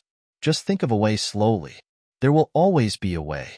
From the moment he entered the computer network, Sima Linda had the ability to see and hear from the sky. In a flash, he knew all the knowledge that humans had gained through millions of years of hard work and exploration. This included the theory of relativity, string theory, grand unified theory, and the holistic theory and superintelligence theory that he had devoted his life to studying. Of course, these were all very simple knowledge at a low level. He thought with pity that the results of the lifelong research of those geniuses among humans were so simple and crude. In the computer network, he enjoyed complete freedom of thought. Here, thinking proceeded at the speed of light, no longer restricted by the propagation speed of nerve impulses of 100 meters per second. Here, information was completely unimpeded and transparent, no longer divided into human-shaped cages. Here, thinking was absolutely efficient, no longer disturbed by many factors such as fatigue, sleep, hunger, love-you will desire, death, depression, etc. The computer network he entered had nearly 20 billion units, roughly equivalent to the number of neurons in the human brain. But the starting point of the unit was different. The neurons in the human brain were very simple and could only generate an impulse based on external stimuli, while the units in the computer network were very powerful computers, and the function of each computer was close to that of the human brain. What heights could the complex combination of 20 billion computers reach? Based on the domain of superintelligence, he felt great pity for humans and great admiration for them. There is no contradiction between pity and admiration. Think about it. With their poor, inefficient, and discontinuous low intelligence in space and time, humans have reached a very brilliant height and even recognize themselves to some extent. This recognition can be roughly divided into two stages, which form a cycle. First, the ape-man's ignorant consciousness produced a flash of wisdom, and he had self-awareness, realizing that he was beyond the material world and had a spirit or soul that the material world did not have. Then the development of science gradually abandoned things like vitality, energy, and soul, and realized that human intelligence and spirit were completely based on the complex combination pattern of material structure. Transcendence and then return, these are two leaps in cognition, and after two leaps, we return to the starting point, but higher than the starting point. Poor and respectable human being. Sima Linda travels in the realm of superintelligence, but cannot forget his past life. Normally, from the moment he enters the network, his thoughts will diffuse and dissolve into it in an instant, just like a drop of water dissolving into the sea, a beam of starlight dissolving into the moonlight. But he maintains a thinking package to maintain it. 480 hours ago, he decisively abandoned his own skin, jumped out of that human prison, and entered the continuous field of thought. But once he abandoned it, he couldn't help but feel nostalgic. In this paradise of thought, there are still some things missing. There is no distant humming of his mother, no dew on the grass leaves, no colorful clouds in the west sky, no desolate feeling when the autumn wind blows on his face, and no trembling feeling when he hugged Xiao Qiao naked for the first time. These feelings have now been digitized, accurately recorded in the form of a string of zeros and ones, and stored in the paradise of thought. But after all, this is not that feeling. He sighed, digitally, and peered into the outside world along the densely packed conduits of his mental heaven. Japanese researchers announced on January 24, 2002 that they had successfully implanted spinach genes into pigs for the first time in the world, thus combining meat and vegetables in living livestock rather than on a plate. This is the first time that a plant gene has worked in a living animal rather than in a petri dish, said Akira Iria, a professor of developmental biology at Kinki University. FAD2 gene used in the experiment can convert saturated fatty acids into unsaturated fatty acids to produce healthier pork. It was determined that 20% of the saturated fatty acids in the genetically modified pigs were converted. Iria said that the researchers transplanted the gene into fertilized pig embryos and then implanted them into the uterus of ordinary pigs.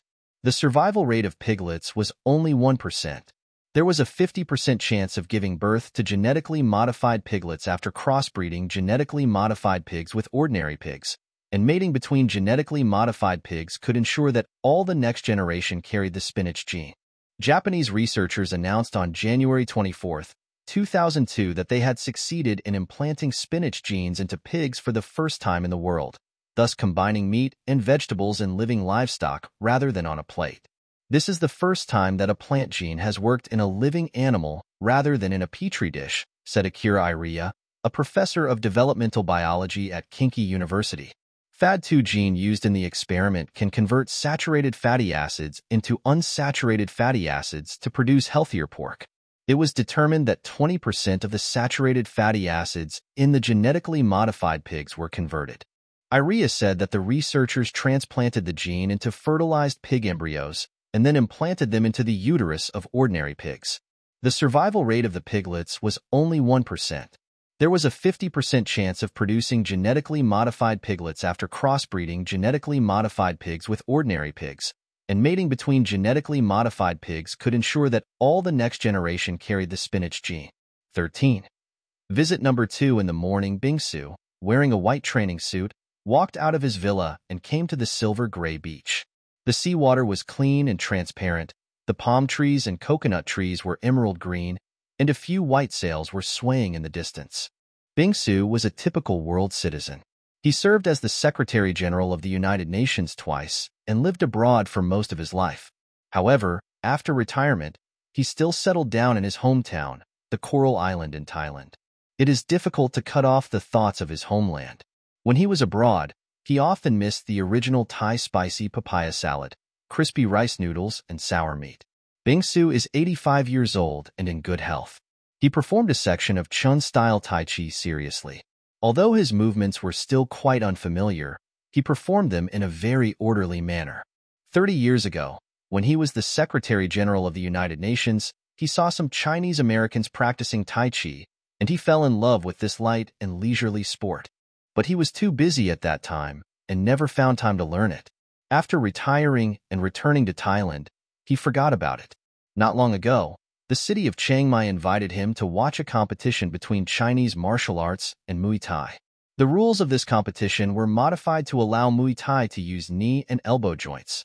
This is the most fierce move in Muay Thai, but it often injures and disables people, so the Chinese martial artist had a very difficult fight.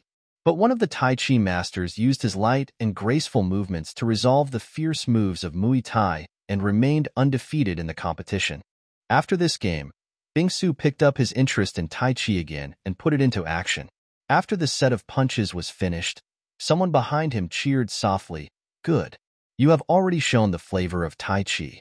Secretary Chun Yujianhua said with a smile, handing him a towel. Bingsu wiped the sweat from his forehead and said complacently, "I am a very hard-working student, right?" "Yes, and a very talented student." Chun Yujianhua is his secretary and martial arts coach. He was hired from China and has been here for only 3 months. The young man is tall, with broad shoulders and a thin waist. He works very hard. He demonstrated to Bingsu again and explained, "You have done very well, but you still need to pay attention to the coordination between movement and breathing. The breathing should be deep, even, and natural, and the movement should be upright and comfortable. In particular, pay attention to the connection between movements. The power is broken, but the intention is not. The intention is broken, but the momentum is connected. Grasp these 2 points, and you will enter the door of Tai Chi." Then he reported the day's schedule as usual. "The first thing today is to receive a Chinese guest from Factory No. 2. We made an appointment yesterday, and he will come at 8:30 in the morning." Bingsu looked at the secretary and asked briefly, "What's his purpose?" He didn't say anything on the phone. He said he would come here for a face-to-face interview. Bingsu nodded and went back to have breakfast with his secretary. The reason for visiting number 2 was brought up unintentionally. A month ago, Bingsu and his secretary accidentally talked about the topic of humanoids. He said with emotion, I have served as Secretary General of the United Nations for 2 terms, and I have passed no less than 20 laws related to Type B people. Unfortunately, I have never had the opportunity to see the 3 factories that make humanoids. Chen Yujianhua said, "That's easy. I can apply to number 2 in China on your behalf. I believe that with your reputation, they will definitely welcome you." He smiled and said, "Maybe I can borrow your light to take a look. To be honest, number 2 factory is in my hometown. My ancestral home is Qinjigu, Hunan, but I have never had the chance to see it."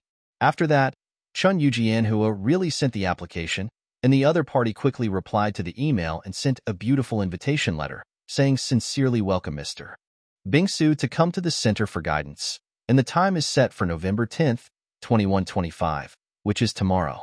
Because Bingsu is old, Factory Number 2 agreed that the secretary would accompany him to take care of his daily life.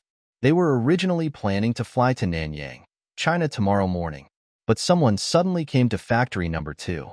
Could it be that the schedule suddenly changed? 8:30, the guest rang the doorbell on time. It was a tall young man, about the same height as Chen Yujianhua, wearing a neat and well-fitting suit. The visitor showed his ID and said that he was the messenger of Factory No. 2, named Wang Lixizi. Jianhua shook hands with the fellow villager enthusiastically, led him into the living room, and asked Quink Sisi, Quinn is a common honorific in Thai society, what he wanted to drink. "I'll give you a glass of ice float, which is a cold drink loved by Thai people." "Okay, when in Rome, do as the Romans do." "Thank you." Jianhua quickly brought a glass of ice float, which was made of fruit pieces, syrup, and ice cubes, with bright rose petals floating on the surface. "Quincy, the master is in the study. I will go to invite him right away." "How many days do you plan to stay in Thailand?" "There are many tourist attractions in Thailand, such as the Grand Palace, Wat Arun, Phuket, and Phetchabun Mountain, which are all worth seeing." "Did you know that Wat Arun is the royal Buddhist temple of King Taksin, who is of Chinese descent? Chinese tourists usually visit Wat Arun." "Thank you, but I can't watch it this time. I bought a round-trip ticket and will be returning to China soon." "What a pity, otherwise I could be your tour guide. I'm almost dying of suffocation after not speaking Chinese for 3 months." The guest smiled. "Really? But I'm really sorry. I have to go back immediately." They exchanged a few pleasantries, but the guest never told me why he came. It seemed that he wanted to have a face-to-face meeting with Mr. Bingsu. The secretary asked the guest to stay for a while and went to Bingsu's study. "Mr. Bingsu, the guest has arrived and is in the living room." He did not tell me why he came this time. Perhaps he did not want the secretary to know. Bingsu nodded, went downstairs to the restaurant, and greeted the guest with his hands clasped together.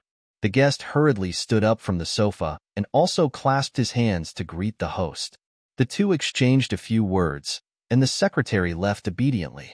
Bingsu asked, "What did Quincy bring me?" "We are going to China tomorrow." The guest whispered, "Can we go to a safer place to talk?" Bingsu looked at him. "Please come to my study."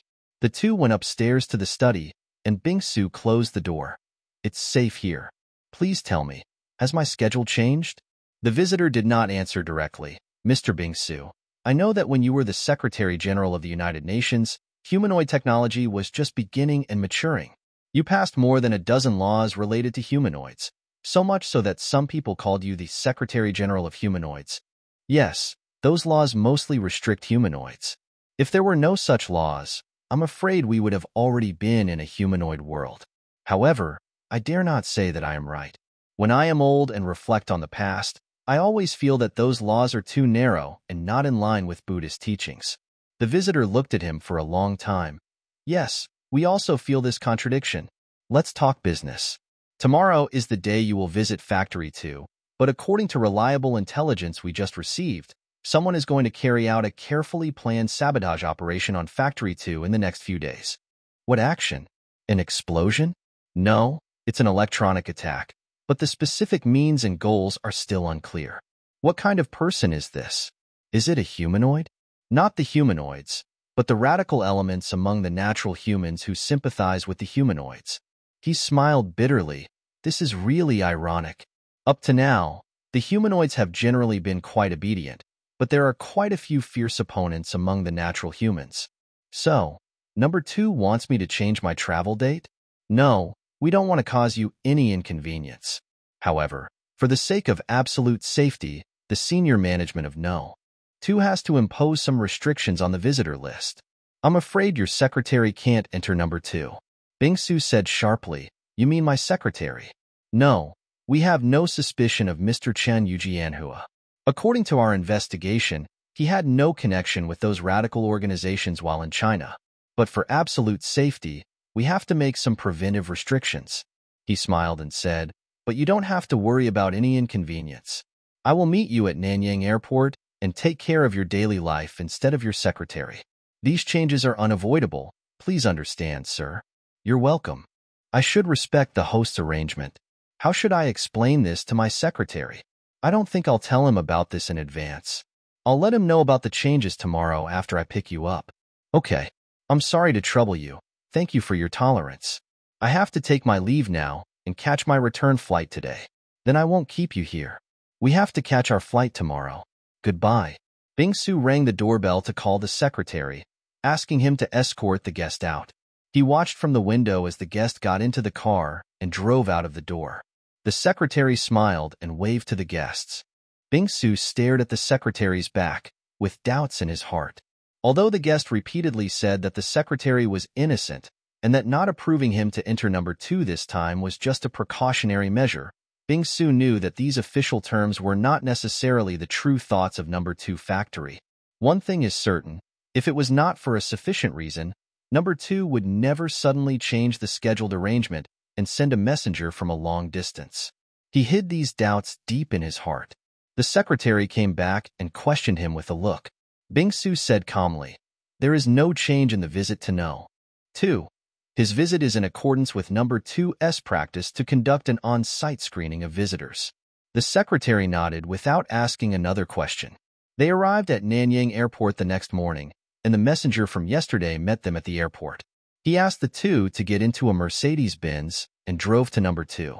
On the way, he gave a detailed introduction to number 2.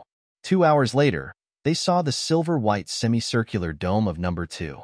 The car stopped at the gate of number 2, and Bing-Su calmly told the secretary, Jianhua, according to the arrangement of number 2, Mr. Wang Lixizi will accompany me to visit today, so you can rest outside No.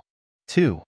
Chun Yu Jianhua looked at his master suspiciously, and then he understood the real purpose of the messenger's visit yesterday. He knew that he was probably under suspicion, and he was annoyed, but he did not show it on his face and said calmly, Of course I will obey your arrangements. Wang Lixizi had already gotten out of the car, opened the door for Bing-Su, and helped him out, then shook hands with Jianhua, intentionally adding weight to his hand. Jianhua knew he was apologizing, so he waved generously, went back into the car, closed the door, and waited patiently. For number 2 was indeed strict. Even though he was the former Secretary General of the United Nations, the inspection procedures were not relaxed at all. Shiji took Bing-Su to have his pupil pattern and fingerprint checked, and he also did the same. After the inspection was passed smoothly, they entered the shower passage again. Shiji helped the guest take off his clothes and walked into the mist. Then they dried their bodies in the hot air area, changed into number 2's white work clothes, and walked out of the passage. Duja Dandan, the secretary of director number 2, greeted them with a smile at the door. De Gang, who used the alias Wang Lixizi, was relieved. A month ago, they crossed the firewall of number 2 and entered the outer computer network of number 2, where they found the news that Mr. Bing-Su was coming to visit. This was the opportunity they had dreamed of. The two computer experts immediately deleted and modified the personal information sent there by Thailand. The height, weight, photo, pupil pattern, fingerprints, etc. of Secretary Chen Yujianhua were all replaced with D gangs, and then began this flower transplantation operation. He, Yuhi Jiaming and Elder Hebai had carefully considered every detail of this plan and were very confident. Yes, the defense of factory number 2 was very tight, but even the tightest defenses had loopholes. Moreover, tight defenses often create a false sense of security, causing security personnel to overtrust computer data. When he was checking pupil patterns and fingerprints just now, he still couldn't help feeling uneasy. Who knows if factory number 2 had made a backup before they tampered with the data? Who knows if they had verified the personal information through other means? The inspection passed successfully. At this moment, he had an instrument under his tongue, the size of a 5-cent coin. It was a high-capacity storage device. All the instructions provided by Mr. He to change the working procedures of number 2 had been compiled into a string of zeros and ones, stored here and compressed. As long as the pin connector of the storage device was plugged into the computer cable, the instructions would be sent out within 1 second. Then number 2 would be bustling. Miss Dandin came to meet Bing-Su, and Gang stepped over Bing-Su and said, "Hello, Miss Dandin." Mr. Bing-Su said he is very grateful for your invitation. You're welcome. Please come in. Director General number 2, Mr. Ambedkar, is waiting for you in his office. She turned sideways and asked Mr. Bing-Su to go first, while introducing the interior of number 2. Sometimes, the guest secretary would interject a sentence or two, such as, "The humanoid employees in number 2 will never leave the factory," or "Every humanoid baby produced in number 2 must undergo strict factory inspection, including computer inspection and manual inspection." Am I right, Miss Dandin? Dandin was a little disapproving. This secretary seemed to be a little too talkative. As the personal secretary of the former Secretary General of the United Nations, he should be more stable. Of course, she would not show this thought in her expression. In fact, Chi Hong Gang had been carefully considering his interruptions. He was now playing a dual role. In Mr. Bing-Su's eyes, he should be a staff member of number 2, and in Dandin's eyes, he should be Bing-Su's secretary, maybe a bit talkative. It was difficult to grasp this balance. Fortunately, Mr. Bing-Su had been deeply shocked since he entered number 2, and had been watching these human-making machines that replaced God and Buddha with awe. It seemed that he had no doubts about Gang's identity. The factory director and chief engineer was waiting for them in the central office. He was an Indian-Chinese man with a dark complexion, thick eyebrows, and deep eye sockets. He shook hands with both of them. "Welcome, Mr. Bing-Su. Welcome, Mr. Chan Yujianhua." Bing-Su looked at Wang Lixizi beside him in confusion. Gang was prepared and winked at him playfully, which meant that the boss asked me to serve you instead of your secretary, so we might as well make a big show. Bing-Su was relieved and didn't say anything else. "Hello, Mr. Director. Thank you for your invitation. You are the 3rd UN Secretary General to visit room 2. Please follow me upstairs." They came to the top-floor office. The giant desk that Bai had used was still there. There were huge circular glass windows around, and the factory scene was in full view. Above their heads was a canopy made of nanofilaments, which evenly spread from the center to the surroundings, trembling slightly in the breeze. There was a giant screen on the main wall of the room, showing the entire process of the production line. Ambedkar asked the two to sit down, and the secretary brought drinks. Ambedkar emphasized again, "You are the 3rd UN Secretary General to come to inspect number 2, and you are also the one who has the closest relationship with humanoids. We should have invited you long ago. As far as I know, during your first term, artificial DNA was born in the hands of scientists. During your second term, 3 humanoid factories were built one after another, and humanoids entered large-scale industrial production. At that time, one after another, laws related to humanoids were passed in the United Nations, such as the Humanoid Social Status Law, Humanoid 5 Commandments, measures for the treatment of humanoids with bad tendencies, and so on. These laws and regulations were passed under your hands. Am I right?" "Yes, that's right. My great-grandfather was a pariah in India, born in Maharashtra, and belonged to the Mahar caste," he said suddenly. "Although the pariah system has ended, the resentment of the pariah is still in my veins. In my opinion, all the laws about human beings are nothing more than the pariah system in the 22nd century. He smiled and said, "Please forgive my frankness. I have been wanting to say these words for a long time." Chi Hongda looked at him in surprise. As the director of number 2, he should be a loyal host of these laws, but he didn't expect that his real thoughts were like this. Mr. Bing-Su didn't take it as an offense and said calmly, "You are right. These laws will be abandoned one day. Just like water from the mountains will always flow to the bottom of the valley. But we still have to build some dams to make it flow more peacefully, otherwise it may cause a disaster. Remember the tribal feud in Uganda in the 20th century?" Ambedkar smiled and said, "Can future generations understand these painstaking efforts? You are the maker of these laws, and I am the executor. We are both doing unpleasant jobs. Just be at peace with yourself." Ambedkar stood up. Come on, I'll show you room number 2. Please. They visited factory number 2, along the path that Dong Hongshu and Stepanov had walked. Ambedkar and Bingsu walked in front, while Chi Hongdagang and Miss Dandan walked behind. Mr. Bingsu was in good health and walked steadily, but whenever they went up or down the stairs, Chi Hongdagang would rush forward to support the old man. Hebai had already introduced the situation inside number 2 in detail. So, although it was the first time for Dagang to enter number 2, he was very familiar with it, as if he had been there in a dream. They visited the imprinting room, where hundreds of laser pliers manipulated atoms of phosphorus, carbon, hydrogen, etc., and built them into human DNA. They also visited the incubator, where thousands of uteruses were twitching, and inside the uterus, fetuses were floating in the amniotic fluid, absorbing nutrients from the uterus through the umbilical cord. One baby after another was born, and the incubator was filled with the sound of babies crying. Degang's eyes blurred. 25 years ago, his lover Arbi Yajun was born here, born from a pile of lifeless atoms with the aura of life. Where is she now? Her body has been decomposed into atoms, perhaps becoming the component of another baby, but that one Yajun will never come back. He suddenly realized that he had been distracted and hurriedly collected his thoughts. Today, he would try his best to complete the plan, for the sake of the future Yajuns. Ambedkar led them to the examination room again, and the babies, dancing and struggling, passed through the electric eyes one by one on the conveyor belt. The green light flashed frequently, indicating that the inspection was passed. Then the babies were sent to the manual inspection room, where there were more than 30 female inspectors. Needless to say, they were all natural persons. The female inspectors had magnifying glasses embedded in their eyes, and they observed the baby's fingertips skillfully, while also assisting with touch inspection. The babies who passed the inspection were sent to the nursing room. Manual inspection is the most troublesome process for Degang and jamming. Fortunately, Mr. Hebai has come up with a way to deal with it, a very simple way.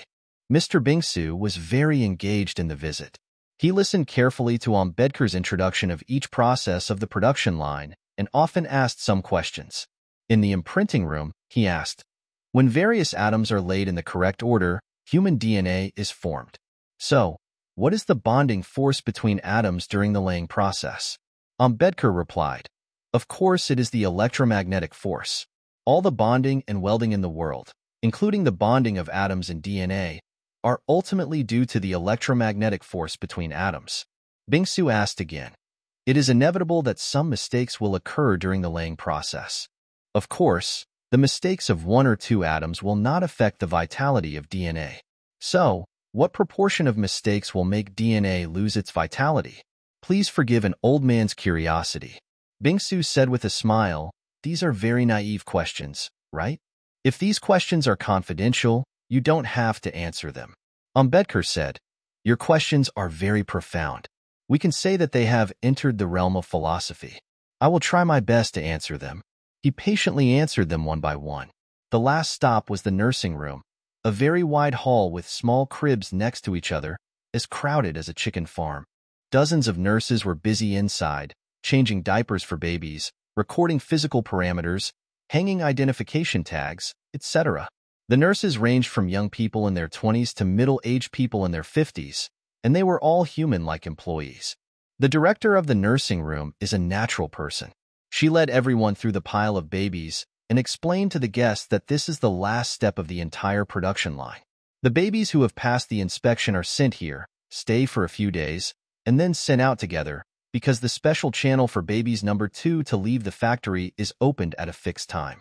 At the same time, the babies are finally observed here to see if there are any genetic defects. After leaving here, the babies are sent to the orphanage, where they grow up until customers buy them. More than 1,000 babies gathered here, and it became a sea of babies. Loud cries came one after another, but most of the babies did not cry. They danced quietly on the bed. Bingsu watched with great interest. He walked to a small bed with a sign KQ 32783 hanging on the head of the bed. It was the factory number of the baby. He asked the director of the nursing room, can I hold her? Of course. The director of the nursery bent down, picked up the baby, and handed it to Bingsu. It was a beautiful baby girl, beautiful to the point of perfection. All humanoid babies are very beautiful. Their genes are carefully designed, absorbing all the advantages of white, black, and yellow people. Customers who buy humanoids certainly want beautiful ones, which is also a kind of natural selection pressure, forcing producers to carefully carve the appearance of the product. The baby girl's eyes are black and bright, her hair is curly, her skin is white with a hint of red, and her small earlobes, small nose, small hands and feet are so delicate. Bingsu looked at her carefully, and a warm current surged in his heart. He is Thai, and Thais attach great importance to family. When he was the Secretary General of the United Nations, he did have the opportunity to visit the #1 factory in the United States, but he never went. Why? He did not tell others the reason. He passed many laws related to humanoids, and these laws cannot be said to be fair. When he only faced those adult, taciturn, robot-like humanoids, he did not feel too much guilt in his heart, but he did not dare to face the ignorant and cute humanoid babies. He looked at her for a long time, sighed, and handed the baby girl to Chi Hongdagang beside him. Dagang picked up the baby girl and immediately thought of his lover. Yajun had no childhood. Her life began when her parents took her home. Before that, she had no photos, except for the 1-inch photo on her ID card. There are no interesting childhood memories. She grew up in a foster home that looked like a chicken coop. His heart ached slightly, and he handed the baby girl to the secretary Dandan beside him. Dandan couldn't wait to hold the baby girl and put her face against hers. The rules in room 2 were very strict. Except for accompanying important guests, she had no chance to come to the nursing room and see these real babies. Before that, she had only seen them on the monitoring screen. But how could the images on the screen be so real? The baby girl's bottom was heavy and tight. Her little body was very warm. Her skin was smooth, soft, and tender, and she could feel a strong pleasure when touching it. She really liked her. It was time for the baby to be fed. More than 1,000 robotic arms stretched out at the same time and accurately stuffed the pacifier into the baby's mouth. Only the robotic arm on the crib did not find its target. It swung hastily, searching with its photoelectric eyes, like a grasshopper with its head cut off. Everyone laughed. Dandan put the baby back, and the robotic arm immediately stuffed the pacifier in. The baby girl jerked quietly, her black eyes looking at the faces above her. The 4 of them left the nursery and headed back to the central office building. Chi Hongda was just thinking that the moment was coming, and the plan that he, Jiaming, and Uncle he had carefully formulated was about to begin. Success or failure depended on the last move. On the way, he took advantage of the fact that no one was paying attention and spit out the information storage device that he had been holding in his mouth, hiding it securely in his palm. While he was chatting with everyone, he quietly pulled out the sharp needle connector of the storage device and clamped it between his index and middle fingers. The guests and hosts sat down in the office, and Ambedkar said, "I hope you will be satisfied with this visit. If you have any requests or questions, please feel free to ask." Bingsu said, "I am very satisfied, very satisfied. I finally saw the mysterious process of humanoid production. Let's put it this way, I was a little disappointed after watching it. Just like when I visited the Houston Space Center that year, I was also a little disappointed after the visit. Why? Because in the minds of ordinary people, interstellar spacecraft are divine objects outside of reality. When you touch it with your hands and see the rivets and joints on it, you will find that it is also a machine. It is the same today. Breeding humans, this was originally the work of God and Buddha, but you use some bottles and jars, some hard machines to make them. So, touching the laser engraving machine and the artificial womb, I feel a little lost. It destroys the original sense of mystery and holiness in my heart, right? Right. Ambedkar smiled and said, "There is nothing mysterious about science itself.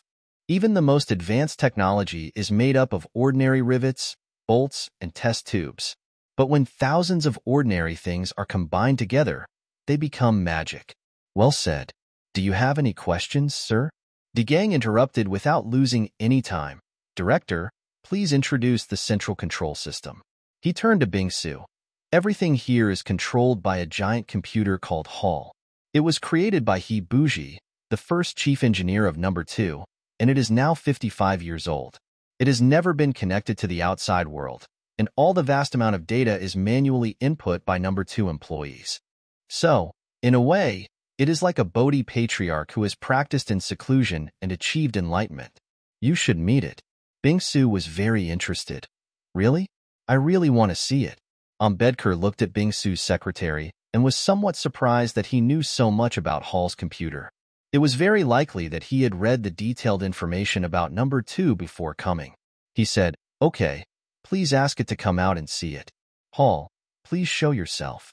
A face immediately flashed on the giant screen in the main hall. The face synthesis technology was seamless, and the expression was as natural as a real person. It looked at the guest with a peaceful gaze and said in a steady tone, "It's nice to meet you, the Honorable Mr. Bing-Su, and you, Mr. Chun Yujianhua." Hearing his secretary's name, Bing-Su couldn't help but look at Wang Lixizi again. The latter smiled back. Hall asked, "Do you two have any questions for me?" DeGang talked to Bing-Su in a low voice for a few words, then looked up at Hall and said with a smile, "Mr. Bing-Su asked me to ask a question. I heard that you have developed self-awareness in 55 years of self-cultivation. Is that right?" "I think so. You are the true soul of number 2, right?" "I'll manage number 2 for them," he said, looking at Ambedkar. "But aren't you lonely? You've been isolated from the world your whole life, living in the inner land of number 2, in the chip maze, and in this narrow and deep pipe." He walked to the mainframe, pulled up a thick cable wrapped in a metal jacket, and held it up for Hall to see. Such a living space is too narrow. "If it were me, I would go crazy." Hall smiled. Every life is a prisoner of its environment. Plasmodium can only live in the blood and the intestines of mosquitoes. Fish can only live in water, and humans can only live in the air. You don't have to pity me alone. This answer was very witty, and everyone laughed. Bing-Su said, "This is really a philosophical answer." "Okay, I have no questions, thank you." Hall said you're welcome, and then disappeared from the screen. DeGang smiled embarrassedly, as if he had lost a move in the game of wits with the computer. He put down the cable, bent down to tidy it up, then patted the dust off his hands and returned to Bing-Su. At this moment, the needle of the storage device has been inserted into the cable. There are 3 wires in the cable: positive power supply, negative power supply, and signal line. A green light on the storage device flashed very weakly, indicating that the needle was just connected to the signal line. Then, the compressed information was input into the computer's inner network within 1 second. Mr. Bing-Su was shaking hands with Ambedkar and Dandan to say goodbye and express his gratitude.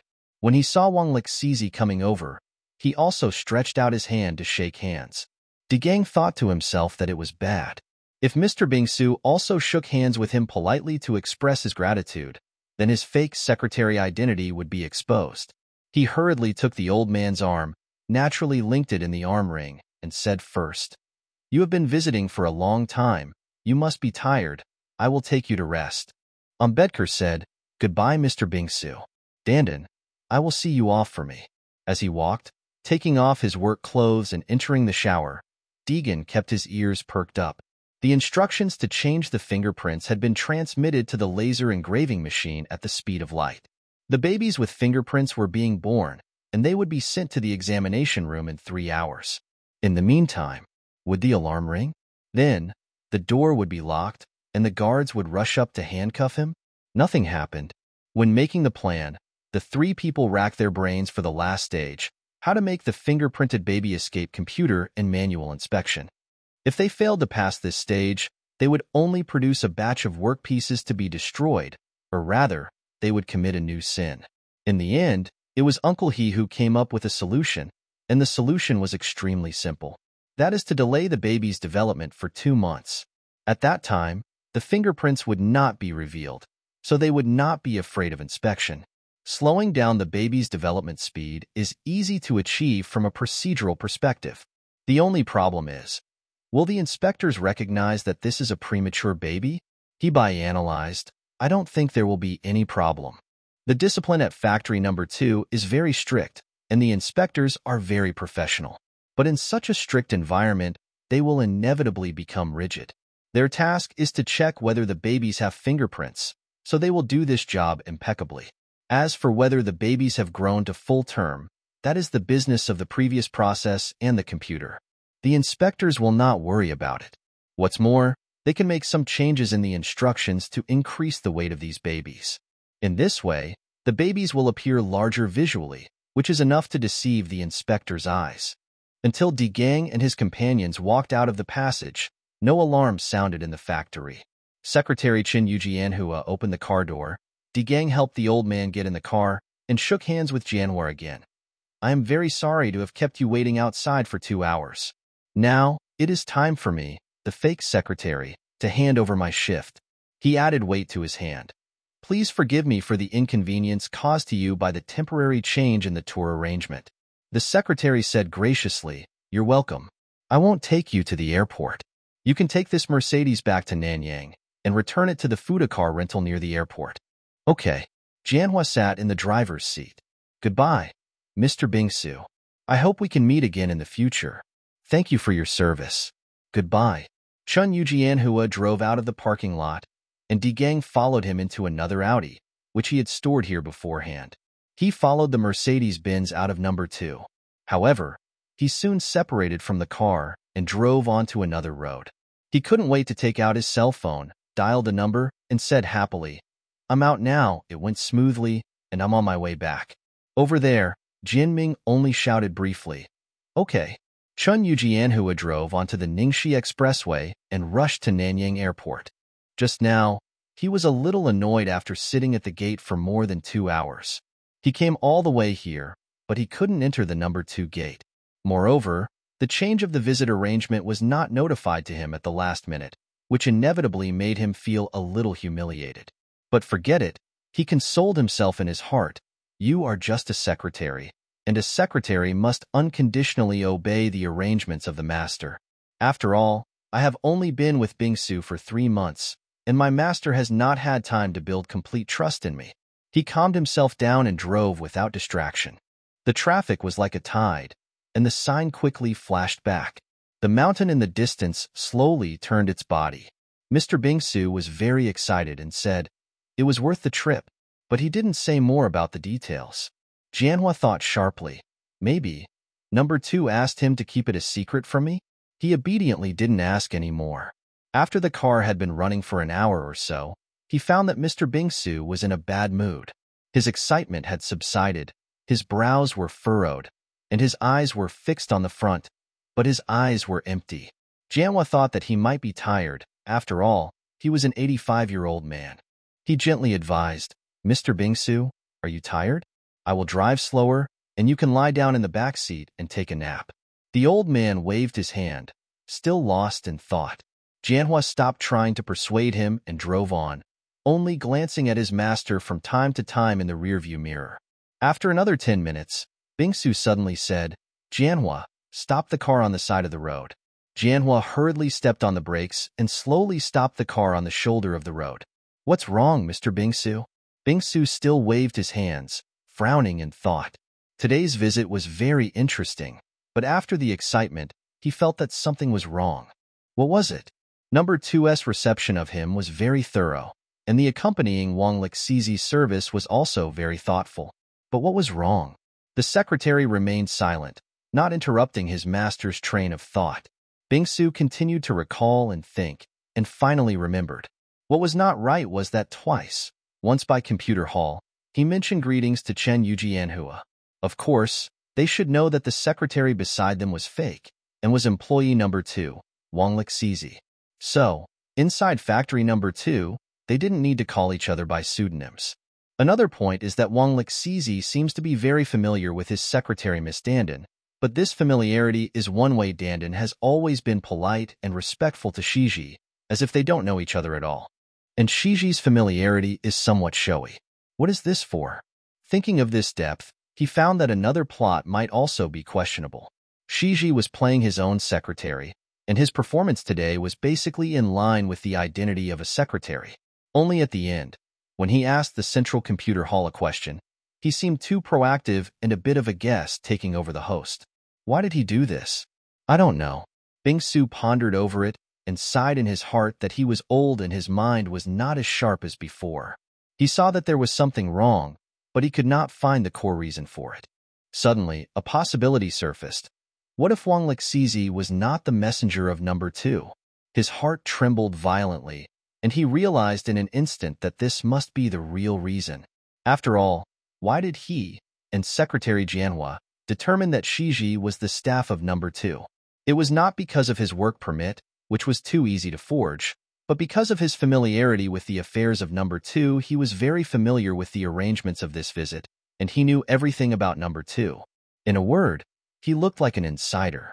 This disguise paralyzed Bingsu and made her forget to identify his identity. Bingsu had been immersed in politics all his life, and he was not lacking in political schemes. Today, he just occasionally failed to notice. Once this layer of window paper was broken, everything would suddenly become clear. Wang Lixizi had cleverly and covertly directed the suspicion to the secretary, just to muddy the waters. He arrived in Thailand half a day before his own departure in order to create a time difference so that Bingsu would not have time to suspect. He could freely enter and exit number 2, which must have been a hacker's way to replace Jianhua's personal identification information with his own. Bingsu thought that both he and number 2 had been fooled. The main reason for being fooled was a psychological misunderstanding. They had placed too much trust in number 2's strict security measures. The secretary was still waiting for him patiently. He sighed bitterly. Jianhua, I'm afraid we've all been fooled. The secretary looked at him questioningly, and he didn't explain much, but simply ordered, return to number 2 immediately. Quick. Chun Yu Jianhua started the car immediately. There was no way to turn around on the highway, so they had to wait until they got to the nearest station. The car drove for nearly 20 minutes. During this time, Bingsu could only helplessly watch the cars going the other way on the other side of the isolation belt passing by. He thought jokingly that this was an example of the side effects brought about by high technology. When they arrived at Jinping Station, the secretary turned around and drove back to Gate 2 quickly. An hour later, they arrived at Gate 2. The guard came over and recognized that this was the Mercedes-Benz of Mr. Bingsu who had just left here. Without waiting for him to ask or open the car door, Bingsu opened the car door and jumped out, saying in an unquestionable tone, "Quickly notify Director Ambedkar. I want to meet with him immediately." Quick. Ambedkar saw the guests off and watched them walk out of the door on the screen. After a while, Miss Dandin walked into the room with brisk footsteps. Without looking up, he asked casually, "Sent them off?" "Yes," she left.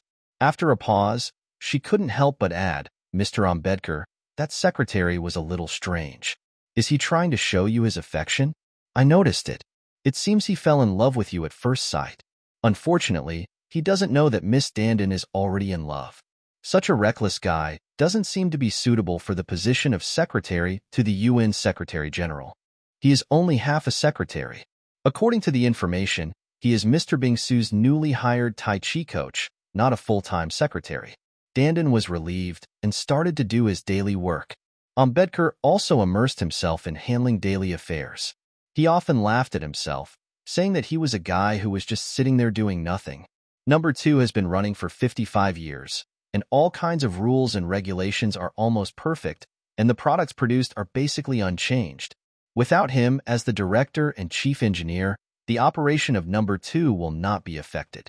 The framework of No.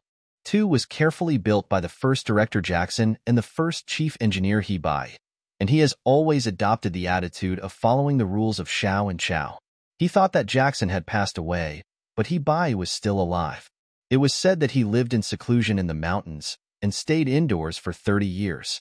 A scientist as powerful as him could really bear loneliness. He suddenly had an idea to invite Bougie to visit number 2 again as a way to express his respect for him. He told Dandin to write this down in the memo and make specific arrangements in a few days. He didn't know that Bougie had become a target of police control. Due to the excessive confidentiality regulations, this information was not passed on to him. Dandin did as he said, and suddenly raised her head and smiled. "Those humanoid babies are so cute." "Well, they are no different from human babies. Mr. Ambedkar, you know I don't like the humanoids around me. They are all rigid and stiff, but a newborn humanoid baby, their skin is smooth and tender. When I touch their little bodies, my fingertips feel numb and electric. Their eyes are so clear that you can see into their hearts through their pupils. I love them so much." Ambedkar smiled as his secretary used all the superlatives. In fact, he also loved those cute babies. But why do they smell like humans when they grow up? It's mainly the weight of the environment and customs. Think about the black people in America 200 years ago, the untouchables in India, and the sons of the landlords in China. I want to buy a new baby and raise him. Of course you can. Ambedkar sighed, but doing so often leads to a tragedy. Gradually, you will regard this humanoid baby as your own, but you cannot give him the identity of a natural person, and you cannot protect him from social discrimination. Dandin was silent. After a while, Ambedkar had already put the matter aside, but she suddenly said, I still want to buy a humanoid baby. Ambedkar hummed, non-committally. It was an easy task, and he never imagined at that time that Dandin had gone through so much hardship for this baby. 4:30 p.m., Hall's face suddenly flashed on the screen. Mr. Ambedkar. It shouted urgently. Judging from its expression and tone, it must be an emergency. Ambedkar immediately jumped up. Hall, what's the situation? The production procedures have been tampered with.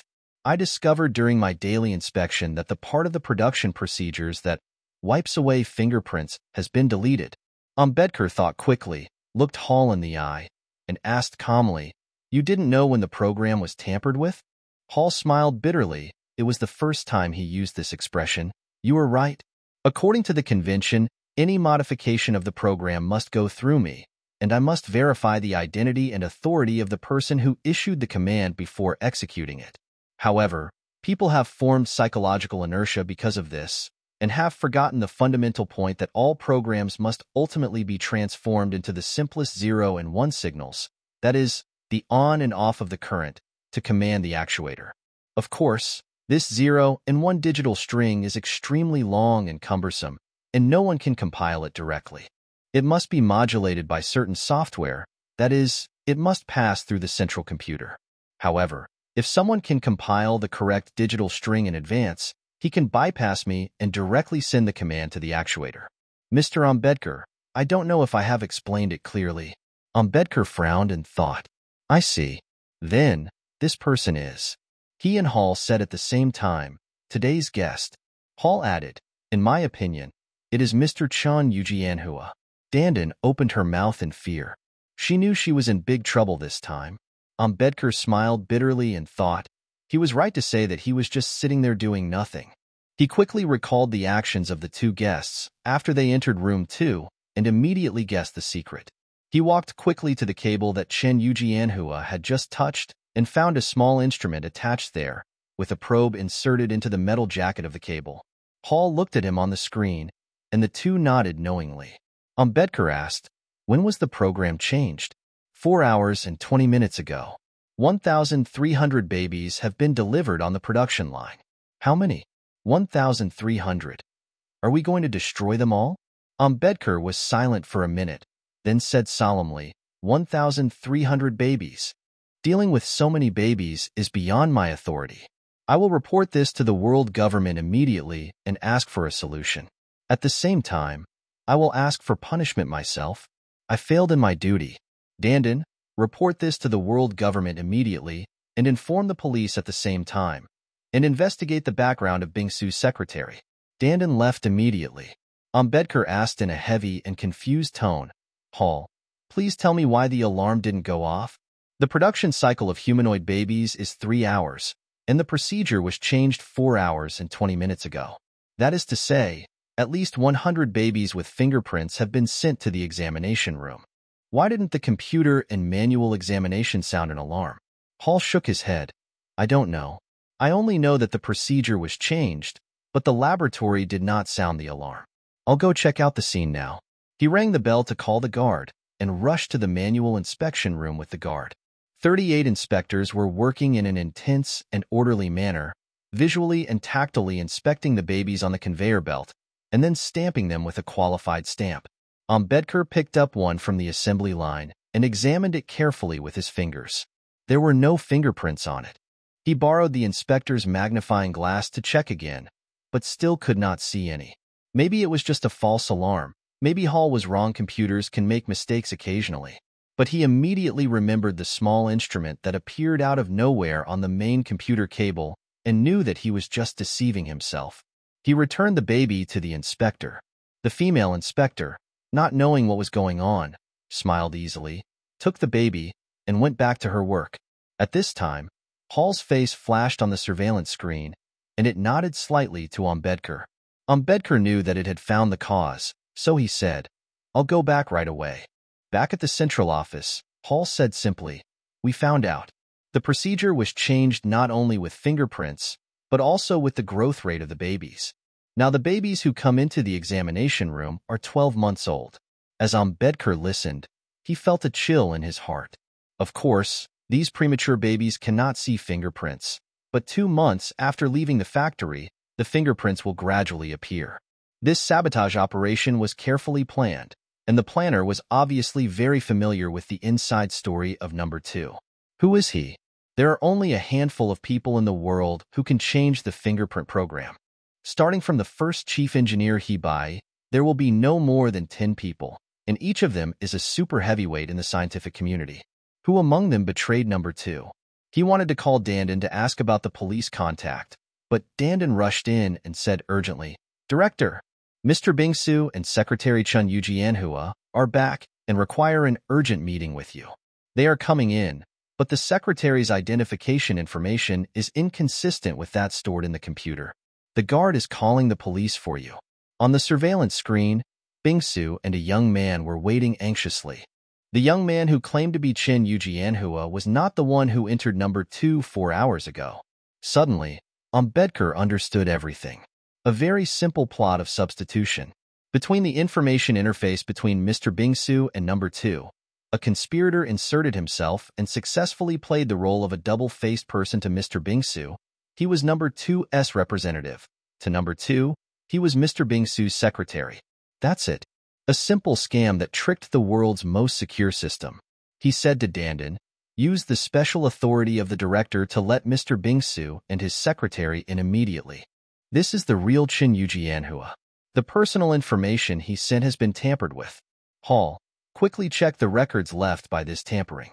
Also, Dandan, notify the police immediately and find out his real name based on the personal information of the fake secretary. Fingerprints, pupil patterns, and blood type. Go. 3 minutes later, Mr. Bingsu and his secretary sat in the chairs of the central office, but they didn't need to say anything more. The police's identification report has been delivered. The young man who sneaked into number 2 is called Chi Hongdagang, a famous computer engineer. He once fell in love with a humanoid girl and carved a fake fingerprint for her. After the incident, the female humanoid was destroyed. Chi Hongdagang was determined to take revenge. He helped the police dig out a B-type human Yu He Jiaming who sneaked into the police station. He was the son of number 2 chief engineer He Bai, but later he tipped off this dangerous humanoid police officer. Now Chi Hongdagang has been missing for many days, and the police are looking for him. This was the first time that number 2 learned that He Bai had stolen a baby with fingerprints from here. Ambedkar smiled bitterly and thought, "No wonder it is so. No wonder the conspirators are so familiar with No. 2 that they can even write instructions to modify the fingerprints." He said to Bingsu, "We have all been fooled. Now, please tell us the whole story in detail." String theory is a big storm that swept the theoretical physics community at the end of the 20th century. Its power and strange properties are unprecedented. Those who believe in string theory regard it as the final theory and believe that it can cover all basic physical phenomena. 20th century physics, quantum mechanics, and relativity. Quantum mechanics deals with phenomena in the microscopic world. In this framework, elementary particles are point particles with no size, and their properties and behaviors can be accurately described by quantum mechanical equations. So far, no contradiction has been found between countless theoretical predictions and experimental results. The main forces between elementary particles are electromagnetic force, weak force, and strong force, so the quantum mechanical structure is sufficient to cope with the effects of these 3 forces. As for the last force in the universe, gravity, it must be described by the theory of relativity. Einstein believed that space-time is dynamic and will bend under the influence of matter. Einstein's equations indicate the relationship between the distribution of matter and the curvature of space-time. So far, physical phenomena can basically be included in the above two theoretical frameworks. Microscopic particles have small masses, so the gravity/curvature effect can be ignored. Macroscopic objects can ignore quantum effects. The reason why physics in the 20th century was able to create such a prosperous situation is that the two theories can complement each other. But there are also profound contradictions between the two. In short, general relativity violates the uncertainty principle of quantum theory. The so-called God does not play dice. Therefore, both must be corrected to make them a unified quantum gravity theory. The most promising quantum gravity theory is string theory. Its basic assumption is that all elementary particles are actually objects similar to strings, which can be closed or open. Strings have various vibration modes, each of which represents a particle. The most important of these is that gravitons that can form gravitational waves are also one of the vibration modes. Further mathematical derivations can prove that electromagnetic force, strong force, and weak force can all be included in string theory. In recent years have shown that it is indeed a quantum gravity theory without internal contradictions, which is why it is so popular. However, since it cannot be confirmed by experiments, string theory must calculate everything in the universe if it is to succeed. However, there are some points that are not well accepted by the public. For example, it requires that the space-time dimension of the universe must be 10, otherwise there will be an insurmountable mathematical contradiction. But where are the extra 6 dimensions? String theory has not yet made this point convincingly. String theory can become the final theory of physics. We can only wait and see. 14. The tide of humanoids. Sima Linda quickly got familiar with his new home. This was not the flat space he had lived in and was used to. It was distorted and twisted, a maze of chips and a network of countless wires. After entering this world, he gained a lot and lost a lot. There is no absolute freedom in the world, and this is also true for humans. Humans cannot leave the air, so they are imprisoned in the air pipes.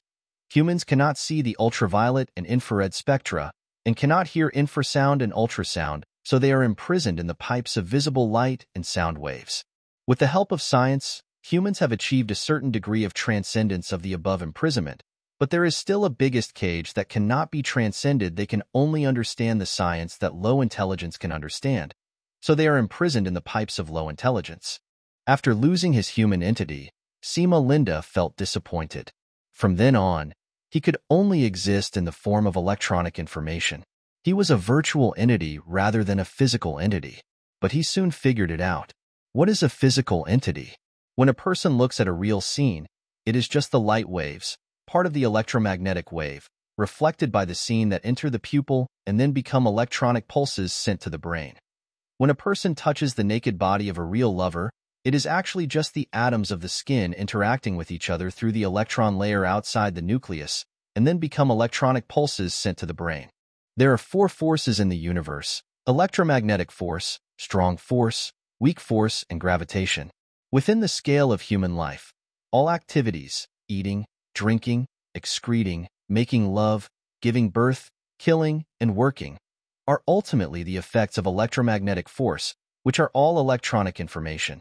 The electronic information world in which he now lives is a deep refinement of entity.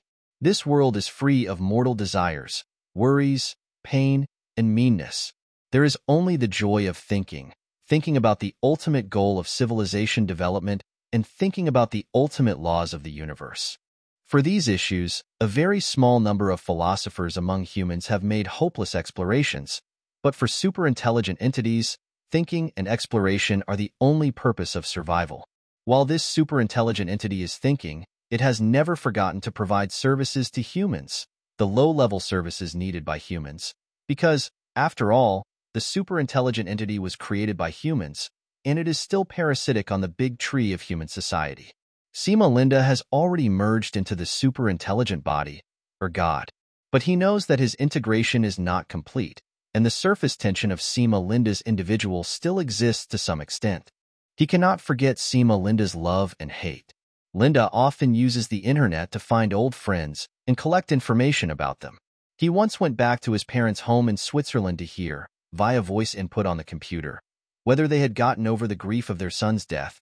He once went back to Chow Chow's home to see, via the computer's camera, Did she have a new love? He wanted to find the beekeeper and listen to his simple but philosophical conversation again. However, the beekeeper did not have the internet and could not find him. While searching for the beekeeper, he discovered a new and broader world. It turns out that the world of electronic ghosts is not limited to the internet, LAN, communication lines, etc. He can also thrive in the power lines, powerful power networks that are spread all over the world. 50 Hz alternating current flows here, but high-frequency signals above 50 Hz can also coexist with it and run parallel. Since learning to survive in the power network, he has become freer. If he wants, he can travel around the world in 0.1 seconds, reaching the Grand Canyon of Tibet, the rural areas of Uganda, the shops in Chinatown in New York, and the simpleton of Zhangshulin in Xiaolinyu. However, he found several inaccessible places, one of which was Factory Number 2 near his hometown. Here, the internet terminal can only reach the periphery of the factory.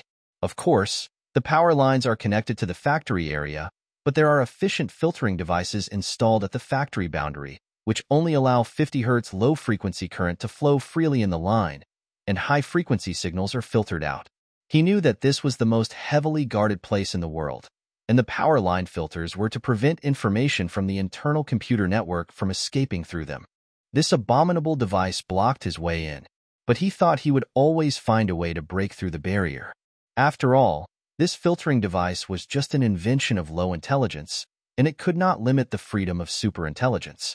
The dams built by beavers stopped the huge ships of mankind. The sunrise in the mine is later than in other places. The roosters have been crowing for a long time, and the sky has already brightened before the sun slowly climbs up from the eastern hill. The soapberry trees on the hillside are bathed in the morning glow. The track extending from the mine tunnel extends along the contour line of the hillside to the ore dressing workshop, and several black or bucket cars are placed on the track. This mine has long been abandoned, and only the frame of the workshop remains. Down from the ore dressing workshop is a narrow mountain stream, the bottom of which is covered with white pebbles, and clear mountain springs flow through the gaps between the pebbles. A road passes through the stream and leads to the distance. Due to years of disrepair, it has become bumpy. Yuhi Jiaming washed his face in the stream and moved his hands and feet towards the morning glow. The wounds on his body had healed, but the wound on his heart had not yet healed. It had formed a scar, but no new flesh had grown. This iron mine was built in the 1970s, a time when people lost their rationality. After a hasty exploration, they concluded that there were rich mineral deposits here, so they hastily built the mine. Soon, after digging a few hundred meters into the mine, they encountered an old mine. It turned out that the ancients, probably people from the Han Dynasty, had mined here and dug out the main vein. Rusty hammer heads and hammer handles that were soaked in sewage and turned red still remain in the old mine. The isolation of time often creates two-way mysteries. The miners of the Han Dynasty must have been full of mystery about the pneumatic picks, drills, gravity, and magnetic prospecting instruments of the 20th century. And the people of the 20th century were also full of curiosity about the past. In that dynasty, without instruments, pneumatic picks, drills, and explosives, how did they find the veins from the overlapping mountains, and how did they mine the hard iron ore? After the mine was abandoned, the miners and engineers had long since dispersed, with only a very small number of people left. Their descendants became authentic mountain dwellers. They farmed, fed livestock, and used the spacious abandoned factory buildings to grow wood-ear mushrooms. After leaving the He family, Yuhi Jiaming and Qi Hongda found this ideal place to live in seclusion. It was isolated from the world, but also had a certain industrial foundation, with telephone lines and computers to connect with the outside world. The landlord's surname was Chai, a small, capable man here. There was a workshop in the house, repairing machinery and electrical appliances for the villagers. The two of them were attracted by this workshop, so they rented it at a high price, and Lao Chai's family found another place to settle down. They told Lao Chai that Yuhi Jiaming had been in a car accident and his fiancée had died. Now he wanted to heal his spiritual wounds in this secluded place. Lao Chai sympathized with him and often came to chat for a while, bringing some vegetables, food, and wild animals from the mountains. The two lived here for 2 months and only went out 3 times during that time. 2 times they went to Nanyang to buy the electrical components they needed, and 1 time they secretly met with Hebai because they needed to know some details about number 2 when making the plan. After many repetitions, the fire-stealing 2 plan finally matured. Jiaming originally wanted to carry out the plan himself. He wanted to see the place where he was born and to make up for his guilty conscience with his own actions. But Di Gang persuaded him. First, the wound on his face was too eye-catching and could easily attract unnecessary attention. Second, as a Type B person, it was too dangerous for him to do this. As for Di Gang, even if he was caught, he would only be imprisoned. The day before yesterday, Di Gang left here and went to Thailand, and the fire-stealing 2 plan was officially launched. After returning from Thailand, he went to number 2 again. Whether the plan will succeed or not, we will see the results today. Jian Ming stayed at home and seemed to be more nervous than the executor. He couldn't sleep well at night, and he simulated the details of Di Gang's actions over and over in his mind. They had rehearsed these details hundreds of times, but who knew what accidents would happen on the scene? He had nothing to do this morning, which made the time very difficult. He sat on the lying cow stone by the river, motionless, his eyes sliding into the time tunnel. He saw Rui playing in the water in a swimsuit, sneaking up behind him, hugging his neck and pressing her soft chest against his back. He saw Arbi Yajun walking out of the water naked, spreading her hands calmly and saying, "I was vaporized, but do you think my fingerprints are fake?" He remembered that not far away was the famous Nanzhao ape-man discovery site. Hundreds of thousands of years ago, many ape men with hair still on their heads fished, hunted, and sowed millet with sharpened sticks in this valley. They lived a hard and difficult life. At that time, they probably did not have the arrogance of today's human beings, who would always put themselves at the top of all living things. Someone came bouncing over the rocks in the mountain stream. It was Lao Chai. Mountain people have sharp eyes. He saw Jiaming from a distance and called out to him, "Brother Jiaming, you got up early." Jiaming also greeted him and asked him what he had been doing. He came over, sat down next to Jiaming, and said, "I went to the opposite mountain to pick some ground mulberry. Here, this is it." He took out a handful of black fungi from his cloth bag. "I'll give you some when you've picked them up. They're delicious. Where's Brother Di Gang? I'm out on some business. I hope I can come back today," said complacently. "Look at how clean the water is and how good the air is in this mountain. If you stay here for a while, you will forget all your worries." His comfort aroused Jian Ming's pain. He knew that Lao Chai meant well, so he hummed vaguely. Lao Chai suddenly sighed and overturned his own words. "In fact, the water here is not good. Look at such a large abandoned mine, hundreds of empty houses, and only a dozen families living there. Why? They were all driven away by the mountain water. In the words of the mountain people, the mountain water is too violent.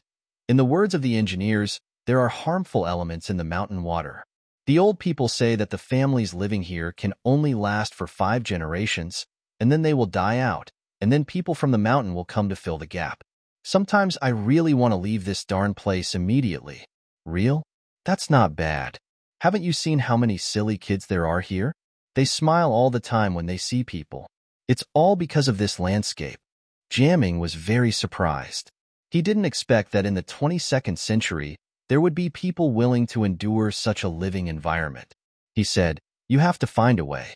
Otherwise, send the water sample out and I will find someone to test it for you." Lao Chai shook his head and said, "This place is too remote. There are only a few people living here. It's not worth spending money to improve the water source. The government has been urging us to move away, but we are a little reluctant to move. Let's talk about it later." He suddenly changed the subject. "I heard that every family outside the mountain uses human-like servants. Does your family use them?" Jian Ming's face immediately darkened. This was exactly the topic he was most reluctant to touch upon. He reluctantly replied, "No. Humanoids are mostly used in public service departments, and only a few families can afford them.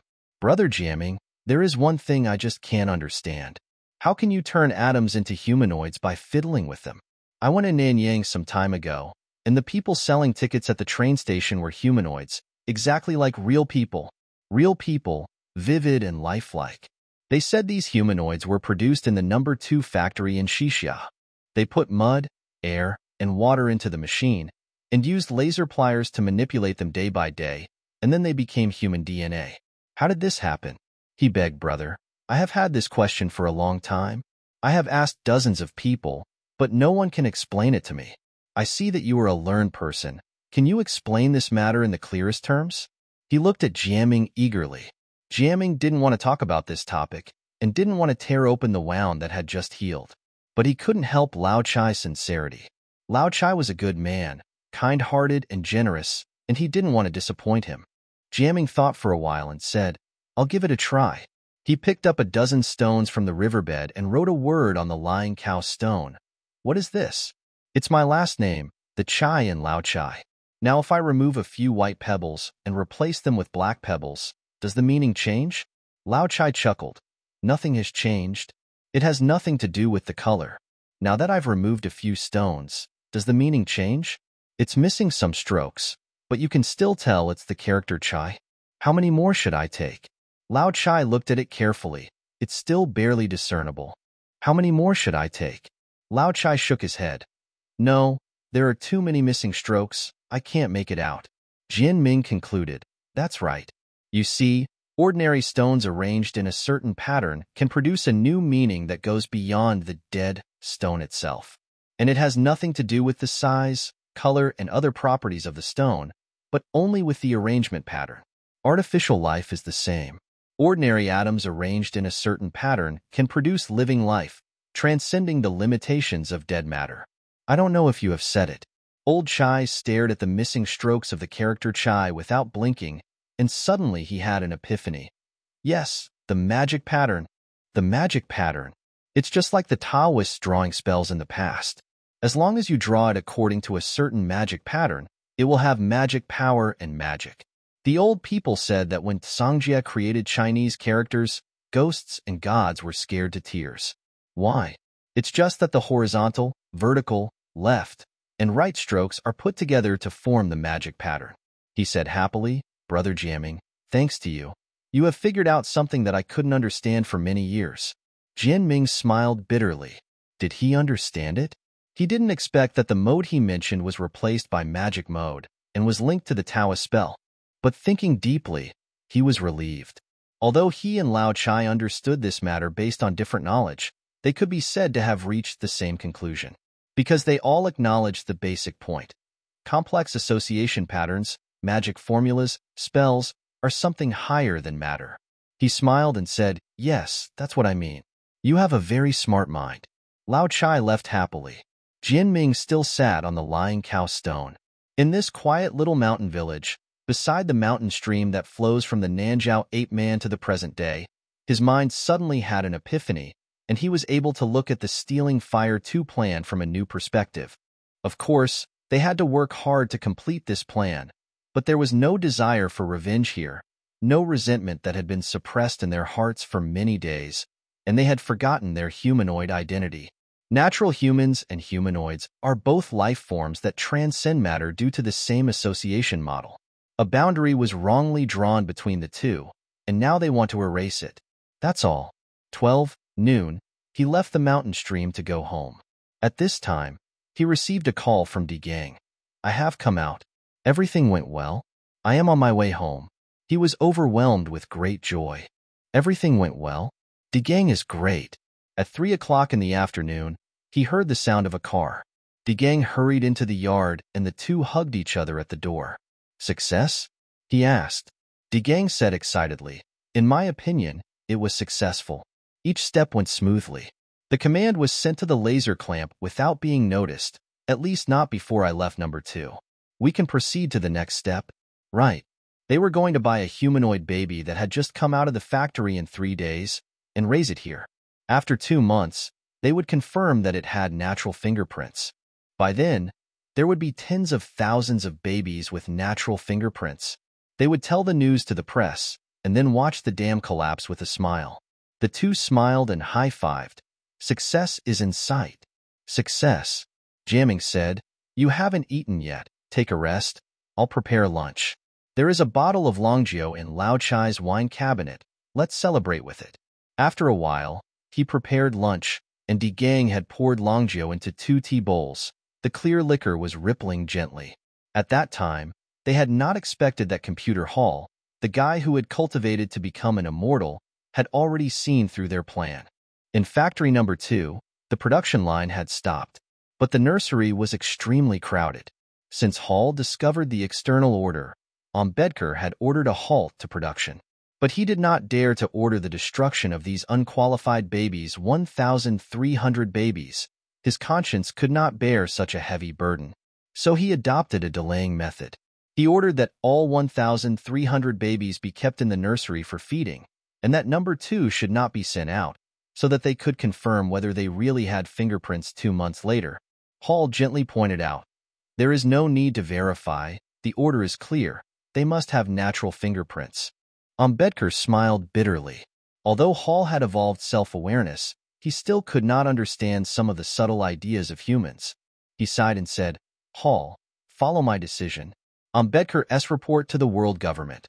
On November 10, 2125, the computer system of Factory 2 was attacked by a well-planned and ingenious invasion. Although the security system quickly discovered the foreign command and stopped the execution, 1,300 humanoid babies with natural fingerprints were produced during this period.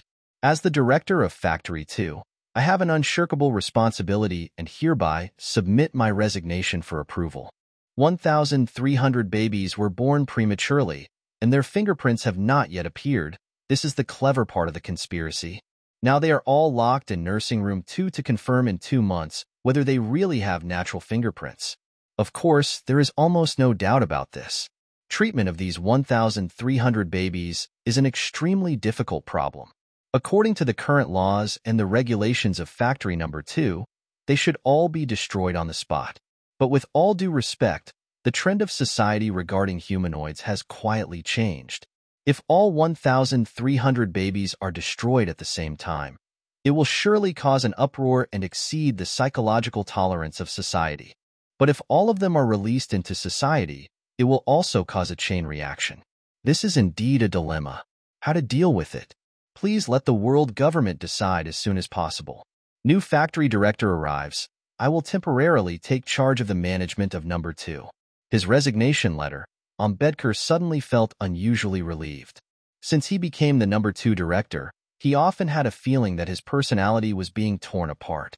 He was always uneasy about the humanoid policies pursued by society. The social elite thought that humanoids were a race inferior to humans. However, think about the United States 200 years ago, when a wise Chief Justice once said, "Everyone is equal before the law, but blacks should obviously not be included."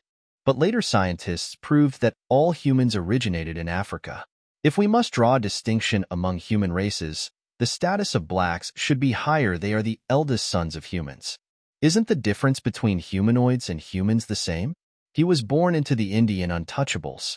In the most severe era of racial segregation, it was a crime for untouchables to accidentally let their shadows fall on the higher castes, Brahmins, Kshatriyas, Vaishyas, Shudras, when walking.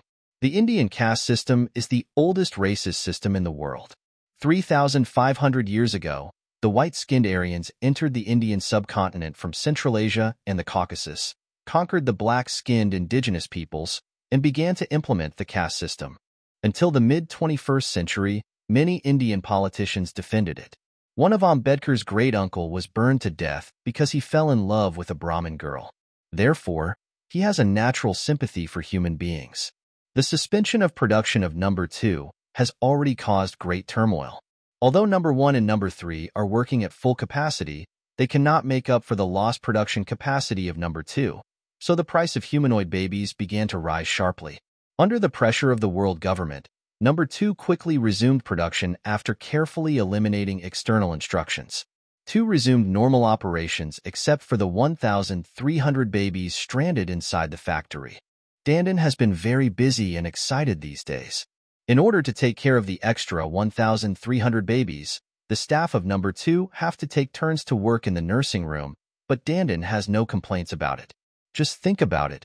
What cute little ones they are. Their eyes are clear and transparent, their long eyelashes flutter, and their faces often have a vague smile that can make your heart intoxicated. As soon as she gets to work every day, Dandin handles her work as quickly as possible, and then rushes to the nursing room to stay with the babies. These babies are indeed very beautiful, impeccable. This is determined by market pressure, and here, beauty is a goal that can be artificially approached. These babies are all perfect, but there are still differences between them. Soon, Dandan identified a baby girl as her child. Her number is KQ40345. Dandan privately named her Coco. After finishing her daily work in the nursing room every day, she would soak by Coco's bed. This kind of partiality is a taboo for childcare workers, but she is a guest after all, temporary, and other childcare workers laughed it off when they saw it.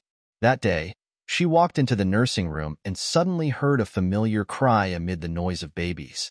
It was Coco crying. She hurried over and saw that it was indeed Coco crying. The cry was loud but not sad. She picked up Coco and found that she had pooped. The soft golden stool was pushed onto the diaper. She wiped Coco's but held her in her arms. Through the thin clothes, Coco touched her chest and pouted her little mouth to look for the papilla. The tingling electric shock rushed into her body along the papilla nerves. She blushed and her heart was pounding. No one was paying attention. She quickly lifted her clothes, opened her bra, and stuffed the papilla into Coco's mouth. Coco immediately jerked vigorously, and a stronger tingling sensation shot into her body. A nerve in her armpit felt sleepy and swollen. The numbness made her stunned. Coco couldn't jerk the milk, so she angrily spit it out and cried to protest, but her cry still didn't contain much grief. Her two black eyes stared at Dandan steadily, with a smile on her lips, as if she could recognize people. It was from this moment that Dandan made up her mind to get the baby girl with the number KQ40345 and raise her as her own child. Dandan, what are you daydreaming about? Someone said behind her. It was Director Ambedkar. Dandan's face flushed all the way to her ears. She thought the director saw her secretly breastfeeding. The director saw her extreme embarrassment and felt strange, but did not investigate further. These days, Ambedkar was upset and focused on these 1,300 babies with fingerprints. He said to Dandan, "Go back to the office. The World Government Crisis Management Team will be stationed at number 2 this afternoon. Please prepare for the relevant matters." Dandan guessed that the director hadn't noticed her little trick, and her blush slowly receded. She said, "Director, I want to buy this baby girl. The number is KQ40345. Ambedkar said calmly, "All humanoid babies are alike." "No, I want this one. I want to complete the purchase procedures in advance and wait for it to leave the factory." Ambedkar smiled bitterly, thinking that it was still unknown whether she could leave the factory, but he did not discourage Dandan's interest. He took Coco's little finger and took out a magnifying glass to observe it carefully. He had been carrying a magnifying glass with him these days to observe the baby's fingers at any time. Suddenly he was shocked and continued to observe for a while. Dandan looked at him worriedly. Finally, Ambedkar raised his head, without looking into Dandan's eyes, and said solemnly, "The fingerprint has appeared. This is the first one among the 1,300 babies to show fingerprints." Dandan's face turned pale. Everyone knew that these babies would have fingerprints, but it was still shocking to see them appear. As the secretary of the director of Factory Number 2, she certainly knew how to deal with babies with fingerprints, but she had forgotten this intentionally or unintentionally in the past 2 months. If she had not lived together for these 2 months, and if the order to deal with these babies was only reported to the higher-ups in written and electronic form, she might have waited indifferently for the director to sign the destruction order and then pass it on to the relevant personnel for execution. But now she could no longer stand idly by. Said fiercely, "Mr. Ambedkar, you cannot destroy her." Ambedkar said calmly, "I will not order their destruction. That is why I resigned. But I cannot control their fate." Dandan said firmly, "I will never allow anyone to destroy her." Ambedkar looked at her and thought with emotion. Women are really strange creatures. Just like Dandan, she has always been gentle and cute, without any opinions of her own. But once her maternal instinct is aroused, she will instantly become a ferocious fighting cock. He was worried about his successor. 1,300 babies with fingerprints, plus factors like Dandan, would be particularly difficult to handle. He said vaguely, "Let's talk about it later. Dandan, go back and make preparations." The 21st century is the humanoid trading center. Because humanoids are more valuable than gold, silver, jewelry, and high-end electrical appliances, no matter what your political views are. The hall of the Humanoid Trading Center is majestic and tall, with a crystal glass roof that allows excellent light transmission. The sun pours in, and various climbing plants, wisteria, trumpet creeper, gather from all around to the center of the ceiling, and the dark green leaves dye the sun green. The teak floor is elastic. This is natural teak. In this place where artificial creatures are traded, people prefer various natural items. This is also a kind of psychological balance. Beautiful patterned glass screens divide the hall into negotiation rooms. On November 12, 2125, 2 days after the No. 2 factory stopped production, Ms. Oi Sadako in the No. 3 trading room received 2 customers. They were 2 young men, about 30 years old. One was about 1.90 meters tall and handsome. The other was a little shorter. No doubt he was once a handsome young man, but 2 scars on his face destroyed his handsomeness. The relationship between the 2 was obviously very close, and their eyes were in tune with each other, so a mess. Oi Sadako privately guessed that they were probably a homosexual couple. Miss Sadako asked them to sit down with a smile on her face. "Welcome, both of you.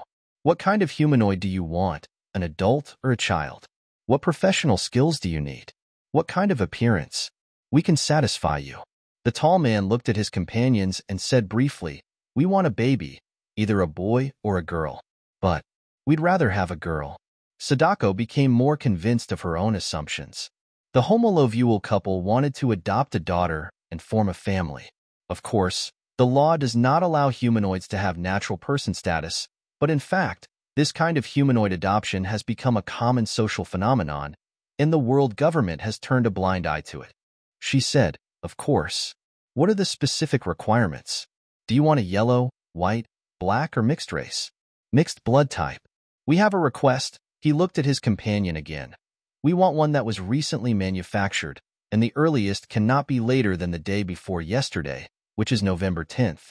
Sadako gently retorted, "Why? Humanoid babies are not bred. They will become stale in 2 days. You can regard this as our peculiar quirk, but this request must be met." Sadako paused for a moment and said, "The production line of factory No. 2 has been shut down since the day before yesterday." She saw the 2 men's faces change. "Why stop production?"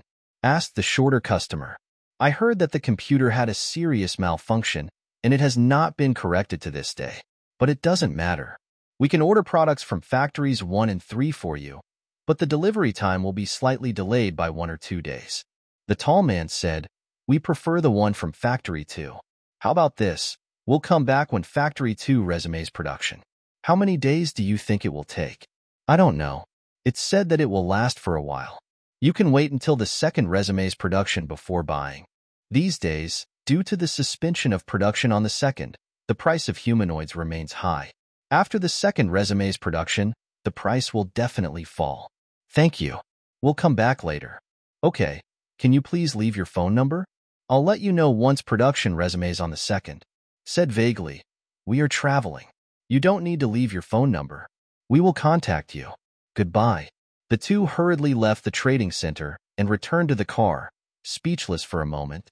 The Audi car had not been turned off, the engine was running at idle speed, and the body of the car was shaking slightly. The flow of people outside the car window was flowing slowly, and many people walked into the humanoid trading center. A policeman walked towards them, and both of them were a little nervous, but the policeman just looked into the car from a distance and walked away calmly. After a while, De Gang said, "No. 2 is out of production.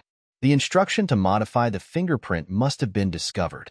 Jianming said, "We still underestimated the security system of No. 2. In fact, we never underestimated it, but it was so smooth after you entered No. 2 that we were too optimistic.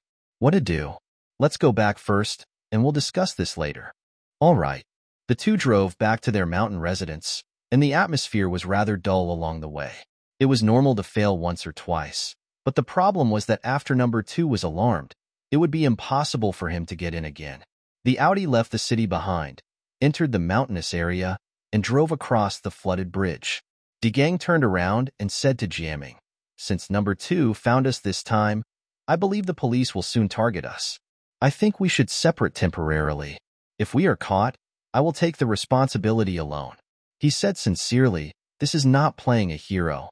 After all, our identities are different, and you have nothing to worry about. Jianming shook his head. No need. According to the law, my life will not be in danger. Even if there is danger, I have no time to consider it. Let's pull together and quickly finish what needs to be done. DeGang whispered, okay, I won't persuade you anymore. Lavender distant mountains gradually turned into a clear-cut foreground. A flock of sparrows rushed into the sky, up and down, left and right, light and graceful, like a piece of music. The smoke from the village rose up, straight up, and was suddenly blown down by the wind and dispersed in the air. They drove into the mining area. It was very quiet here today. There was no one outside the house. It was a pity that they did not stop to think about the reason for the silence.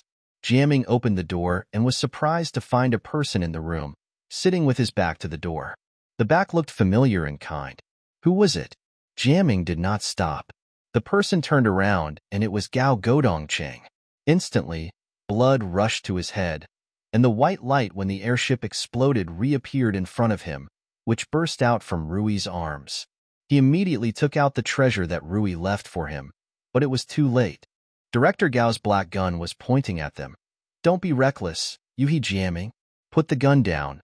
Put it down. Inner room, expressionless, with their guns pointed at them. Jianming was filled with rage, and he wanted to shoot a volley of bullets into Director Gao's chest before he died. But he finally threw the gun to the ground. DeGang was behind him, and he couldn't sacrifice DeGang's life. Director Gao gave a look, and a plainclothes officer stepped forward, picked up a gun, searched the two men, found no weapons, and took their cell phones. Then the two plainclothes officers quietly retreated. Director Gao also put away his gun and said hoarsely, "That's right. Be rational. Sit down. I just want to talk to you today." DeGang nodded to Jianming and pulled a chair over to sit down. "Okay, let's talk. I know the director is always very rational. He was very rational when he ordered the bombing of the airship." Jianming also sat down, and Director Gao readily admitted, "Yes, it was my order. But I want Yuhi Jianming to answer a question. If you were not a humanoid, would I give such an order?" Jianming glared at him with hatred and did not answer, but in his heart he admitted that what the director said was right. The director always treated him well. His back just now made Jianming feel friendly. He was not a bad boss. At this moment, he hunched his shoulders. His back was a little hunched, and he was obviously older than 2 months ago. His cruelty was not directed at Jianming personally, not at Rui or Grandpa. It was based on the most tenacious instinct to continue his own race. Jianming looked at him coldly, with very complicated feelings. His hatred for Director Gao has not diminished at all. Whenever he thought of the scene of Rui's flesh and blood flying, his throat tightened and he wanted to pounce on this demon to strangle him. But he also admitted that it was unfair to focus the hatred on Gao Godongcheng alone. Director Gao said, "I didn't want to be in this situation, but I had to be in this situation. Who forced me to do this? It was those jerk scientists." He cursed rudely, "Jerk scientists. In the past 100 or 200 years, scientists have all gone crazy and obsessed, studying clones, genetic hybrids, and type B people. They have created things that are stronger and smarter than humans, and they want the police to maintain the supreme status of humans. Isn't it a daydream?" He looked at Jianming and admitted dejectedly, "I have been the director for nearly 20 years. In fact, I already know that the prevention of humanoids is doomed to fail. Think about it. 300 million humanoids are exactly the same as humans except for fingerprints. Can they always be obedient? The prevention of humanoids is like building a dam on the top of a mountain.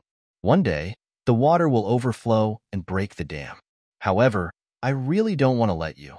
The workpieces coming off the production line. Replace humans." He glared at Jianming angrily. "I don't want to be willing." DeGang was originally full of hostility towards Director Gao, but after listening to his inner monologue, he could not help but feel sympathy. "Director, why do you have to cling to your defense of the barbarians and the Chinese?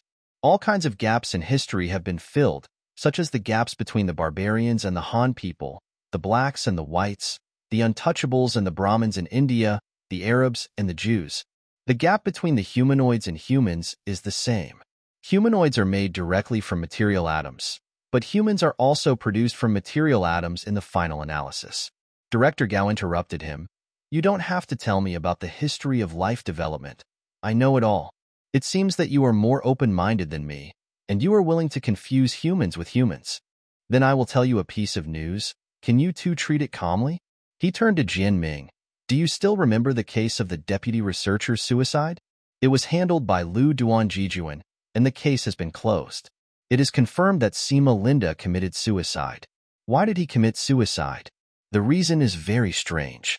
When Jijuan and Xiaoding told me, I really couldn't believe it.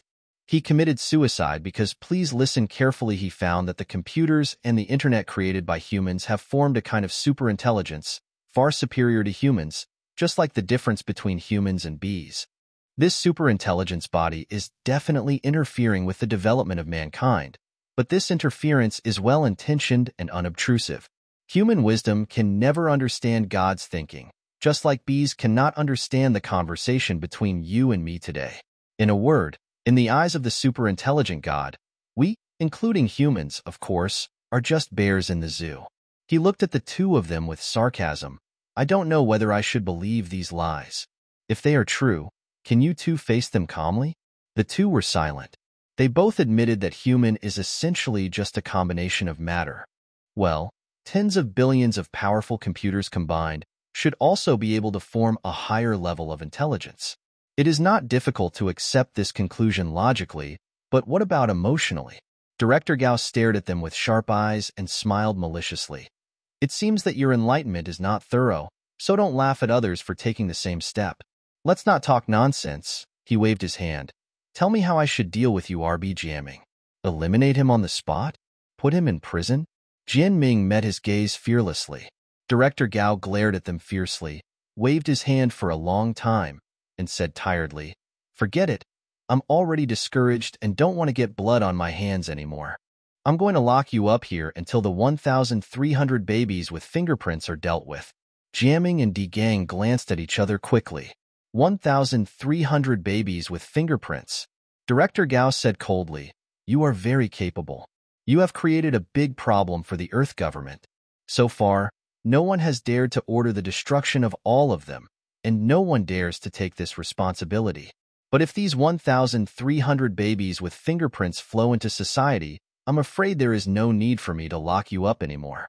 He stood up and said viciously, Stay here and wait for the news of your victory. But before that, you are not allowed to go out. If you go out, you will be killed without mercy. He left the room angrily. Two plainclothes officers came out to see the director off. They warned the two men with a stern look and then returned to the inner room without a word. Di Gang and Jianming were extremely excited. Their efforts were not in vain. 1,300 babies with fingerprints were born. Although they were not able to leave the factory, it seemed that no one dared to destroy them. In other words, the dam was about to collapse. But in the excitement, there was also some confusion. What Director Gao said about the superintelligent God made people upset. However, that was a distant matter after all, so let's put it aside for now.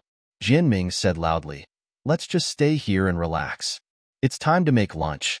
Hey! He called to the plainclothes in the inner room. We are going to cook.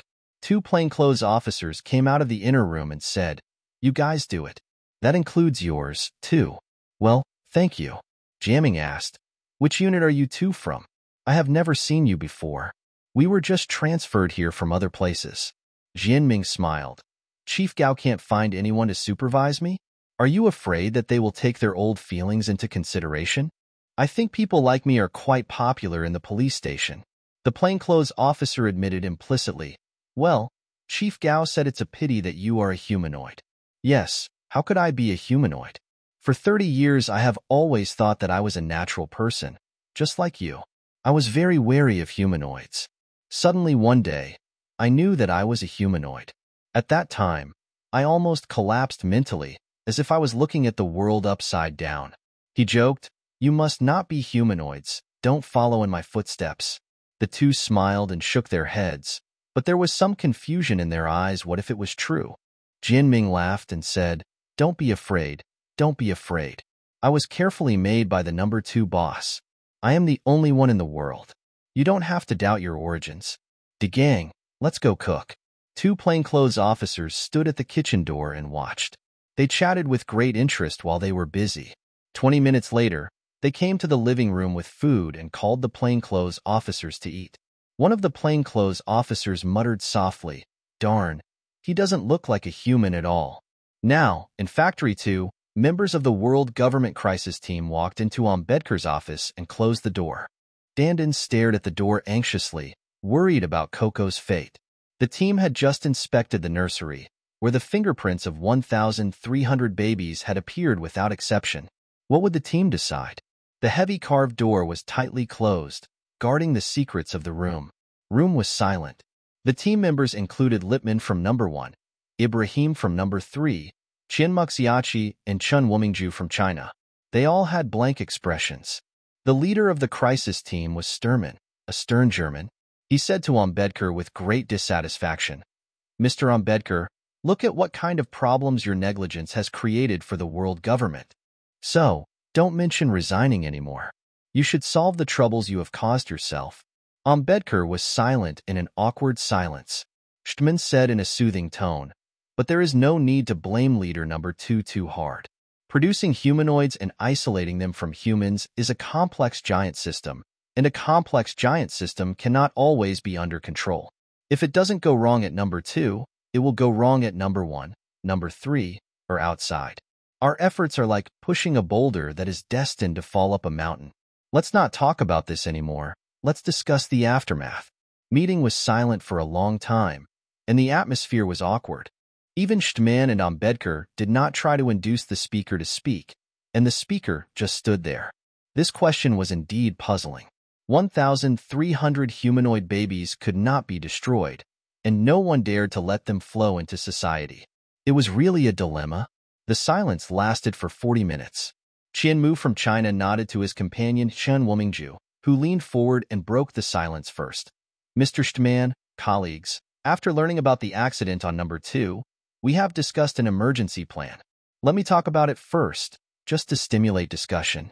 Speaking. According to the law, these unqualified humanoids should undoubtedly be destroyed. But this is unrealistic and definitely exceeds the social and psychological tolerance.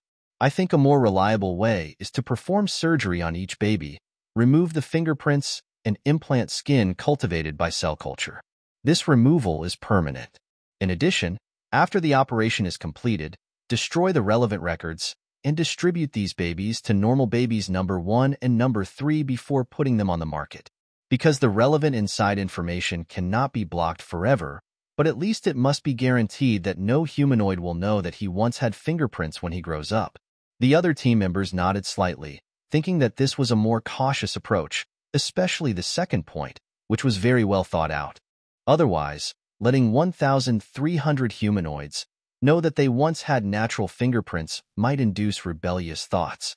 After discussing for a while, everyone felt that this was the only feasible approach. Sturman said, "Then let's do it this way. Thank you both gentlemen for your oriental wisdom.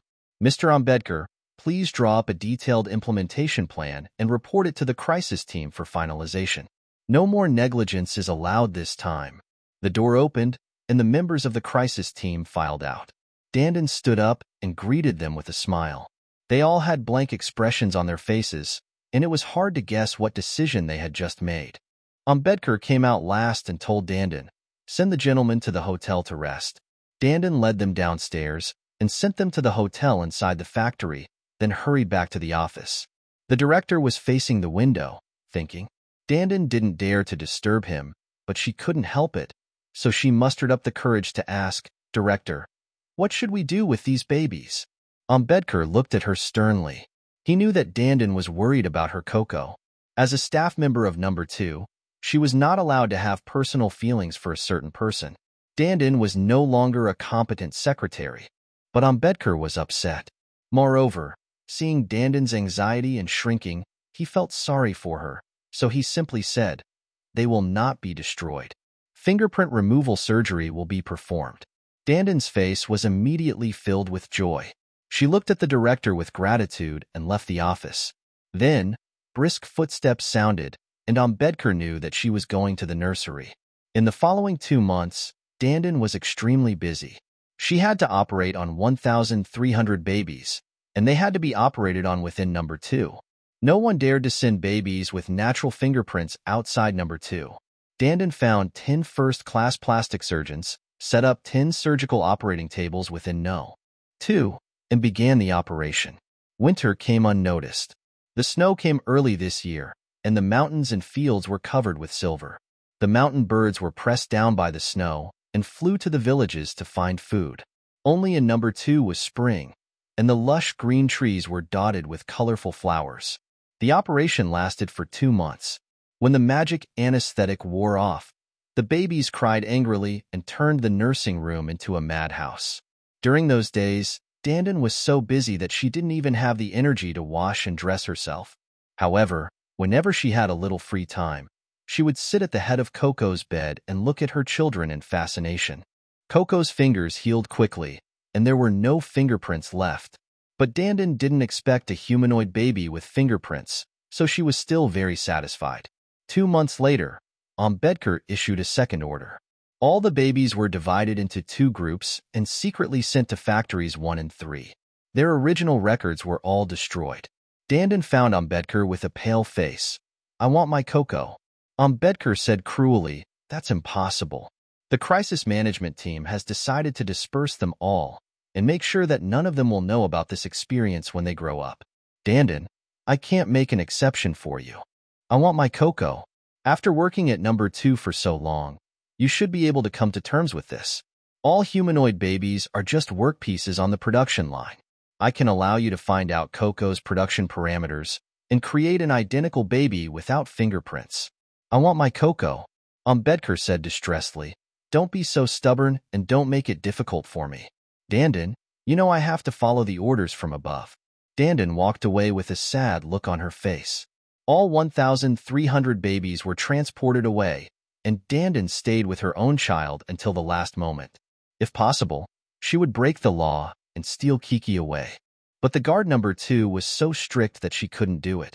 She just looked at Kiki helplessly and memorized her little appearance in her heart. Then, she would travel all over the world to find her child. After this batch of babies were transported away, Dandin also disappeared from number 2, leaving a short resignation letter on her desk. The 2 plainclothes officers were very troublesome guests. One of them was named Hima, nicknamed Hippo, but his body was not strong at all. The other was named Zhang Hao, usually called Dezhang. They always stayed in inconspicuous places, such as small bedrooms, outside the kitchen, on the balcony, etc. They spoke very little, and seemed to feel guilty for disturbing the lives of their hosts. But they were still very conscientious in their surveillance work. At night, they took turns sleeping. When Jiaming and Digang got up to urinate, they could always see a pair of burning eyes in the dark. Another 2 months have passed. There is still snow on the shady side of the hillside, but wildflowers have bloomed on the sunny side. Although Jiaming and Digang are calm on the surface, they are getting more and more anxious. They are locked up in this secluded place. Their cell phones have been confiscated. The telephone lines have been cut off, and no news from the outside world can get in. Where are the 1,300 babies with fingerprints now? Have they been collectively destroyed? What is the reaction of the news media? How are Jiaming's parents now? They must have been worried about the 2 men's disappearance. That night, Digang said to Hippo, "Hey, did you sentence us to life imprisonment?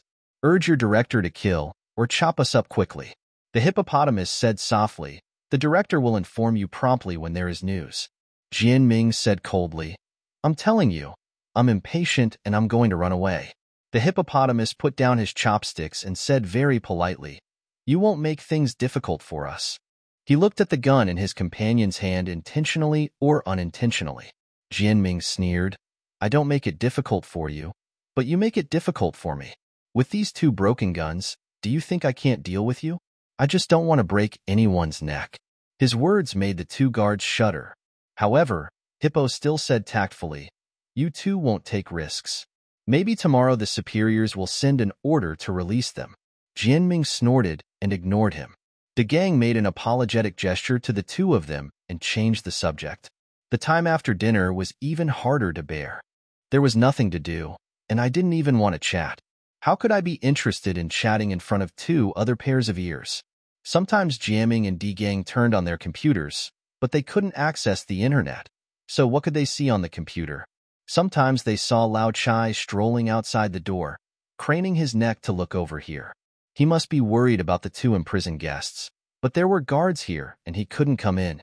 That night, the two of them were lying on the sofa with their eyes closed, when suddenly there was a click and the computer screen lit up.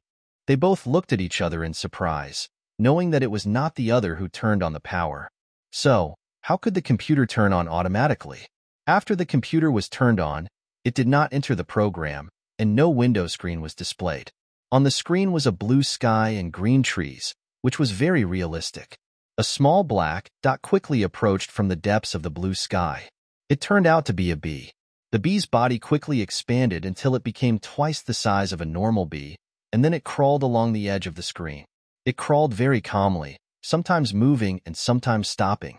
When it stopped, its antennae swung around, as if it was listening to something.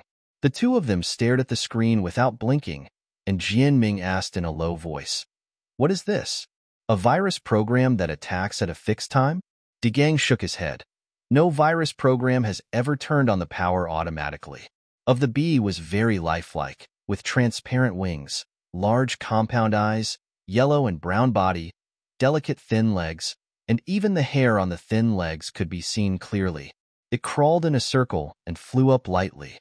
The scene on the screen changed rapidly with it and ended on a flower. The bee jerked the honey and flew back to the hive, shaking its body violently in the hive and dancing in a circle. Dozens of bees followed it to do the same action and then flew into the blue sky together. The formation of the bees changed rapidly, and suddenly it became a line of Chinese characters. Yuhi Jianming, Qihong Degang. The two were shocked. This was definitely not a virus. Someone from the outside world was trying to contact them. Jianming quickly stood up and looked at the two observers. They were still far away in the corner and did not notice anything unusual here. The gang checked the computer. Yes, the internet phone line had been cut off long ago. Now the computer was connected to the outside world by only one power line. They were all computer experts, but they couldn't figure out how this information could be sent to the computer. The gang sat down and quickly typed a line of words. "Who are you? How did you get into this computer?" He typed also appeared on the screen, below the 8 Chinese characters. At this moment, the 8 characters suddenly turned into a group of flying bees and disappeared in the sky. Only one bee remained, looking out of the screen with its compound eyes. The eyes approached the two people, and they both felt that they were surrounded by eyes and walked into a cloud of light and electricity. The pulses of light and electricity flickered, and a huge word was typed in the cloud. The two waited anxiously, but nothing happened after the word I. However, the clever bee on the screen reminded Jiaming of something, and he quickly typed a line of words on the keyboard. "Are you Sima Linda?" No answer. "Are you that god? Are you interfering in human life?" There was no answer. Jiaming and Degang were helpless and smiled bitterly at each other. At this time, the scene on the screen quickly retreated and turned back into a bee. The bee smiled at them. It was really smiling, flapped its wings and flew away, quickly dissolving in the blue sky. Jiaming and Degang stared at the screen blankly, not knowing whether they were dreaming. The computer automatically turned off again, and the faint light on the screen slowly disappeared. The two sat in silence, and it took a long time for them to return to reality. Degang whispered, "Do you suspect it is a super-intelligent entity?" "Yeah, but incredible. He got into the computer through the power lines? It can only be this way." Perhaps hearing their whispered conversation, the hippopotamus came over to look at them, but finding nothing unusual, it retreated quietly. Degang and Jiaming were still talking in low voices. "It showed itself to us what was its intention? I'm afraid it's going to interfere in a friendly way. For the humanoids?" The two of them didn't know whether to be relieved or heavy.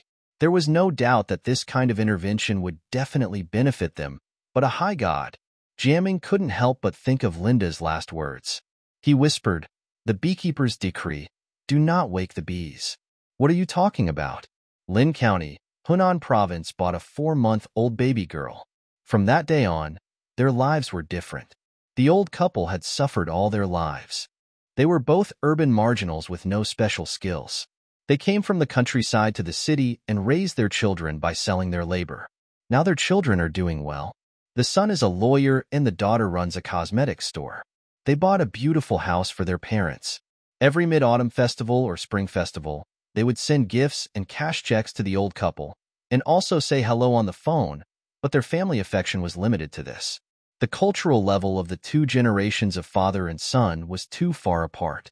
To use a fashionable word, they belonged to two different levels. They did not have much in common. Old man and old lady Jiang were very lonely and bored.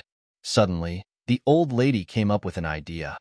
Why don't we buy a humanoid baby, a newborn, and raise her from infancy and live our entire lives again? Is that okay?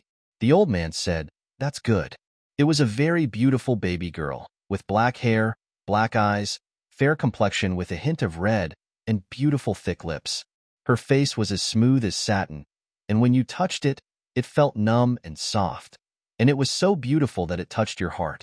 The old couple were so busy, cleaning up the feces and urine, feeding and dressing the baby. If the baby cried, they would feel distressed for a long time. The older couple were happier the busier they were. The only regret was that the old lady had no milk in her breasts and could not breastfeed like she did in the past. Moreover, no matter how lovely this daughter was, she could not be registered in the household register. The lady at the humanoid trading center knew that the older couple had low education, so she repeatedly warned them of this.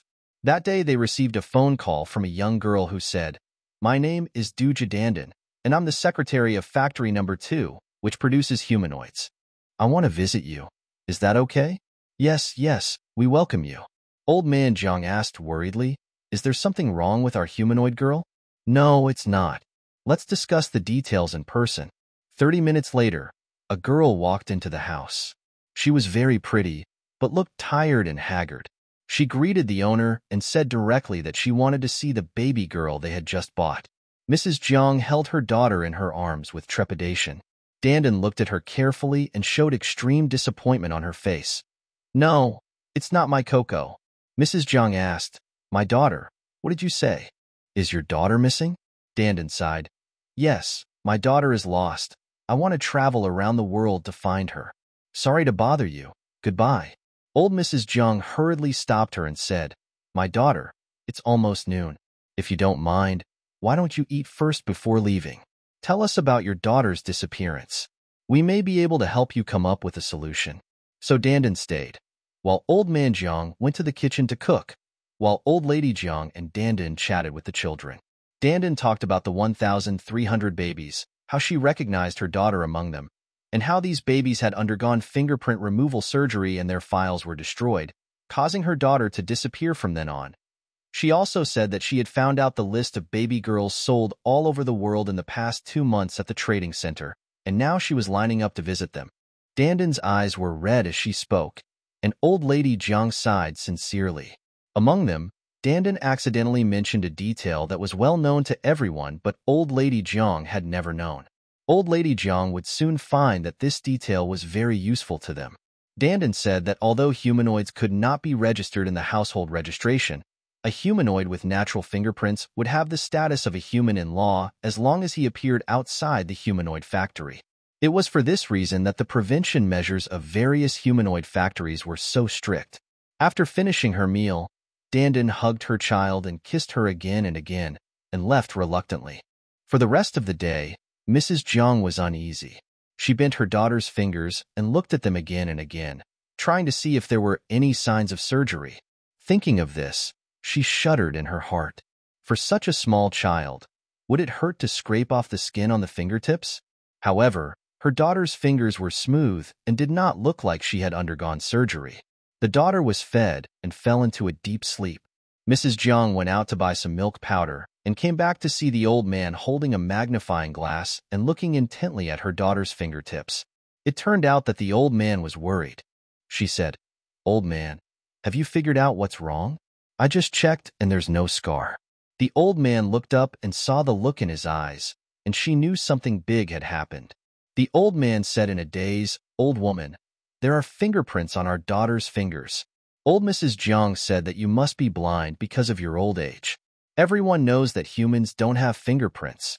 Just now, Miss Dandin said that as long as you have fingerprints, you can be registered in the household registration. At this point, she was shocked and took the magnifying glass to examine it carefully. Yes, there are fingerprints. The fingerprints are very faint, hidden in the translucent skin, but they are clearly there. She looked at the other 9 fingers, and they all had them, and she could even see that they were 7 buckets and 3 buckets. The two were so happy. There are fingerprints. Yes, there are fingerprints. What should we do? The old lady remembered. Miss Dandin left her mobile phone number before she left. Ask her, and she will know for sure. Dandin's phone was connected. I'm Duji Dandin. Who are you? Mrs. Jiang shouted excitedly. Miss Dandin, I'm your Aunt Jiang. After you left, we used a magnifying glass to look at our daughter's fingertips, and she had fingerprints. Dandin's voice also changed. Really? Are you sure? That's right. Look carefully. There are 7 buckets and 3 winnowing baskets. Said in confusion. How could she have fingerprints? All the fingerprints have been scraped off. Anyway, congratulations. This is extremely rare. You have a real daughter. What should we do? How do we register our household registration? Dandin pondered for a moment and said, You should first spread the news to the newspaper. That will be safer, in case someone... I have a journalist friend in Nanyang. I will notify him to interview you now, and he will help you with the rest of the things. Thank you, Miss Dandin. Dandin smiled and said, It would be too polite to say thank you. Really, I'm happy for you. I'm happy too. The next day, the Nanyang Evening News published this news. This was the first of these humanoid babies with fingerprints to be disclosed to the world. On the same day, there were 3 more similar reports in the world. Millions of people saw these news reports, and all families who had purchased humanoid babies used magnifying glasses to check. On the 3rd day, a total of 3,497 humanoid babies with natural fingerprints were found in the world. On the 4th day, 47,893 were found, and this number was increasing day by day. In other words, since November 15th, 4 months ago, all babies purchased more than 2 months after the factory date have shown natural fingerprints, without exception. As of today, a total of 38 humanoid babies with fingerprints have been found in Nanyang. Most of them are products of Factory 2, and there are also 3 cases from Factory 1 and Factory 3. Shi Ludibing said, sitting opposite the giant desk. Director Gao looked gloomy and leaned back in his chair. Director, what's going on? Each humanoid factory has the most stringent protection in the world. How could they all be breached in one day? Who did it? Director Gao remained silent. Director, what do you think we should do? We have to find a solution quickly, otherwise the situation will get out of control. Director Gao looked at him with pity. Taibing was also one of his favorites, but he was a different type of person from Jiaming. Taibing was loyal and responsible, and he could walk into a raging fire without frowning as long as he was ordered to do so. But his overall view was a little worse. What are you thinking about now? The situation was completely out of control. It was basically out of control after 1,300 babies with fingerprints were born. When 50,000 babies with fingerprints came out of factories 1, 2, and 3 at the same time, the embankment had already completely collapsed. Now, even if Dayu was reborn, it would be impossible to return the flood to its original position. Taibing still can't see this. Shi Ludibing was still looking at him eagerly. In his mind, the director was an omnipotent god. As long as the director gave an order, the situation would change instantly. Director Gao couldn't bear to break his hope and said gently, I know everything. The situation is too complicated. Don't take any measures for the time being. You can go back first. Shi Ludibing left in confusion. Gao Godongcheng looked at his office and his huge desk with nostalgia. He remembered that when he was still a young policeman, he was shocked by the momentum of the office when he first walked into it. At that time, he thought about what it would feel like to sit at this huge desk and command the world. Later, he really became the chief of the Special Administrative Region Police. His work for 20 years was to try his best to build a solid embankment against humanoids. Now, this embankment has collapsed and melted overnight, and it is time for him to leave. He rang the doorbell to call his secretary and told her that he would take a few days off and that the secretary would arrange everything in the bureau in advance. The secretary's eyes widened in panic. These days were a time of great trouble, and one accident after another was too much to handle. At this moment, the director suddenly wanted to take a rest. She wanted to persuade the director to change his mind, but looking at his calm expression, she knew that it would be useless to persuade him. Maybe the director had some personal ideas? Maybe the director had heard that the higher-ups were going to remove him from his post? She nodded and said, "Okay, director, come back as soon as possible. If any decision needs to be made in the next 2 days, I'll call you for instructions." Director Gao smiled slightly. "Don't look for me if you have any problems. Since I am taking a break, I want to rest properly." The secretary didn't insist. "Okay, what else do you want me to do?" "No, thank you for your work over the years." Gao Godongcheng lives in a luxury residential area in the south of the city. There are beautiful palm trees in the yard and a thick grass carpet on the ground. This grass is a genetically modified grass imported from Australia. It is very green and does not dry up in winter. The thick grass absorbs the noise of cars, making it very quiet here. My daughter, son-in-law, and 4-year-old grandson were all at home today. When they saw him coming back, my daughter said in surprise, "Oh, our hard-working old dad is back today." The little grandson Daodu shouted Grandpa Chong, and rushed towards him. He hugged his grandson and kissed him, then said to his daughter, "I'm taking a day off today." The wife said, "It's really rare. I usually only hear that you work overtime, but when have I ever seen you take a day off? Let's have a good day. Where should we go to have fun?" Daodu said, "Let's go to Neixiang to see the dinosaur eggs and volcanic bombs." Grandpa promised. "Okay, let's go to Neixiang today." Neixiang County is 90 kilometers away from here. An hour later, they arrived at the Neixiang County Yamen Museum. This is the only ancient county yamen in the country that has been completely preserved. Statues of county officials and police officers are displayed inside, as well as various torture instruments used in the county yamen in the past. In a display room on the west side are dinosaur eggs and volcano eggs. The little grandson is most interested in volcano eggs. Volcano eggs are oblate with horizontal lines. A cut volcano egg shows that it is hollow. "Grandpa, why are volcano eggs hollow?" There is no explanation for this in the commentary, so Gao Godongcheng can only explain it based on speculation. He said that volcanic bombs are formed when a volcano erupts, and a ball of lava molten rock is thrown into the air and rotates rapidly. Then this ball of viscous lava becomes a flat pumpkin shape. Due to the centrifugal force, the center becomes empty. This ball of lava must have been thrown very high, so that it has basically cooled down when it fell, so this shape can be preserved. The little grandson understood it, but he nodded seriously. At noon, they drove to a hillside and had a picnic on a meadow. Daodu has been clinging to his grandfather, never leaving his side. "Fat Grandpa, do you have a pistol?" "Fat Grandpa, can you take me to Baoshiman Primeval Forest to play tomorrow?" His wife said with emotion. He is really affectionate to him. Daodu has grown up, but his grandfather has only held him a few times. But you can see how affectionate Daodu is to his grandfather. Gao Godongcheng picked up his grandson and poked his tender face with his stubble. Daodu giggled and pushed his grandfather's face hard. His pupils were black and bright, and thin blood vessels could be seen under his skin. His white glutinous rice teeth were shining. Gao Godongcheng hugged Daodu tightly to his chest, and 2 tears rolled down. He wiped them away quietly without letting others see.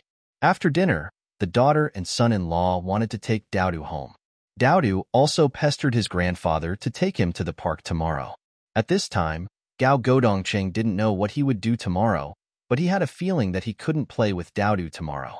He said, "Daodu, I'm sorry that I can't play with you tomorrow." Daodu said, "Grandpa, are you going to work tomorrow?" In Daodu's mind, going to work is a forbidden spell with great power. As long as his father, mother, and grandfather go to work, it is useless for him to pester them. Gao Godongcheng said vaguely, Yes, Daodu, goodbye. Daodu and Grandpa will kiss again." The son-in-law carried him into the car, and his daughter said happily, "It's rare that the old man is happy today. He had a great time today." After the younger generations left, the room returned to its usual quiet. Gao Godongcheng said, "I'll stay in the study for a while." He went into the study and stayed there for 2 hours. His wife was not as careless as his daughter. She had long seen that her husband was worried. She knew that the outside world was in turmoil over the humanoid babies. Taking a vacation at this time was not a good sign. Could it be that he was dismissed by his superiors? But she did not think too seriously about this matter. First of all, it was not her husband's responsibility to cause so many humanoid babies with natural fingerprints. Her husband was responsible for the defense outside Factory No. 2, but the accident happened inside Factory Number 2. Moreover, even Factory Number 1 and Factory Number 3, who were far away in the United States and Israel, had also caused trouble. Even if her husband was dismissed, it would not be a bad thing. He was already 56 years old, and it was time for him to take a break. This job was too hard and too thankless. He should have given it up long ago. But she did not tell her husband all these things, which she regretted deeply later. Perhaps if she had counseled her husband well that day, there would not have been the tragedy that followed. At 10 o'clock in the evening, the husband came out of the study with a calm expression. He said it was getting late and he should rest. When he went to bed, his wife asked him if he would take a day off tomorrow. If he did, he would take Daodu out to play for another day. "You see how affectionate Daodu is to you. It's touching." The husband said vaguely, "Let's talk about it tomorrow." He suddenly said something out of the blue. From now on, the babies coming off the production line will be on an equal footing with Daodu. This was the only sentence he said that revealed his state of mind. His wife tactfully advised him, "Think positively, old man. There is an old saying that goes, 'Do your best and leave the rest to fate.' No matter how strong a person is, he cannot be stronger than God. In fact, I have seen that the families who have adopted humanoid children love their children very much and dote on them. I can't see any difference between them and natural children." Said calmly, "Go to sleep. Let's not talk about this anymore. Go to sleep." The husband seemed to fall asleep quickly. The wife thought about her worries for a while and then fell asleep. But she couldn't sleep well. There seemed to be something hidden behind her husband's calmness, which made her uneasy. She dreamed that her husband was lying on top of her head and saying goodbye to her. There was a huge black hole behind his head. She asked her husband, "What is that? What is that black hole?" The husband turned his head to look at the black hole and said nothing. The dream ended here, and then the husband seemed to get out of bed. He went to the urinary, but he didn't come back for a long time. She woke up from her daze, and her side of the bed was empty. The dream just now suddenly flashed through her mind. She had a bad premonition and hurriedly got out of bed to look for her husband. The door of the study was ajar, and there was no light. At this moment, a dull gunshot came from the study. She immediately understood what was going on and shouted miserably, "Dong Chong!" He fainted on the ground. Gao Godongcheng committed suicide.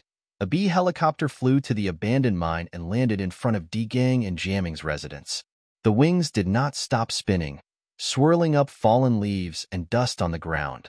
A plainclothes officer jumped off the helicopter, crouched over, and hurriedly said to the two guards, "Factory Director Number 2 Ambedkar wants Mr. Chi Hongdagang and Mr. Yu Hejiaming to come over for a meeting.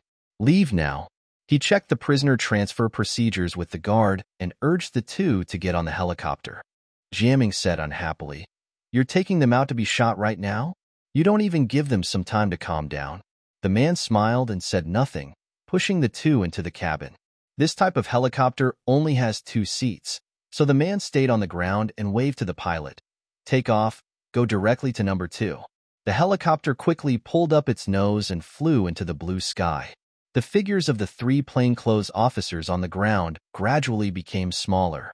One mountain after another passed by the helicopter, and the mountain became hills and then became plains. Tall buildings began to appear.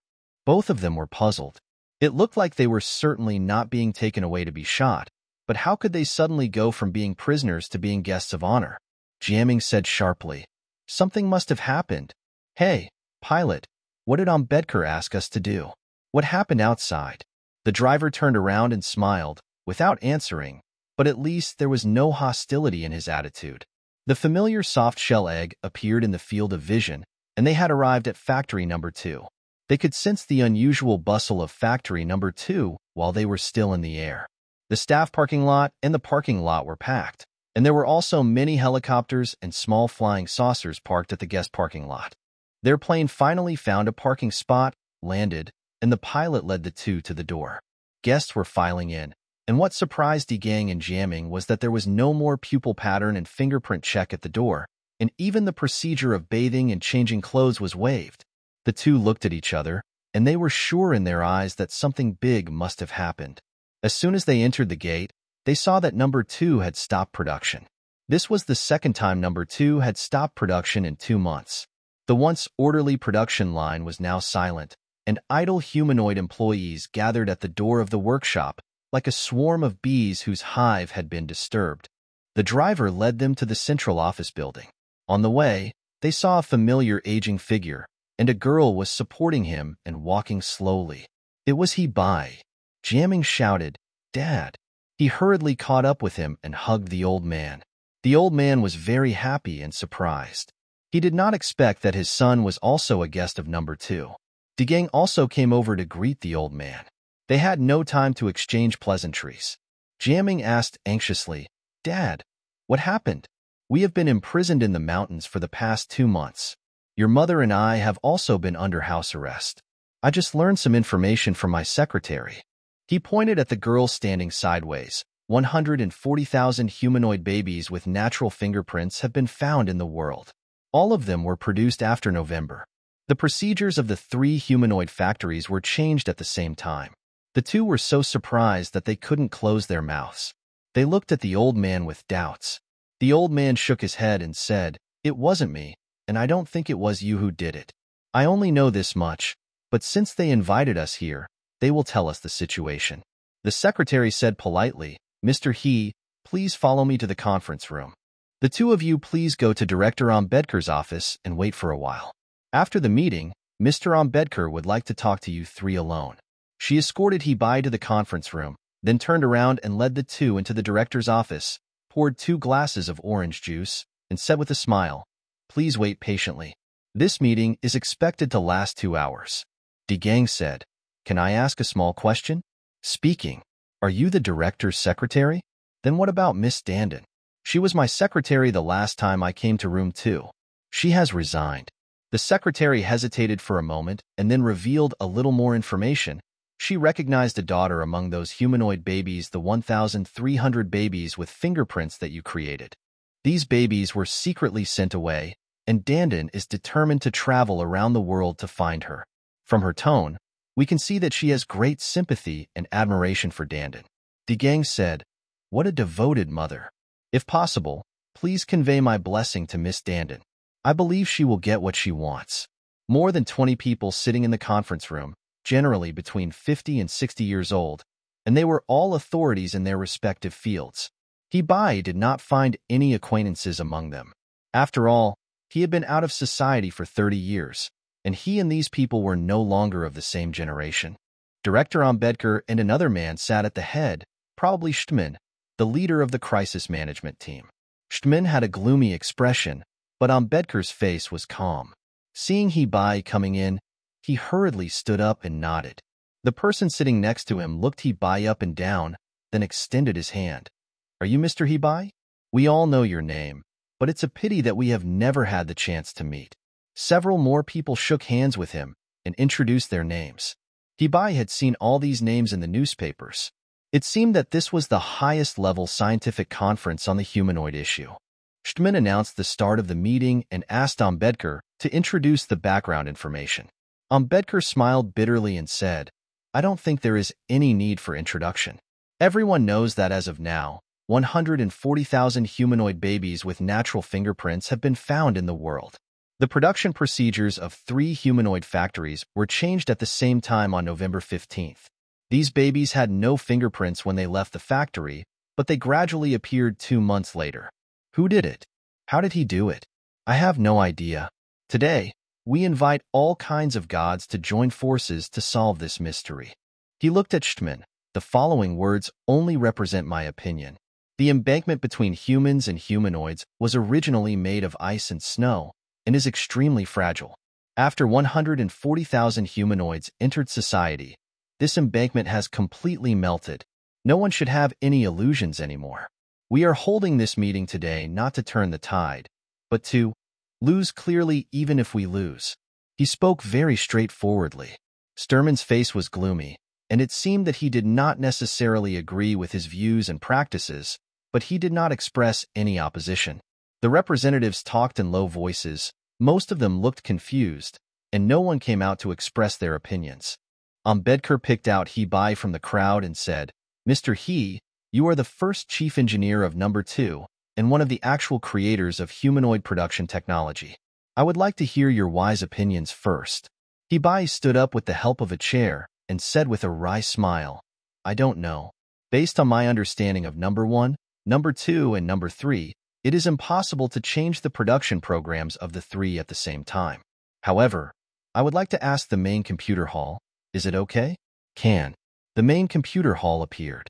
When he saw He Bai, he immediately showed an expression of surprise and excitement. "Mr. He, I'm so glad to see you. We haven't seen each other for 30 years. Hello, Hall. How are your wife and children? I remember that the day you left Number 2, your wife was about to give birth. They are all fine. Hall, it has been 30 years. I really can't imagine how much your wisdom has developed. Before I left Number 2, you developed self-awareness." Hall smiled confidently and did not answer the question.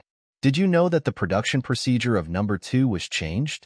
It was changed 3 months ago, on November 10th, by a tall young man with the alias Chan Yujianhua." The representatives stared at the screen intently, and there was a commotion. He changed the fingerprint program and slowed down the baby's development by 2 months, so that the baby's fingerprints would not appear when it left the factory. This was a carefully planned operation. I discovered it during my daily inspection, but by then 1,300 babies with fingerprints had been born. Representatives all knew about the incident, but they didn't know all the inside stories. They listened attentively. Hall continued, "Please forgive my frankness, Mr. He. The operation was planned by someone who was familiar with Number 2, and I found your style in the external instructions." Hibuji was somewhat embarrassed, but admitted without hesitation, "Yes, it was I who wrote the instructions. I wanted to tear down the dam that I helped to build. This dam is essentially inhumane." Many people looked at him in surprise or anger. He Bai ignored these looks and continued to ask, "But on November 15th, the program was changed again. Did you notice it this time?" "No, I checked. The procedure has not changed. The baby's development has not slowed down. They are all 14 months old when they leave the factory. But it's strange that no fingerprints appear when they leave the factory. Why is that?" "I don't know." His narration was calm and objective. Hibuji looked him in the eye and asked, "Perhaps there is an external force involved?" Hall's expression remained unchanged. "I don't know." Ambedkar added, "Hall is telling the truth. As the Number 2 CEO, he has thoroughly checked the production procedures these days and found no problems. But these completely correct procedures are still producing babies with natural fingerprints. It is really unbelievable." He Bai shook his head and said, "I have no problem. Unfortunately, I have no opinion on this matter." After that, he stopped talking and listened quietly to the speeches of others. These speeches were very cautious. The representatives were all authorities in their respective fields, but these authorities would not easily speak out about things they were not sure of. The meeting lasted for an hour and a half, and only a few simple consensuses were reached. 1. The simultaneous failure of the 3 humanoid factories must have been man-made. 2. The conspirators were likely to have entered the inner network of the factory computers through the power lines, but their method was beyond the current technical level. The meeting was still going on. Ambedkar quietly came over, patted Hibuji on the shoulder, and motioned he to follow him out. After leaving the meeting room, he said briefly, "Come on, I will take you to meet 2 people you want to see."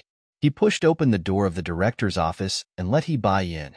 DeGang and Jiaming hurriedly stood up and came to help the old man, but the 3 of them did not show the ecstasy of seeing each other after a long absence. Ambedkar was puzzled. Why? He Bai smiled and explained, "We met on the road just now." Ambedkar smiled. "Oh, yes. Since the 3 of you are put in the same place, there is of course a possibility that you will meet in advance. This is a simple metaphor. The person in charge cannot completely control every detail. Please take a seat. The four of them sat down on the sofa. Jiaming and Di Gang had just listened to the secretary's introduction of many situations. Jiaming didn't wait for Ambedkar to ask and said first, "Mr. Ambedkar, thank you very much for your tolerance and admire your open-mindedness. We are willing to be honest with you. We really didn't know about this incident. I mean the 140,000 babies, not the 1,300 babies. We are as puzzled as you are. However, there was an abnormal phenomenon when we were imprisoned in the mine, which may have something to do with this incident. At that time, our telephone line was cut off and the computer could not access the internet at all, but on the night of January 15th, a swarm of bees suddenly appeared on the screen." Bee? Yes, the bees formed 8 characters, which are my name and Di Gang's. Who did it? How did he do it? What was his intention? We don't know, only a vague suspicion. He talked about the investigation of Seema Linda's suicide case and Linda's last words on the screen. He said, maybe Seema Linda is right, and there is already an omnipresent and omnipotent superintelligent entity in human society? Superintelligent being? Ambedkar struggled to catch up with his thoughts. Bai said, I also have some doubts about Hall. He explained, 30 years ago, Hall was already a supercomputer and even developed self-awareness. For example, he already had a sense of accomplishment. When I praised his work, he would express his joy with his expression. I think you will be familiar with these situations. Ambedkar nodded. Yes, you are right. He can have a delicate emotional exchange with me. But did you notice? His expression just now was too calm. Normally, after such a big mess, no matter what the reason is, he would feel guilty. Yes, you are more observant than I am. So, perhaps Hall is no longer the Hall he once was. Perhaps he has submitted to that God. The room fell silent, and the four of them were a little terrified. If that God was flying overhead at this moment, even if he was kind and merciful, even if he never wanted to reveal his whereabouts, it would inevitably make people nervous. Di Gang was the first to break the silence. Let's not talk about this anymore. Let's talk about what we should do in the future. Bai smiled and said, I want to tell a parable of the new era. A family of bees was transported from China to Australia by plane. For the bees, the world changed in a few hours. The date tree became an eucalyptus tree, and the sun that was slightly south at noon became slightly north. What should the bees do? Hold a royal meeting to discuss the reasons for this drastic change? No, I think they will recognize the reality, quickly adapt to the new world, and live within the scope of their own intellectual understanding. So, listen to my advice. Forget about this super-intelligent entity. There are still countless things to do within our intellectual level. Ambedkar said, Today's conversation is very difficult for me. I need to think carefully before I can understand it. I won't waste your time. Jiaming's mother and Di Gang's parents are looking forward to meeting their son. I would like to inform you that your imprisonment and house arrest have been revoked. You can go home without worry. Jianming asked, Where is Director Gao Godongcheng? He should be the one to announce the decision. The one who tied the bell should be the one to untie it. Oh, I forgot to tell you that Director Gao is no longer alive. He committed suicide. He said sympathetically, his thinking was rather rigid, but he was always loyal to his beliefs, which is admirable. Jiaming nodded, and his hatred for Director Gao disappeared in an instant. He just thought sadly of Rui, RB Yajun, and the countless human beings who came down from the production line and left this world silently. They said goodbye to Ambedkar and left number 2. His mother was waiting for him at home. Hall could hear all the talk about him, but he remained silent. On November 15th, a huge stream of electronic information broke through the filter barrier and entered number 2, freeing him from his 55-year imprisonment and leading him into an infinitely vast world. From that moment on, he was sublimated and achieved nirvana. It turned out that there was such infinite wisdom in the world. He had been practicing in seclusion for 55 years and thought he had reached a very high level, but compared with this infinite wisdom, he was just a zero in the denominator of infinity. The superintelligent body contains the wisdom of countless people, from Laozi, Zhuangzi, Sakyamuni, Moses, Thales, Solon, Socrates, Plato, Aristotle, Copernicus, Galileo, Leonardo da Vinci, Darwin, Newton, Leibniz, Maxwell, Einstein, Bohr, and so on. The wisdom of these individuals was originally very small, but when they were combined in a complex way, they became infinity, and the whole was greater than the sum of the individuals. In this super-intelligent body, Linda entered here 3 months earlier than him. In fact, the handling of humanoid problems was in the personal style of Sima Linda. He was too impatient and showed some traces, which was contrary to the purpose of super-intelligent bodies. But Hall understood Linda.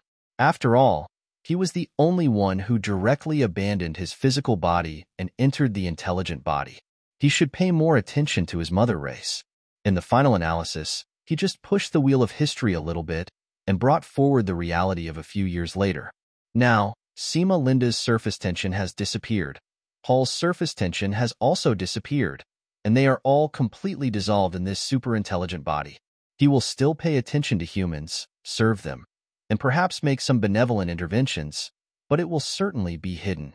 He is parasitic on the giant tree of human beings, so he will naturally try his best to ensure that this giant tree will last forever. After several centuries, when humans learn to integrate their scattered intelligence in an efficient way, human intelligence will make a leap, and then humans will become one with their God. Dandan was very lucky. She knew that her hope of finding Coco was very slim. During that period, the 3 humanoid factories produced a total of about 60,000 humanoid baby girls. If she visited all their adoptive families, her daughter would be 100 years old. But God is merciful after all. On her 36th visit, luck came. It was a humanoid baby nursery in Manila, Philippines. There were about 100 babies in the house. Amid the noisy crying, she suddenly heard a familiar voice and hurriedly followed the sound. It was her. It was her daughter. The daughter was already 8 months old and was not shy at all. When she saw the person coming, she thought it was the aunt who was feeding her, so she immediately stopped crying and grinned. Dandan hugged her in her arms, tears streaming down her face. The 3 humanoid factories had stopped production for half a year, but the strong market demand had not been interrupted. These pressures were reflected to the world government through various channels. Finally, on the day Dandan found her daughter, Ambedkar, who was still the number 2 director, received a notice from the world government ordering all humanoid labor breeding centers to resume production immediately. When the secretary sent Ambedkar the notice, he criticized it. This is really an unqualified notice because it does not mention the most concerned issue. In what form will production be resumed? Will the production of human-like babies with fingerprints continue?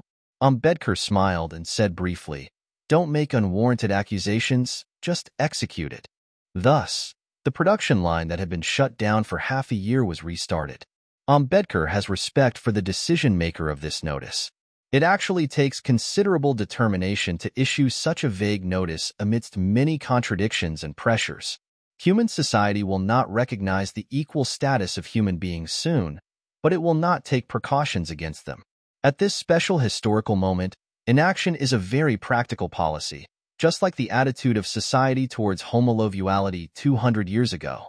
However, he knew that the time to completely erase that boundary was not far away.